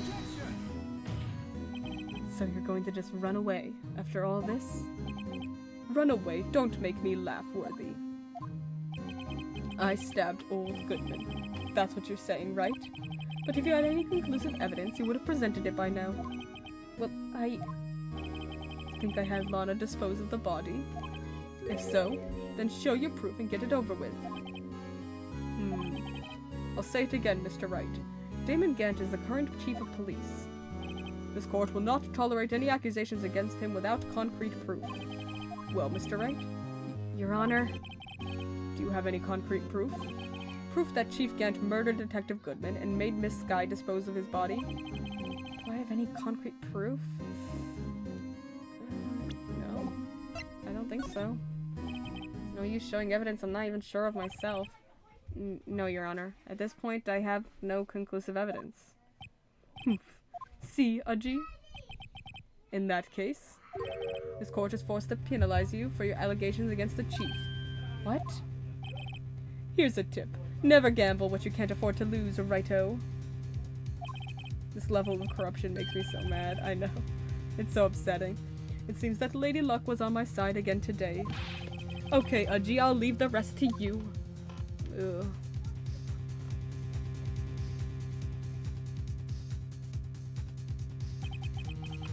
Warned you earlier today, Mr. Wright. This is an affront to a senior officer in our nation's law enforcement agency. What? Oh. Lady Luck, Maybe we should have a word with her. Oh my gosh, she saved me from losing points. Mr. Edgeworth, what do you mean? There's one lady who knows the real truth behind this trial. We haven't yet had the honor of hearing her testimony. A lady who knows the truth? Another witness. In the absence of conclusive evidence, the only other method of proof is testimony. But Chief Gant has invoked his right to refuse to testify. There's still someone else. One more witness who can answer all the questions raised in this trial. Someone right in this very room. Lana. Oh, Mr. Edgeworth, who is this person? He can't call witness. Why are you asking me, Your Honor? I can't call. Have you forgotten? I can't call witnesses. The defense is the one calling witnesses today. Oh, Mr. Wright, does such a witness exist? She may not be willing to tell the truth, but we can't just stop now. Yes, Your Honor. The defense calls forth Miss Lana Sky. The defendant? Miss Lana Sky?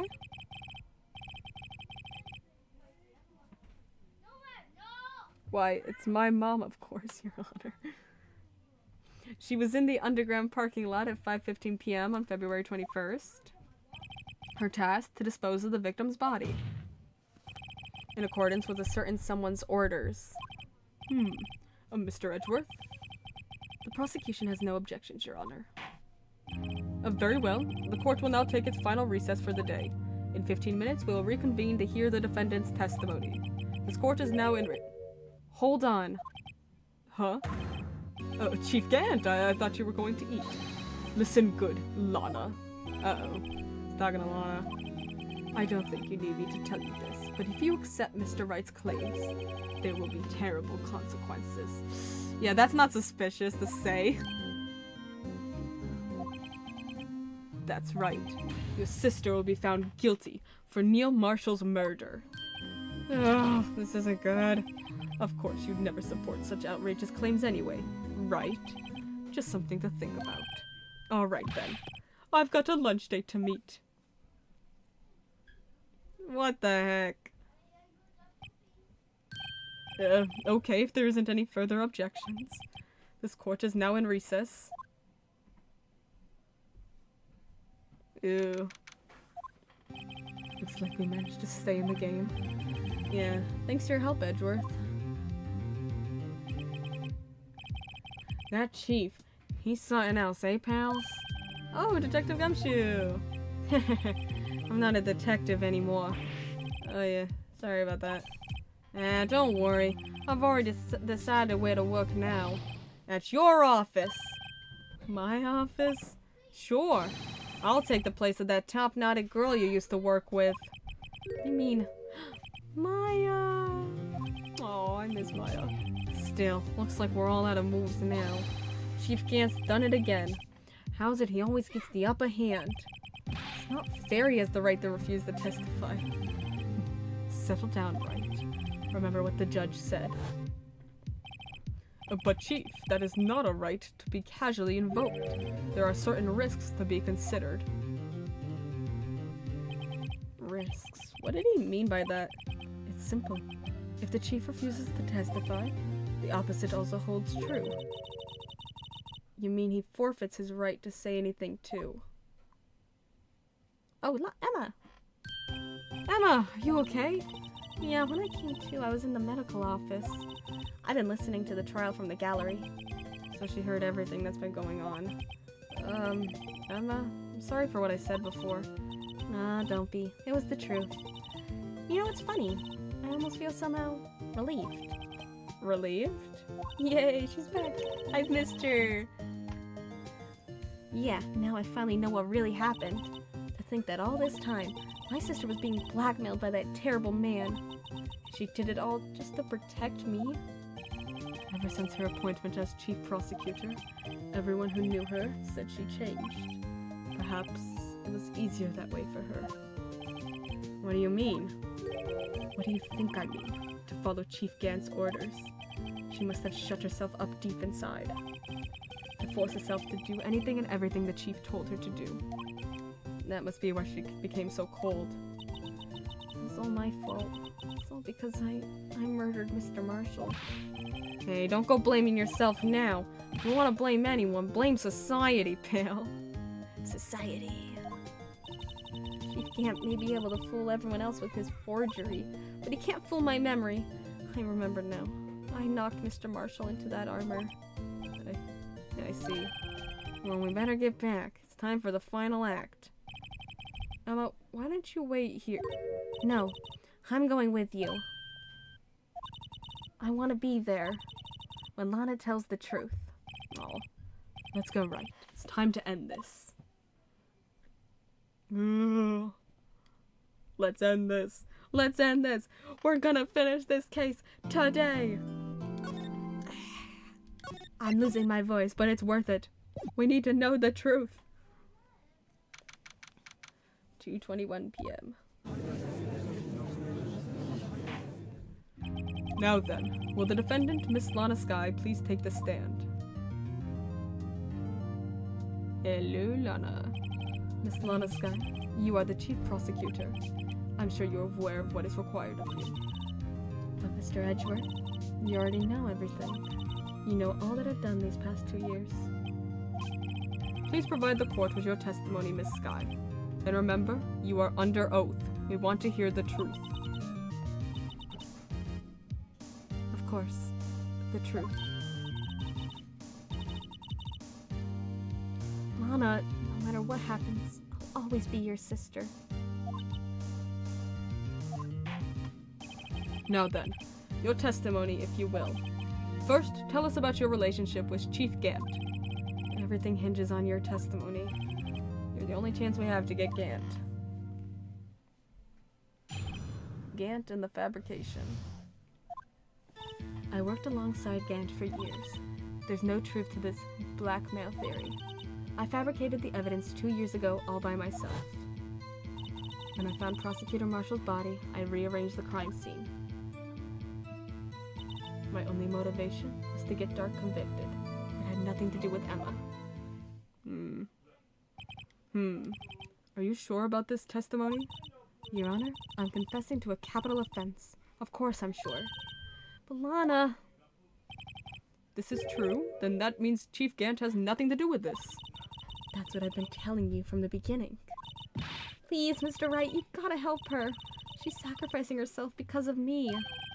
What if she's telling the truth? She's not. I know my own sister. Whenever she speaks stiffly like that, she's hiding something inside. Deep down, she's really screaming in agony. Yeah, this is no time to start second-guessing myself. The defense may now begin its cross-examination. Okay, there's some stuff I want to know about. Like... there's no truth to blackmail. I fabricated evidence by myself. Did you really? Did you do so to help your sister? Joe Dark was a serial killer. My sister almost became his last victim that day. Can't use you as a pawn, Lana. We're gonna prove it. Yeah! I didn't want that incident to ruin her life. But what she did was justifiable self-defense. And also, she was in the dark and 14. She wouldn't have been charged with anything. That's not the point. She was traumatized that day, all because of that creep. That's why I couldn't forgive him. Lana... So that's why you fabricated the evidence 2 years ago? Rearrange the crime scene. You say you did this all by yourself? Yes. Would you mind telling us what you found when you arrived at the crime scene? It seems I was the first person to discover the scene. The broken prosecutor award knife was stuck in the victim's body. What? But Prosecutor Marshall died from an unfortunate accident. That's only a situation you dreamed was possible. The reality is, it wasn't my sister who took the prosecutor's life. Fantasize all you want, Mr. Wright, but I'll never change this statement. You mean Prosecutor Marshall wound up being killed by Dark? Something like that. If that is so, what happened to the other murder weapon? Dark was carrying a switchblade knife. Oh, that was lying on the floor a little distance away. It was probably knocked away in the struggle. That's not how it went down. She's trying to cover up her lies with more lies. All just to protect me. So when you found the scene like this, what did you do? After all, this is what everything boils down to. Yes. I broke off the tip of Dark's knife, planted it inside the body wound, then moved the body. Okay. You planted the tip of Dark's knife in the victim's wound and then moved the body? But why?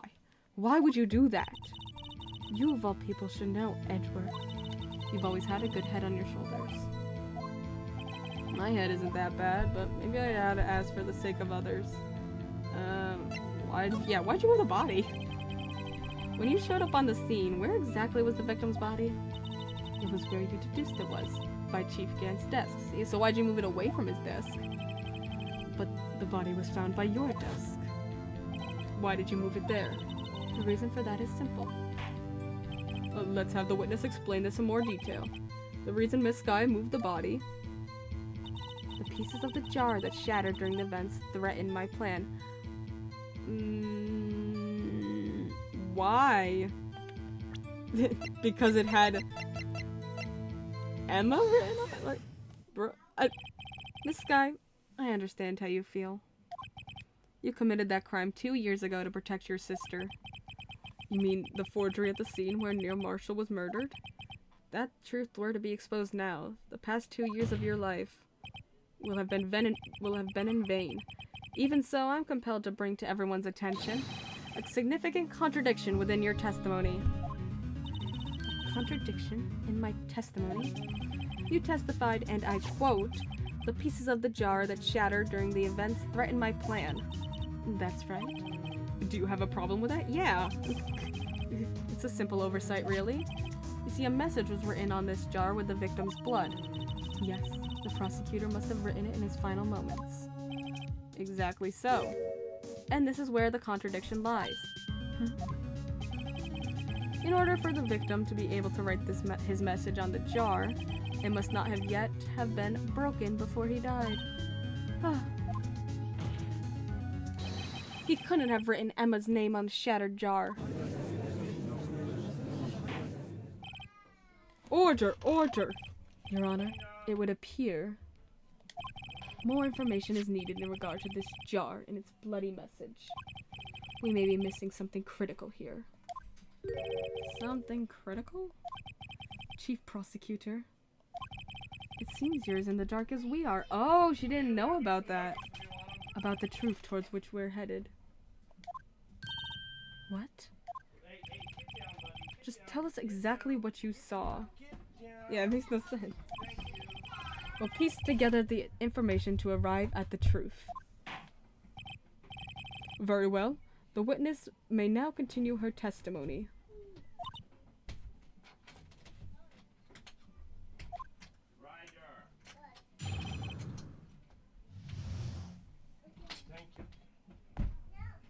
Jar and message in blood. I immediately noticed the blood traces on the jar, but it was dark in the room, and I didn't have time to check it out. To be safe, I wiped away the blood. The fragments were large, so I'm sure I got them all. All I could think about was wiping them clean before they were discovered.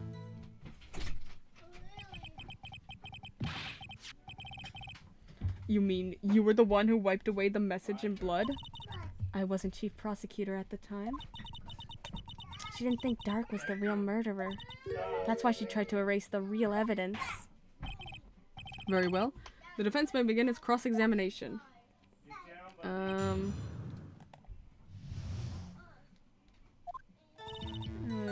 it was dark. It'll be safe walking with blood. I'm sure I got them all. You did not get them all. You did not. Miss Sky, I believe this jar conceals a truth even you were unaware of. What? We found the final piece of this jar in Chief Gant's safe. In the chief's safe? But how? I knew it. She really didn't know. Something even more disturbing about that final piece. There was still blood on it. But the witness just testified that she gathered every last piece and wiped the blood off of them. Yes, which means this was only one explanation. On the night Prosecutor Marshall was murdered, you were not the first one to show up on the scene. Chief Gant got there before you. But couldn't the defendant have simply missed a piece? I'm afraid that's unlikely. The pieces are too big for anyone to miss, let alone an ace detective. But that may well be, but everyone makes mistakes. Even I once wasted an entire day looking for my dentures.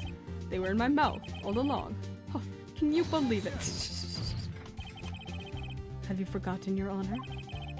When this witness arrived at the scene, the jar was already broken. Oh, that... There's no way a name could have been written on a shattered jar. Another person discovered the scene prior to the witness. I hope you're not implying this person was Chief Gant. At the time, he was looking for Dark downstairs. Besides, even if he was there first, why would he break the jar? The question is, if he did arrive there first, why did he hide the fact for 2 years? Well, Your Honor, can you answer us that? No!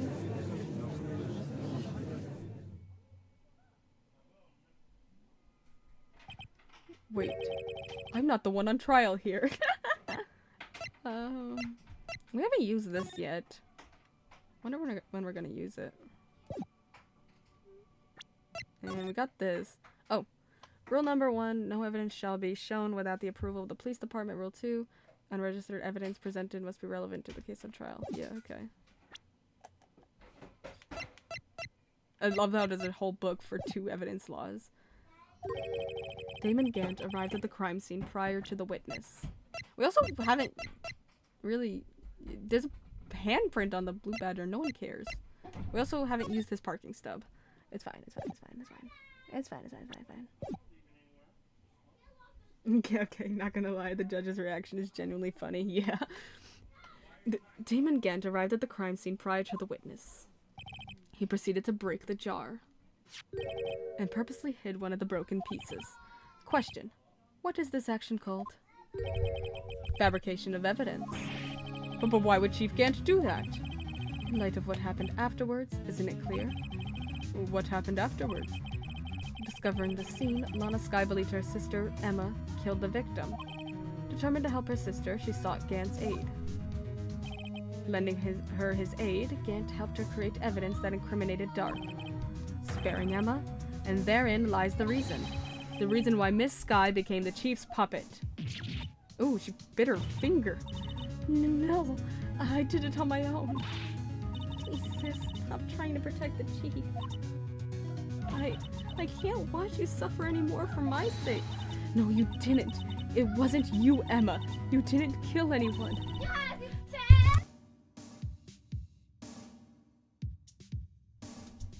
Don't believe anything Mr. Wright says. Defense attorneys make up the most foul lies to defend their clients. Foul lies? Imagine that coming from my own client. I guess you do seem the type who likes to twist the truth. What? Really?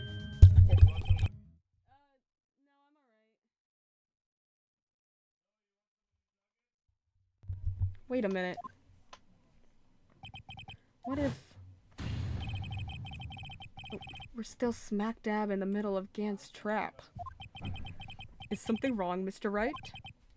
Lana, maybe Wright after all. What do you mean, Wright? So you do tell foul lies then, Mr. Wright?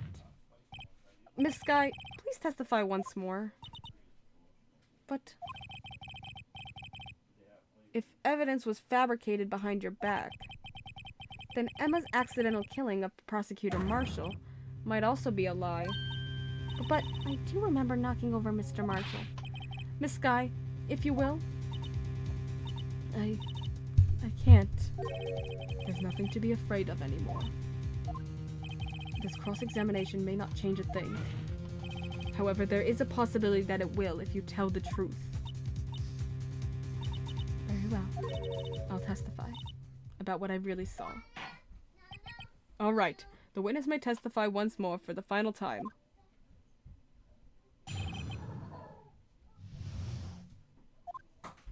When I arrived, I found Mr. Marshall's body impaled on that suit of armor. Emma and Dark were lying unconscious on the floor nearby. When I saw what had happened, I thought she did it. That's why I erased all the evidence that linked her to the murder. I had Chief Gant help me remove the body from the sword and carry it. But if it all really was a fabrication, Emma might be innocent. Hey! Monty Cat, thank you for the raid. Welcome in. Hello, hello. Hi, Raiders.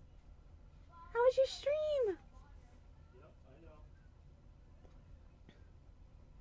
Hi. Welcome on in. Hello, hello. Hope you guys are doing well. Don't play with that, please. Unbelievable. The body was impaled on the armor sword. And thank you for the follow, Monty. Thank you. Hearts in the chat. Can we get some hearts in the chat, please? No, not.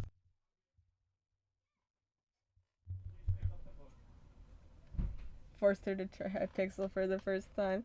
That's awesome, awesome. You were the only one who saw that. If only you had proof. Actually, I do have proof. I gave it to Mr. Wright just this morning. What? To me? It's a picture I took of the crime scene as I encountered it. I thought it might be needed. But I don't remember receiving a picture like that. Lana must have known. See, Mr. Wright? She really does have faith in you. Very well. Mr. Wright, please present this picture. I don't remember receiving any pictures from Lana. Lana said she gave it to you this morning, right? I seem to remember getting something from her then. Let's check that evidence again. There must be a picture in there somewhere. It's this, right?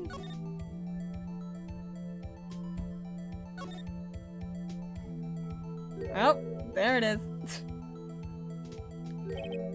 Hey, there's a picture here. Oh. Oh my. This is the actual crime scene. No other detective saw the crime scene like this, because I contacted Criminal Affairs only after I had arranged everything. Monty says hello, she can't chat for some reason, something to do with verification. Oh, yeah. Yeah, only you have to be a verified account to chat. But hello, Monty. Hi. Thank you again for the follow. I really appreciate it. And thank you for the raid. Thank you. Crime scene photo taken from the case 2 years ago. Mr. Wright, that piece cut out from his vest, could that be... The cloth we found inside Chief Gant's safe? What's this? This is a handprint, isn't it? That cloth, it had fingerprints on it. Whosever fingerprints those are must be the real murderer. Uh-oh. What? But those fingerprints, they're yours, Emma. Why are your lips turning all purple, Mr. Wright? Anyway, let's get on with the cross-examination. So long as you tell the truth, we should be able to flush out the real murderer. Very well. The defense may now begin its cross-examination.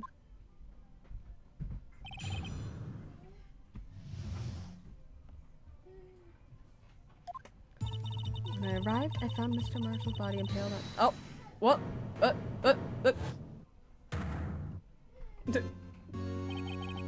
Come now, Udgy. This is the poorest excuse for a trial I've ever seen. Chief Gant? What? Now you want to make me out as the bad guy too? If so, I'd like to put in a word or two in my defense. I'm afraid it's too late for that. What? You already declined to testify. That means you forfeited your right to make statements of any sort.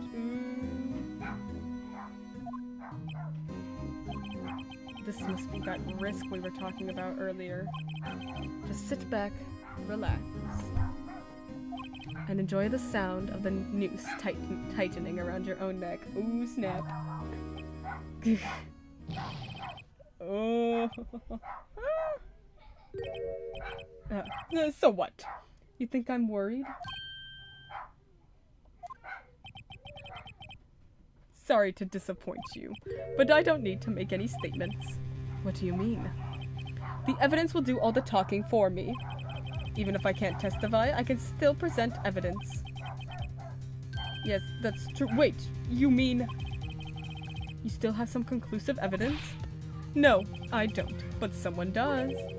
Someone? So, what's your excuse, Righto? Ugh. Why have you been keeping quiet about it? You do have something to show us, right? Something that proves who knocked over Neil Marshall, causing his death. Conclusive evidence that leaves no room for doubt. Hi, Monty. Thank you again for the raid.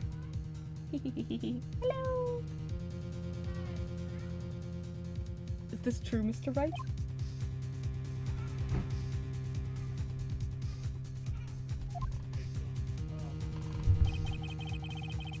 If I show that piece of evidence now, Emma's sure to be made out as the murderer.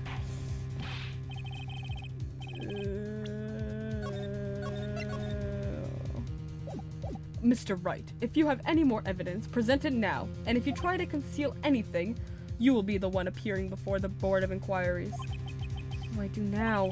Better think this through carefully. I can't afford to make the wrong decision. Should I present that piece of evidence? The one that shows who really killed Prosecutor Marshall? I don't. Thank you. Bye-bye. No. I'm not gonna do it. Your Honor, I don't have any evidence I can present at this point in time. What? You lie! Chief Gant? You opened my safe. I know you took what was inside. The conclusive evidence. I don't know what you're talking about. Mr. Wright, why don't you show them? We found it together. Oh, I see. It's because you know the truth, don't you? You know whose fingerprints are on it. That's why you won't present it. How do you know about that? What are you talking about, Chief Gant? Can't you figure it out? Take a good look at this picture. See the victim's vest? Notice anything odd about the chest area? Looks like it's been cut out for some reason. You mean you had this in your safe? What? That means you, the chief of police, have been concealing evidence? This is going to be the biggest scandal in the history of the police department. Impressive. To be honest, I didn't think you had the gall, Righto. Well, I can't just let you pin me up as the murderer. I'll tell you what really happened. What? You mean you admit to it?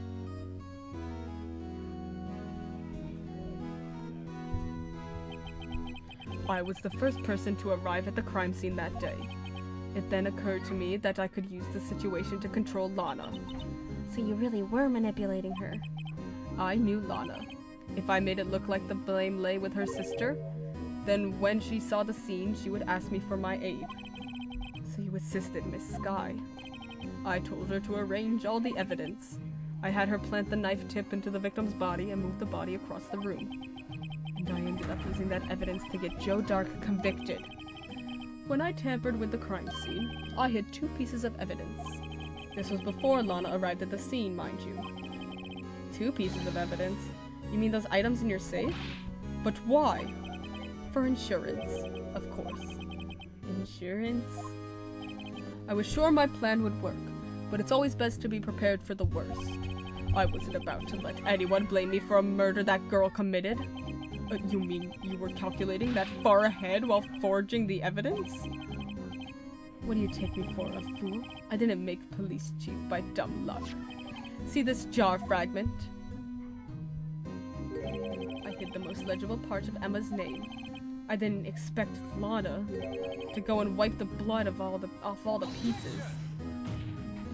But if you fabricated all the evidence, what's to say you didn't fabricate the message on this jar too? Yeah. Ho ho ho. Some people just don't know when to quit, do they? That's why I kept 1 more item for insurance. You mean that piece of cloth?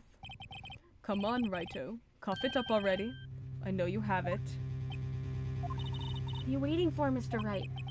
So you admit to it then, Chief Gant, that you were hiding the cloth you cut off the victim's vest in your safe. Oh. Yes, I admit it. I didn't want to have to do that, being chief and all. But it's a lot better than being portrayed as a murderer. Well, Mr. Wright, what do you have to say for yourself? Just a moment ago you said you didn't have any evidence you could present. Foolish move, Righto. Should have shown it then before it was too late. It's been a long battle, but a moment of truth has finally arrived. As long as I don't mess up here, victory is mine. Show evidence. Your Honor, I do have evidence to present now. Alright then, let's see this conclusive evidence. The evidence that shows who actually murdered Prosecutor Marshall. There you go. Just take it. Let me verify this once more. On the day of the crime, you personally cut out this piece of the victim's vest? Oh, yes. At last you finally brought it out into the open. There's a handprint on this piece of cloth. Your Honor, the prosecution requests that be immediately sent to the lab for analysis. This handprint on the leather, there must have been a strong impact for it to be left so clearly. You mean, it could not have been forged. It must be authentic, conclusive evidence. Ho ho ho. You're as slow on the uptake as ever worthy. What? Think about it. Wright had all this time to present this evidence. Yet he was reluctant to do so. Why would that be? You mean you already know? You know whose fingerprints are on that? Mr. Wright, you really know? Whoever the fingerprints belong to must be the real murderer. Whose fingerprints are they? Ew. Very well, I'll tell you. It should be okay now. Everything's proceeding as predicted. The person to whom these fingerprints belong to is Emma. Oh, Emma. Emma Skye? What? They're mine? Sorry, Emma. But why? Why didn't you just tell me? Oh. Oh. You're really something, Righto. You knew this girl did it all along, and you still tried to pin the murder on me. So it's true, tragic but true, this girl really did shove Prosecutor Marshall to his death. How could you? You monster. Miss Skye? You knew whose fingerprints those were all along, yet you acted like she really didn't. Miss Skye, it's not over yet. What? I said this trial isn't over yet. But I'm afraid it is over, boy. Not only this trial, but your career too. You purposely concealed this conclusive evidence. That, my friend, is a serious offense. I'm looking forward to pressing charges after the defendant is convicted. I'll have your badge, boy. What's the matter? Cat got your tongue? Aren't you going to tell us how it feels? How it feels to be the one who single-handedly turned a poor little girl into a murderer? Before I do that, there's just one little thing I have to clear up. Oh? And what's that? Who really killed Prosecutor Neil Marshall? Ooh, what? Chief Gant, you are absolutely right. This piece of cloth proves who the real murderer is. Who killed Neil Marshall, you ask? It was Emma Skye, wasn't it? I'm afraid that's not possible. You see, this piece of cloth contains a vital contradiction. What? A contradiction? What is this fool babbling about? Moment of truth. Let's go. I'm talking about a contradiction. One that proves that who the real killer is. Mr. Wright, this piece of cloth. What could it possibly contradict? Chief Gant, your tyrannical reign ends here. Behold, the piece of evidence that contradicts this cloth.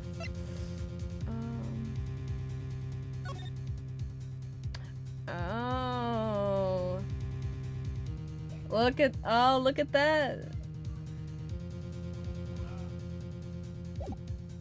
at the blood. And what exactly is this supposed to be? This is the picture Miss Skye took. Take a good look at it. Look at the blood. See where the piece of his vest was cut out? Yes, his shirt is showing underneath. It's hard to make out with all the blood on his vest, though. Exactly my point. His chest was soaked with blood. That's only natural. His lungs, no doubt, were punctured, blood poured out of his mouth. Oh, but that piece of cloth has no blood on it. Wait, there's no blood on it. Ugh. Since Emma Skye's fingerprints are on this cloth, there's no doubt that she shoved the prosecutor aside. However, Mr. Marshall was not impaled on the sword at that time. No, this is nonsense. Now then, Chief Gant, let me ask you something. Prosecutor Marshall was not impaled when he was shoved aside. He most likely hit his head on the ground and was knocked out. If so, then tell me, who could it have been? Who could have arrived at the scene before Miss Lana Skye? Picked up the unconscious prosecutor and impaled him on the armor's sword. Then, to make it look like Emma was responsible for the prosecutor's death, said person proceeded to write her name on the jar with the victim's blood. A jar that they then broke on purpose to leave behind a clue. And make Lana believe her sister did it. Remember what you admitted only moments ago? That you personally cut out this bloodless piece of the victim's vest? Ironic, isn't it? Through the very act of creating insurance, you proved that you were the actual murderer. Haha, we got him. Oh, that's so messed up. It's finally all over. Uh-oh.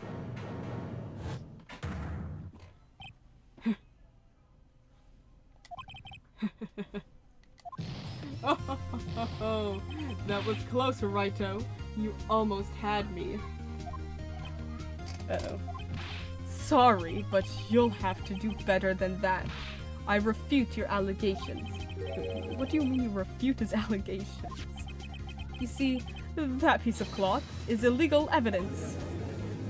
But you said you wanted the cloth. Order, order! What nonsense is this? Illegal evidence cannot be used to convict a suspect. Remember, Aji? Earlier, all Wrighto here concealed that piece of cloth. So then, what's your excuse, Wrighto? You do have some conclusive evidence, don't you? Your Honor, I don't have any evidence I can present at this point in time. Oh, well, that's true. The defense did refuse to present evidence. At that moment, that piece of cloth ceased to be legal evidence. That's not fair. Did you actually think you could best me in court? Looks like the last laugh's on you, son. I'm afraid Mr. Gant's claim is legally correct. Well, Mr. Edgeworth? True. Illegal evidence cannot be used to convict a person. Assuming, of course, that the evidence is indeed illegal. But well, Mr. Wright? It seems at last. The time for me to reveal my plan has finally arrived. Mr. Wright, do you admit to it? That you purposely and illegally concealed this piece of cloth? I did not. I admit, I refused to present it at one point. Aha! So the evidence is illegal. No, it isn't, Mr. Gant. Huh? It's not that I didn't present evidence then, it's that I couldn't. Oh, what do you mean you couldn't? There are certain procedures involved when presenting evidence. No, Aji, don't listen to his lies. He's nothing but a coward. You can't really believe. There is only one issue left to be resolved in this trial. Is this evidence legal or not? Very well, let us settle this once and for all. Earlier, you refused to present evidence. If you can prove your conduct was not in violation of the law, then do so now. Without approval of the police department, unregistered evidence presented must be relevant to the case. Must be relevant to the case on trial. Yeah. This is my proof, Your Honor. Evidence law. What's this? I've done my homework too, Chief. Indeed, Emma Skye's fingerprints were on this piece of cloth. However, at that point in time, this was merely a piece of cloth, nothing more. What? You see, it's written right here in this book. The second rule of evidence law. Hey, thank you for the hydrate. Getting there. We're almost there. Rule 1. No evidence shall be shown without the approval of the police department. I found this piece of evidence myself, inside your safe.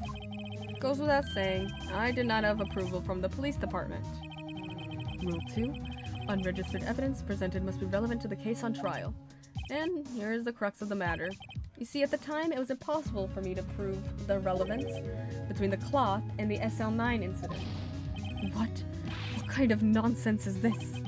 You want relevancy? Just take one look at this picture and... Sorry, but can you recall when was that picture presented? That was shown only a few moments ago. No. He's right. At the beginning of today's trial, that piece of cloth was still meaningless. The person who gave it value as evidence was you, Demon Gant. You yourself confessed to a certain truth. Let me verify this once more. On the day of the crime, you personally cut out this piece of the victim's vest? Oh, yes. No! It was then that you approved this cloth as conclusive evidence. Yes, you, the chief of police, personally approved this cloth. The only person who could have cut this from the victim's vest is the one who stood before Prosecutor Marshall in his final moments. In other words, the real murderer. And there can only be one person, and there's only one person who that could be. Damon Gant. The killer was you. Oh, oof. Oh.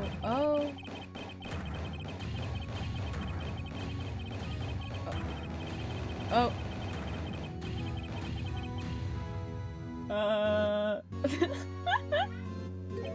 We did it! I knew I should have gotten rid of him. That good-for-nothing scum. For 2 years he's been snooping around the department trying to get something on me. Crimes are being committed every day, yet he insisted on hounding me. Well, your crime wasn't exactly petty. He wanted to reinvestigate the case. He recruited Angel Star, then convinced Bruce Goodman. Detective Goodman? Yeah, that's right. If the evidence is transferred, I'll lose my only chance to find out the truth. Please, you've gotta help me. Goodman turned him down, as he ought to. Still, Jake Marshall didn't know when to quit. He stole Goodman's ID and tried to take the evidence. Goodman came to me that day. He wanted to file a lost item report. I went with him to the evidence room. Then all of a sudden he decided to speak out. What are you talking about, Goodman? Can you please reopen the investigation, Chief? We can't transfer the evidence out. There are too many questions left unanswered. He opened his evidence locker, and as he was taking the evidence out, he said, "It's not too late. I'm gonna hand all this over to Marshall." Well, to be honest, I was a bit taken aback by his words. I had a bad feeling when he came to see me, but I never thought he'd bring up SL9. That's when I saw it. The accursed knife. Ooh.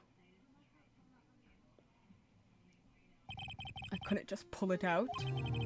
Doing so would have only led to more blood, making it near impossible to hide your crime. Even so, the blood was just pouring out. Didn't know who might stumble in, so I hurried to wipe it up.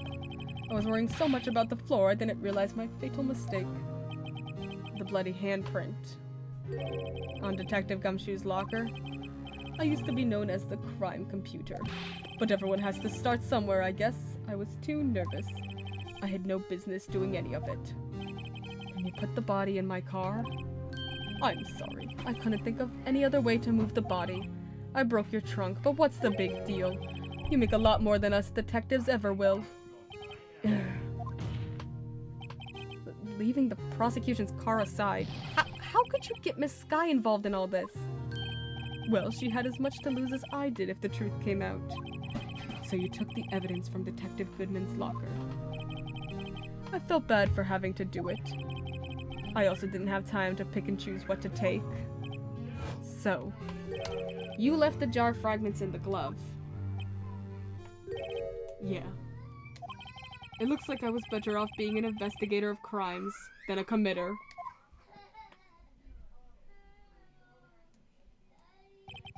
They all did their best to get in my way. I've got to hand it to them. They do their jobs well, much to my dismay. Fake evidence doesn't hold up very well upon a close examination. You must have known that. Tell me, Worthy, where do you stand in court? Me? You despise criminals. I can feel it. You and me, we're the same. One day you'll understand. Oh, believe me, you will. You're just one man. You'll see what it really takes to bring them down once you try to go it alone. Ooh.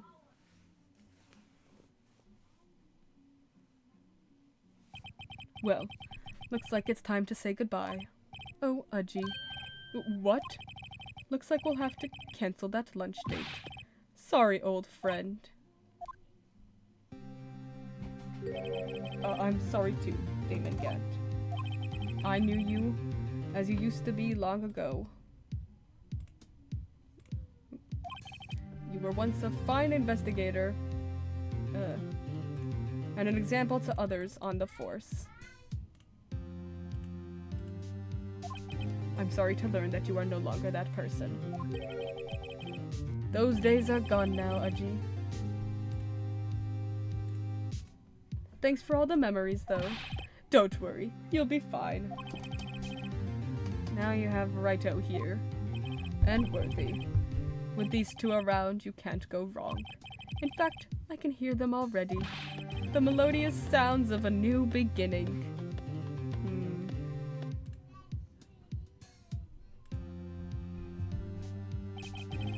There are two things I want you to understand.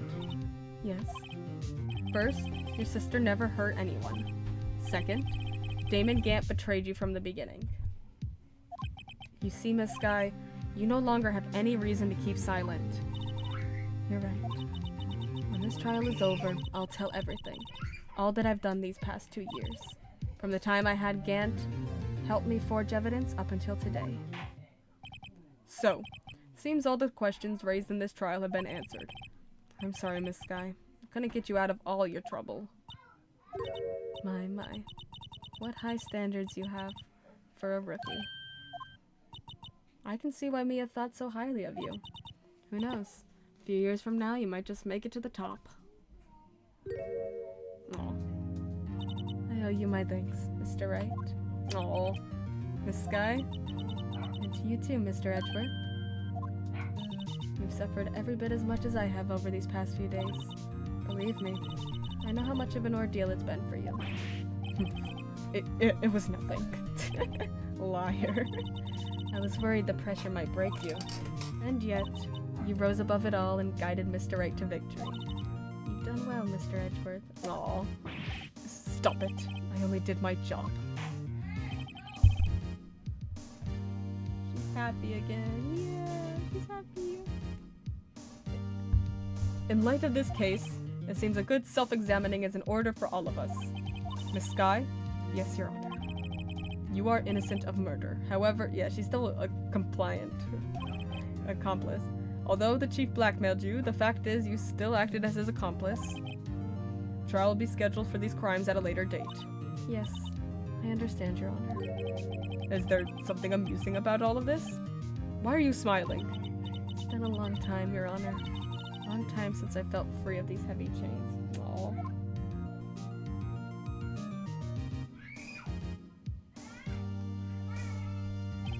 Well, this trial has gone on far too long already. Regarding the charge of murder, this court finds the defendant, Miss Lana Sky, not guilty. Yay!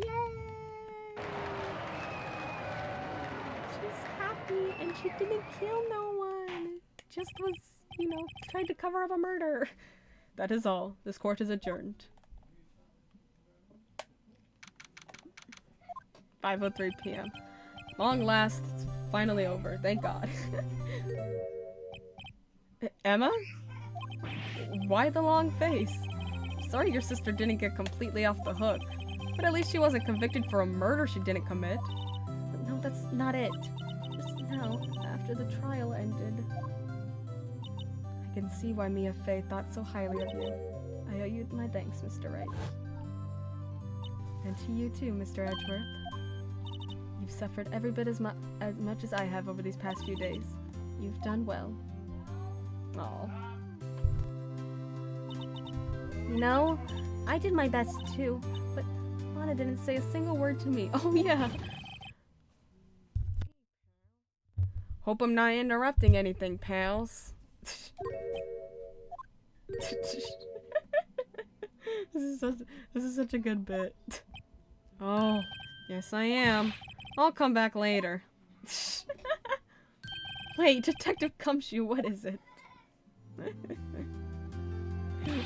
You're doing this on purpose, aren't you? Making a detective run all around while on duty. And to top it off, you call me here? I've seen happier people at funerals. Hey, lighten up, pals. I'm only kidding. Oh, are you here because of my sister again? Nope. Not this time. I came today because of you, pal. Me? That's right. I thought you'd like to see someone.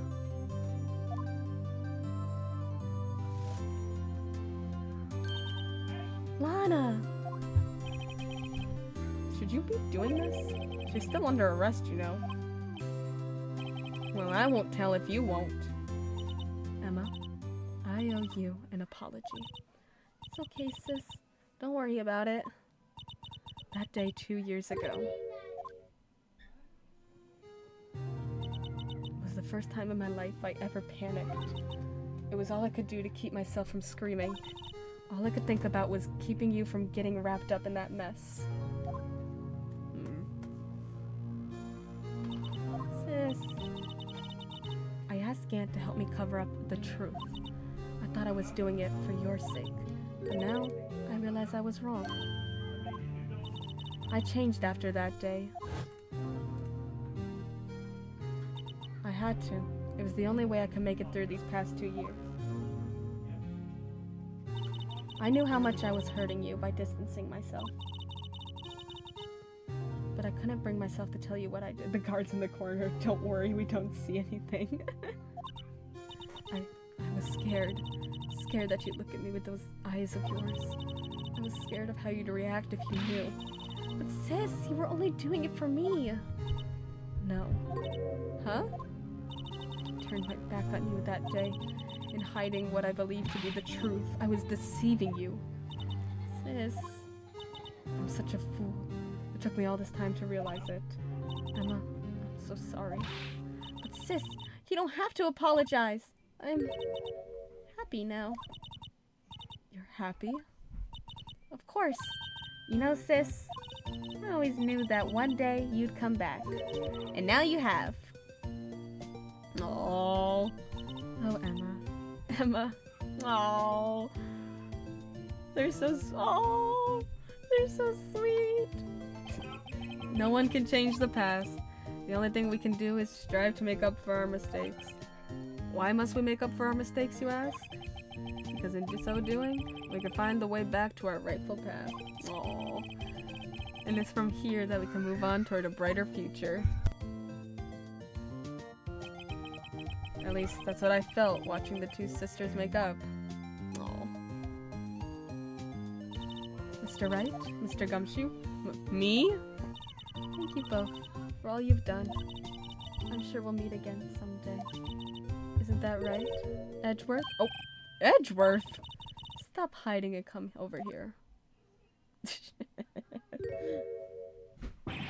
Where was he hiding? I just came to say congratulations. Thank you. Thank you, Mr. Edgeworth. Right, well, I'll be going now. Mr. Edgeworth, I hope you don't blame yourself for what happened. We were the ones who acted corruptly, not you. Oh, it's too late for me.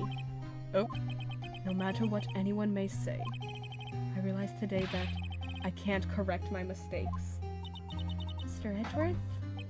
Not only that, but I don't even trust myself anymore. Chief Gant was right. You despise criminals, I can feel it. You and me, we're the same.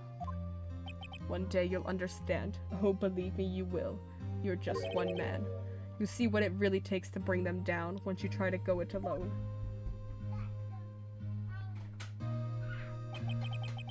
I do despise criminals. I plan to dedicate my entire life to fighting them. But in order to But in order to fight crime on my own, I need a weapon. It's scary, but I've known that to be true for quite some time now. But Edgeworth... Who knows? Given enough time, I might have tried to pull something like Chief Gant did. That thought terrifies me. That's why I can't continue on as a prosecutor. Edgeworth, don't you understand? Damon Gant and your mentor, Manfred von Karma, were both the best of the best when it came to fighting crime. But they both made the same mistake. You said, in order to fight crime on my own, I need a weapon. That may be true, but think back to today's trial. You weren't alone. Aw. You were working together with Mr. Wright. And because of that partnership, you were able to present evidence that otherwise would have gone undiscovered. Isn't that right, Mr. Wright? What? Yeah. What is this, a pop quiz? Come on, Mr. Wright. Show him what Lana's talking about. Evidence, huh? Something that neither Edgeworth nor I would have been able to find on our own. What? I don't know.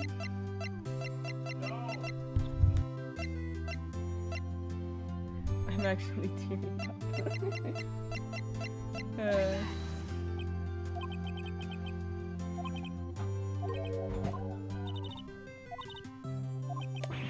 I don't know.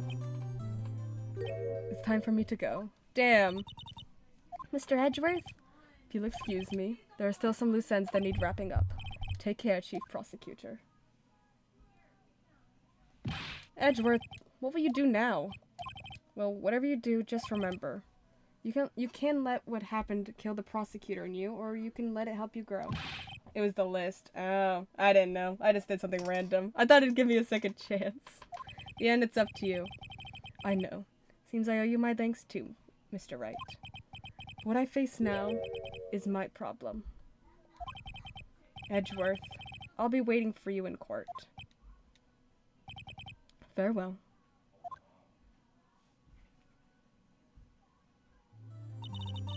I'd better get going too. Okay, but I'll be by to visit soon. Seems we both have a lot to learn and catching up to do. Here, this is a little something for you. Scientific investigation? It's the first book I ever bought. Study it well. Thanks, sis, I will. Oh. So another case came to a close. As for the sisters, I have faith. Oh. Faith that their lives have only just begun. Oh. And as for me, I think it's time I started on a new journey of my own. Oh.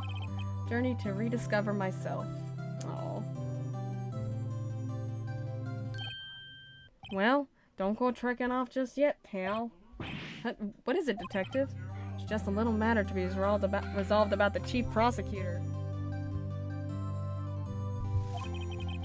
You see, she isn't supposed to be out of jail like this. But I thought you said it was okay.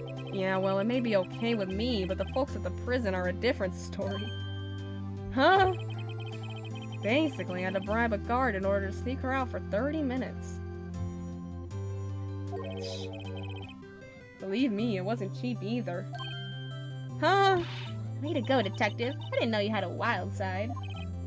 Yeah, well, you see, Mr. Wright here's the one who'll be footing the bill. Huh? Huh? What, you think I could afford it with my salary? You gotta be kidding me, pal. Huh? Huh? Thank you, Mr. Wright. You're the best. Why is it I suddenly feel like I want to scream? Hey, I got an idea. Why don't we all go pay it off together? Yeah, that's a great idea. Come on, guys. Let's go pay off the... Oh. Yay, we did it!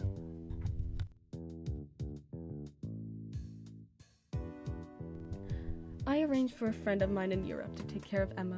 I hope she'll be pleased to study under a top coroner. As for me, this affair has pretty much ended my days at the prosecutor's office. Still, I managed to find my way back to the field somehow. Then I'll be able to investigate crimes together with Emma. Aww.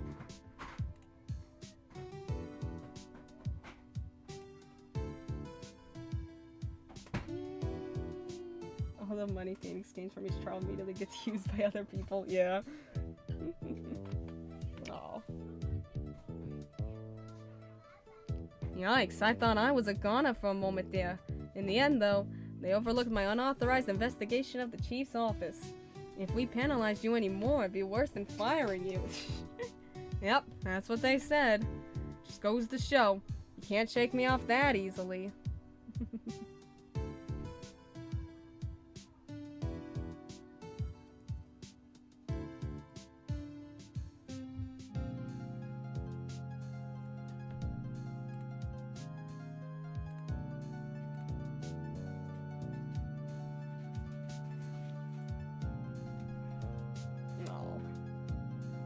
Hey, I forgot about this guy. My new mission is to guard the main entrance and take care of Billy. Can you believe it? I've been demoted to a security guard. My partner's keeping an eye on the entrance for me today. I'll show them though. Someday I'm gonna make detective. Yes, sir, then I can be just like that Dick Gumshoe.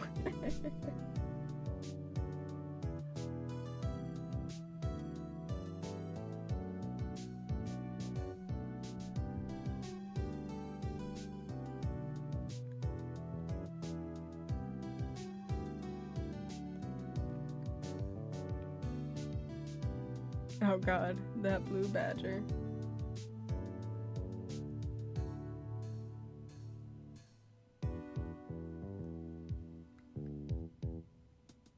It is horrifying. Oh no! It died!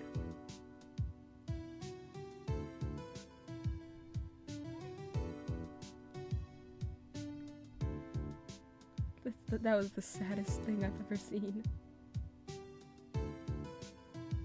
What is it? Can't you see I'm having me a showdown with a lunch partner?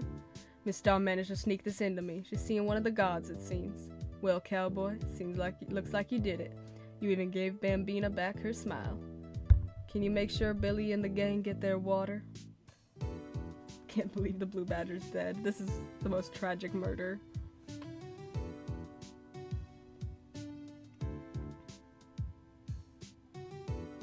Looks like we won't be seeing each other for a while. As a farewell gift, I put a new meal on the menu, the Right Way lunch. The top layer tastes as bitter as defeat, but the bottom layer is as sweet as victory.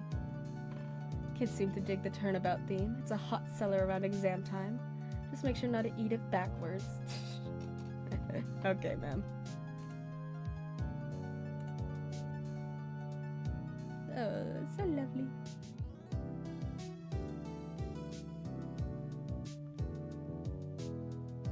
I feel like Angel's dating every single guy in this country.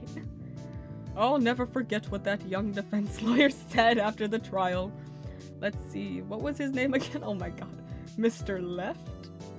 Anyway, he said he's been doing something or other for how many years? Well, anyway, I've got another trial to get to, so I'd better be... Huh? Oh no, I forgot my gavel. Sorry, gotta go. Oh, this judge. Oh, this judge. Can't believe this was my longest episode. Ugh.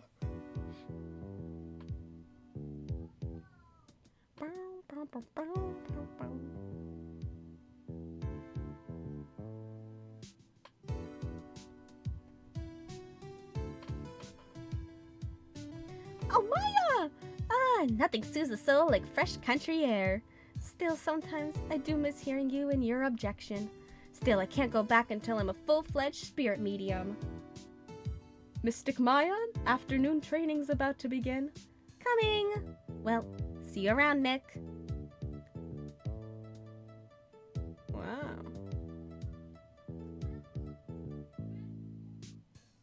Oh, I've missed Maya. It was nice seeing her.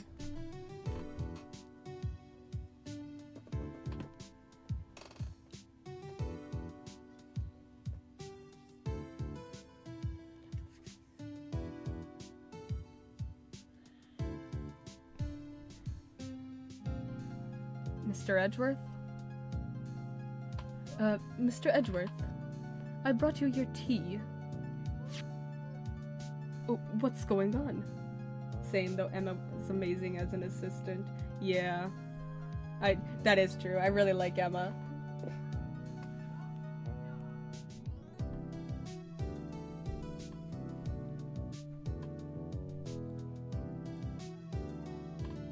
Hey, speaking of, thanks for coming to see me off. Can't believe I'm going to Europe. Thank you, Mr. Wright. Thank you so much for everything. I'm a little sad, but I'll be alright. Whenever I want to see Lana, all I have to do is open this book. Aw.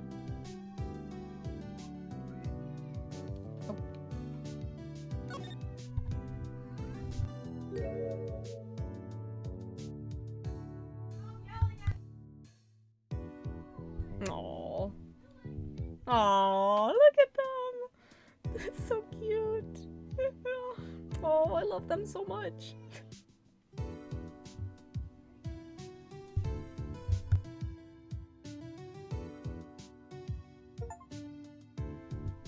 Oh. Yay.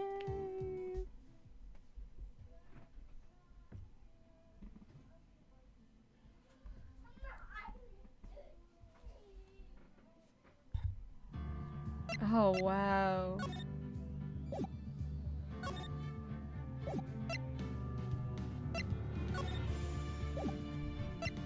I guess next time we'll have to play the second game. Oh my gosh. That was the bonus story. Yep. Oh man. Oh jeez, oh jeez. Next time. Probably tomorrow actually. We'll play some Justice for All. I kind of want to I'm gonna start it. I'm gonna start it. We're starting it. We're starting episode 1. Okay? We're starting it. We're not gonna get very far. We'll get to when it lets me pause, but we'll start it. But it was definitely one of the best. Yeah, it was really good. Ugh. How did I get into this mess? Lost and out. That's far enough.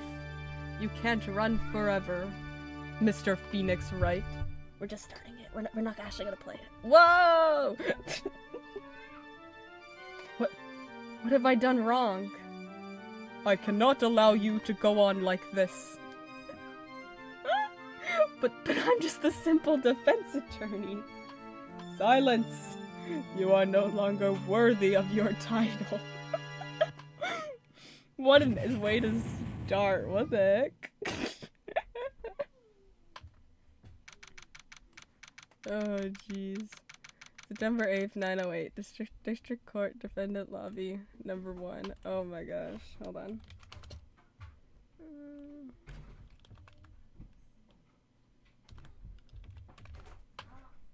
Okay, here we go. Whoa, look at him. What a nightmare. And I bet it was this ringtone that caused it. Really shouldn't be dozing off right before a trial starts anyway. Huh? Looks like they hung up. Ah, good. I finally found it. Talk about a close call. I hate to do this to you, but it's nothing personal, Mr. Attorney. A few minutes later, District Court Defendant Lobby number 1. I'm just going until it lets me save. There we go. Alright. Interesting. Alright, we're on to the second game. Ooh. Alright. Oh jeez, oh jeez, oh jeez. Oh jeez, oh jeez, oh jeez. What a day, what a day. Oh my gosh. Thank you guys so much for turning up to this stream. It has been fun. It has been a blast. We're gonna send over a raid. everything I'm using to read chat right now is at 2, we got that's on 2%, and this other one over here is at 5%, so I gotta go charge everything, or else maybe I would have probably kept playing a little bit. But thank you guys. It's been fun. Go send some love over to who I'm rating, and I'll see you guys probably tomorrow or some point this weekend to start the second game. Goodbye. Goodbye.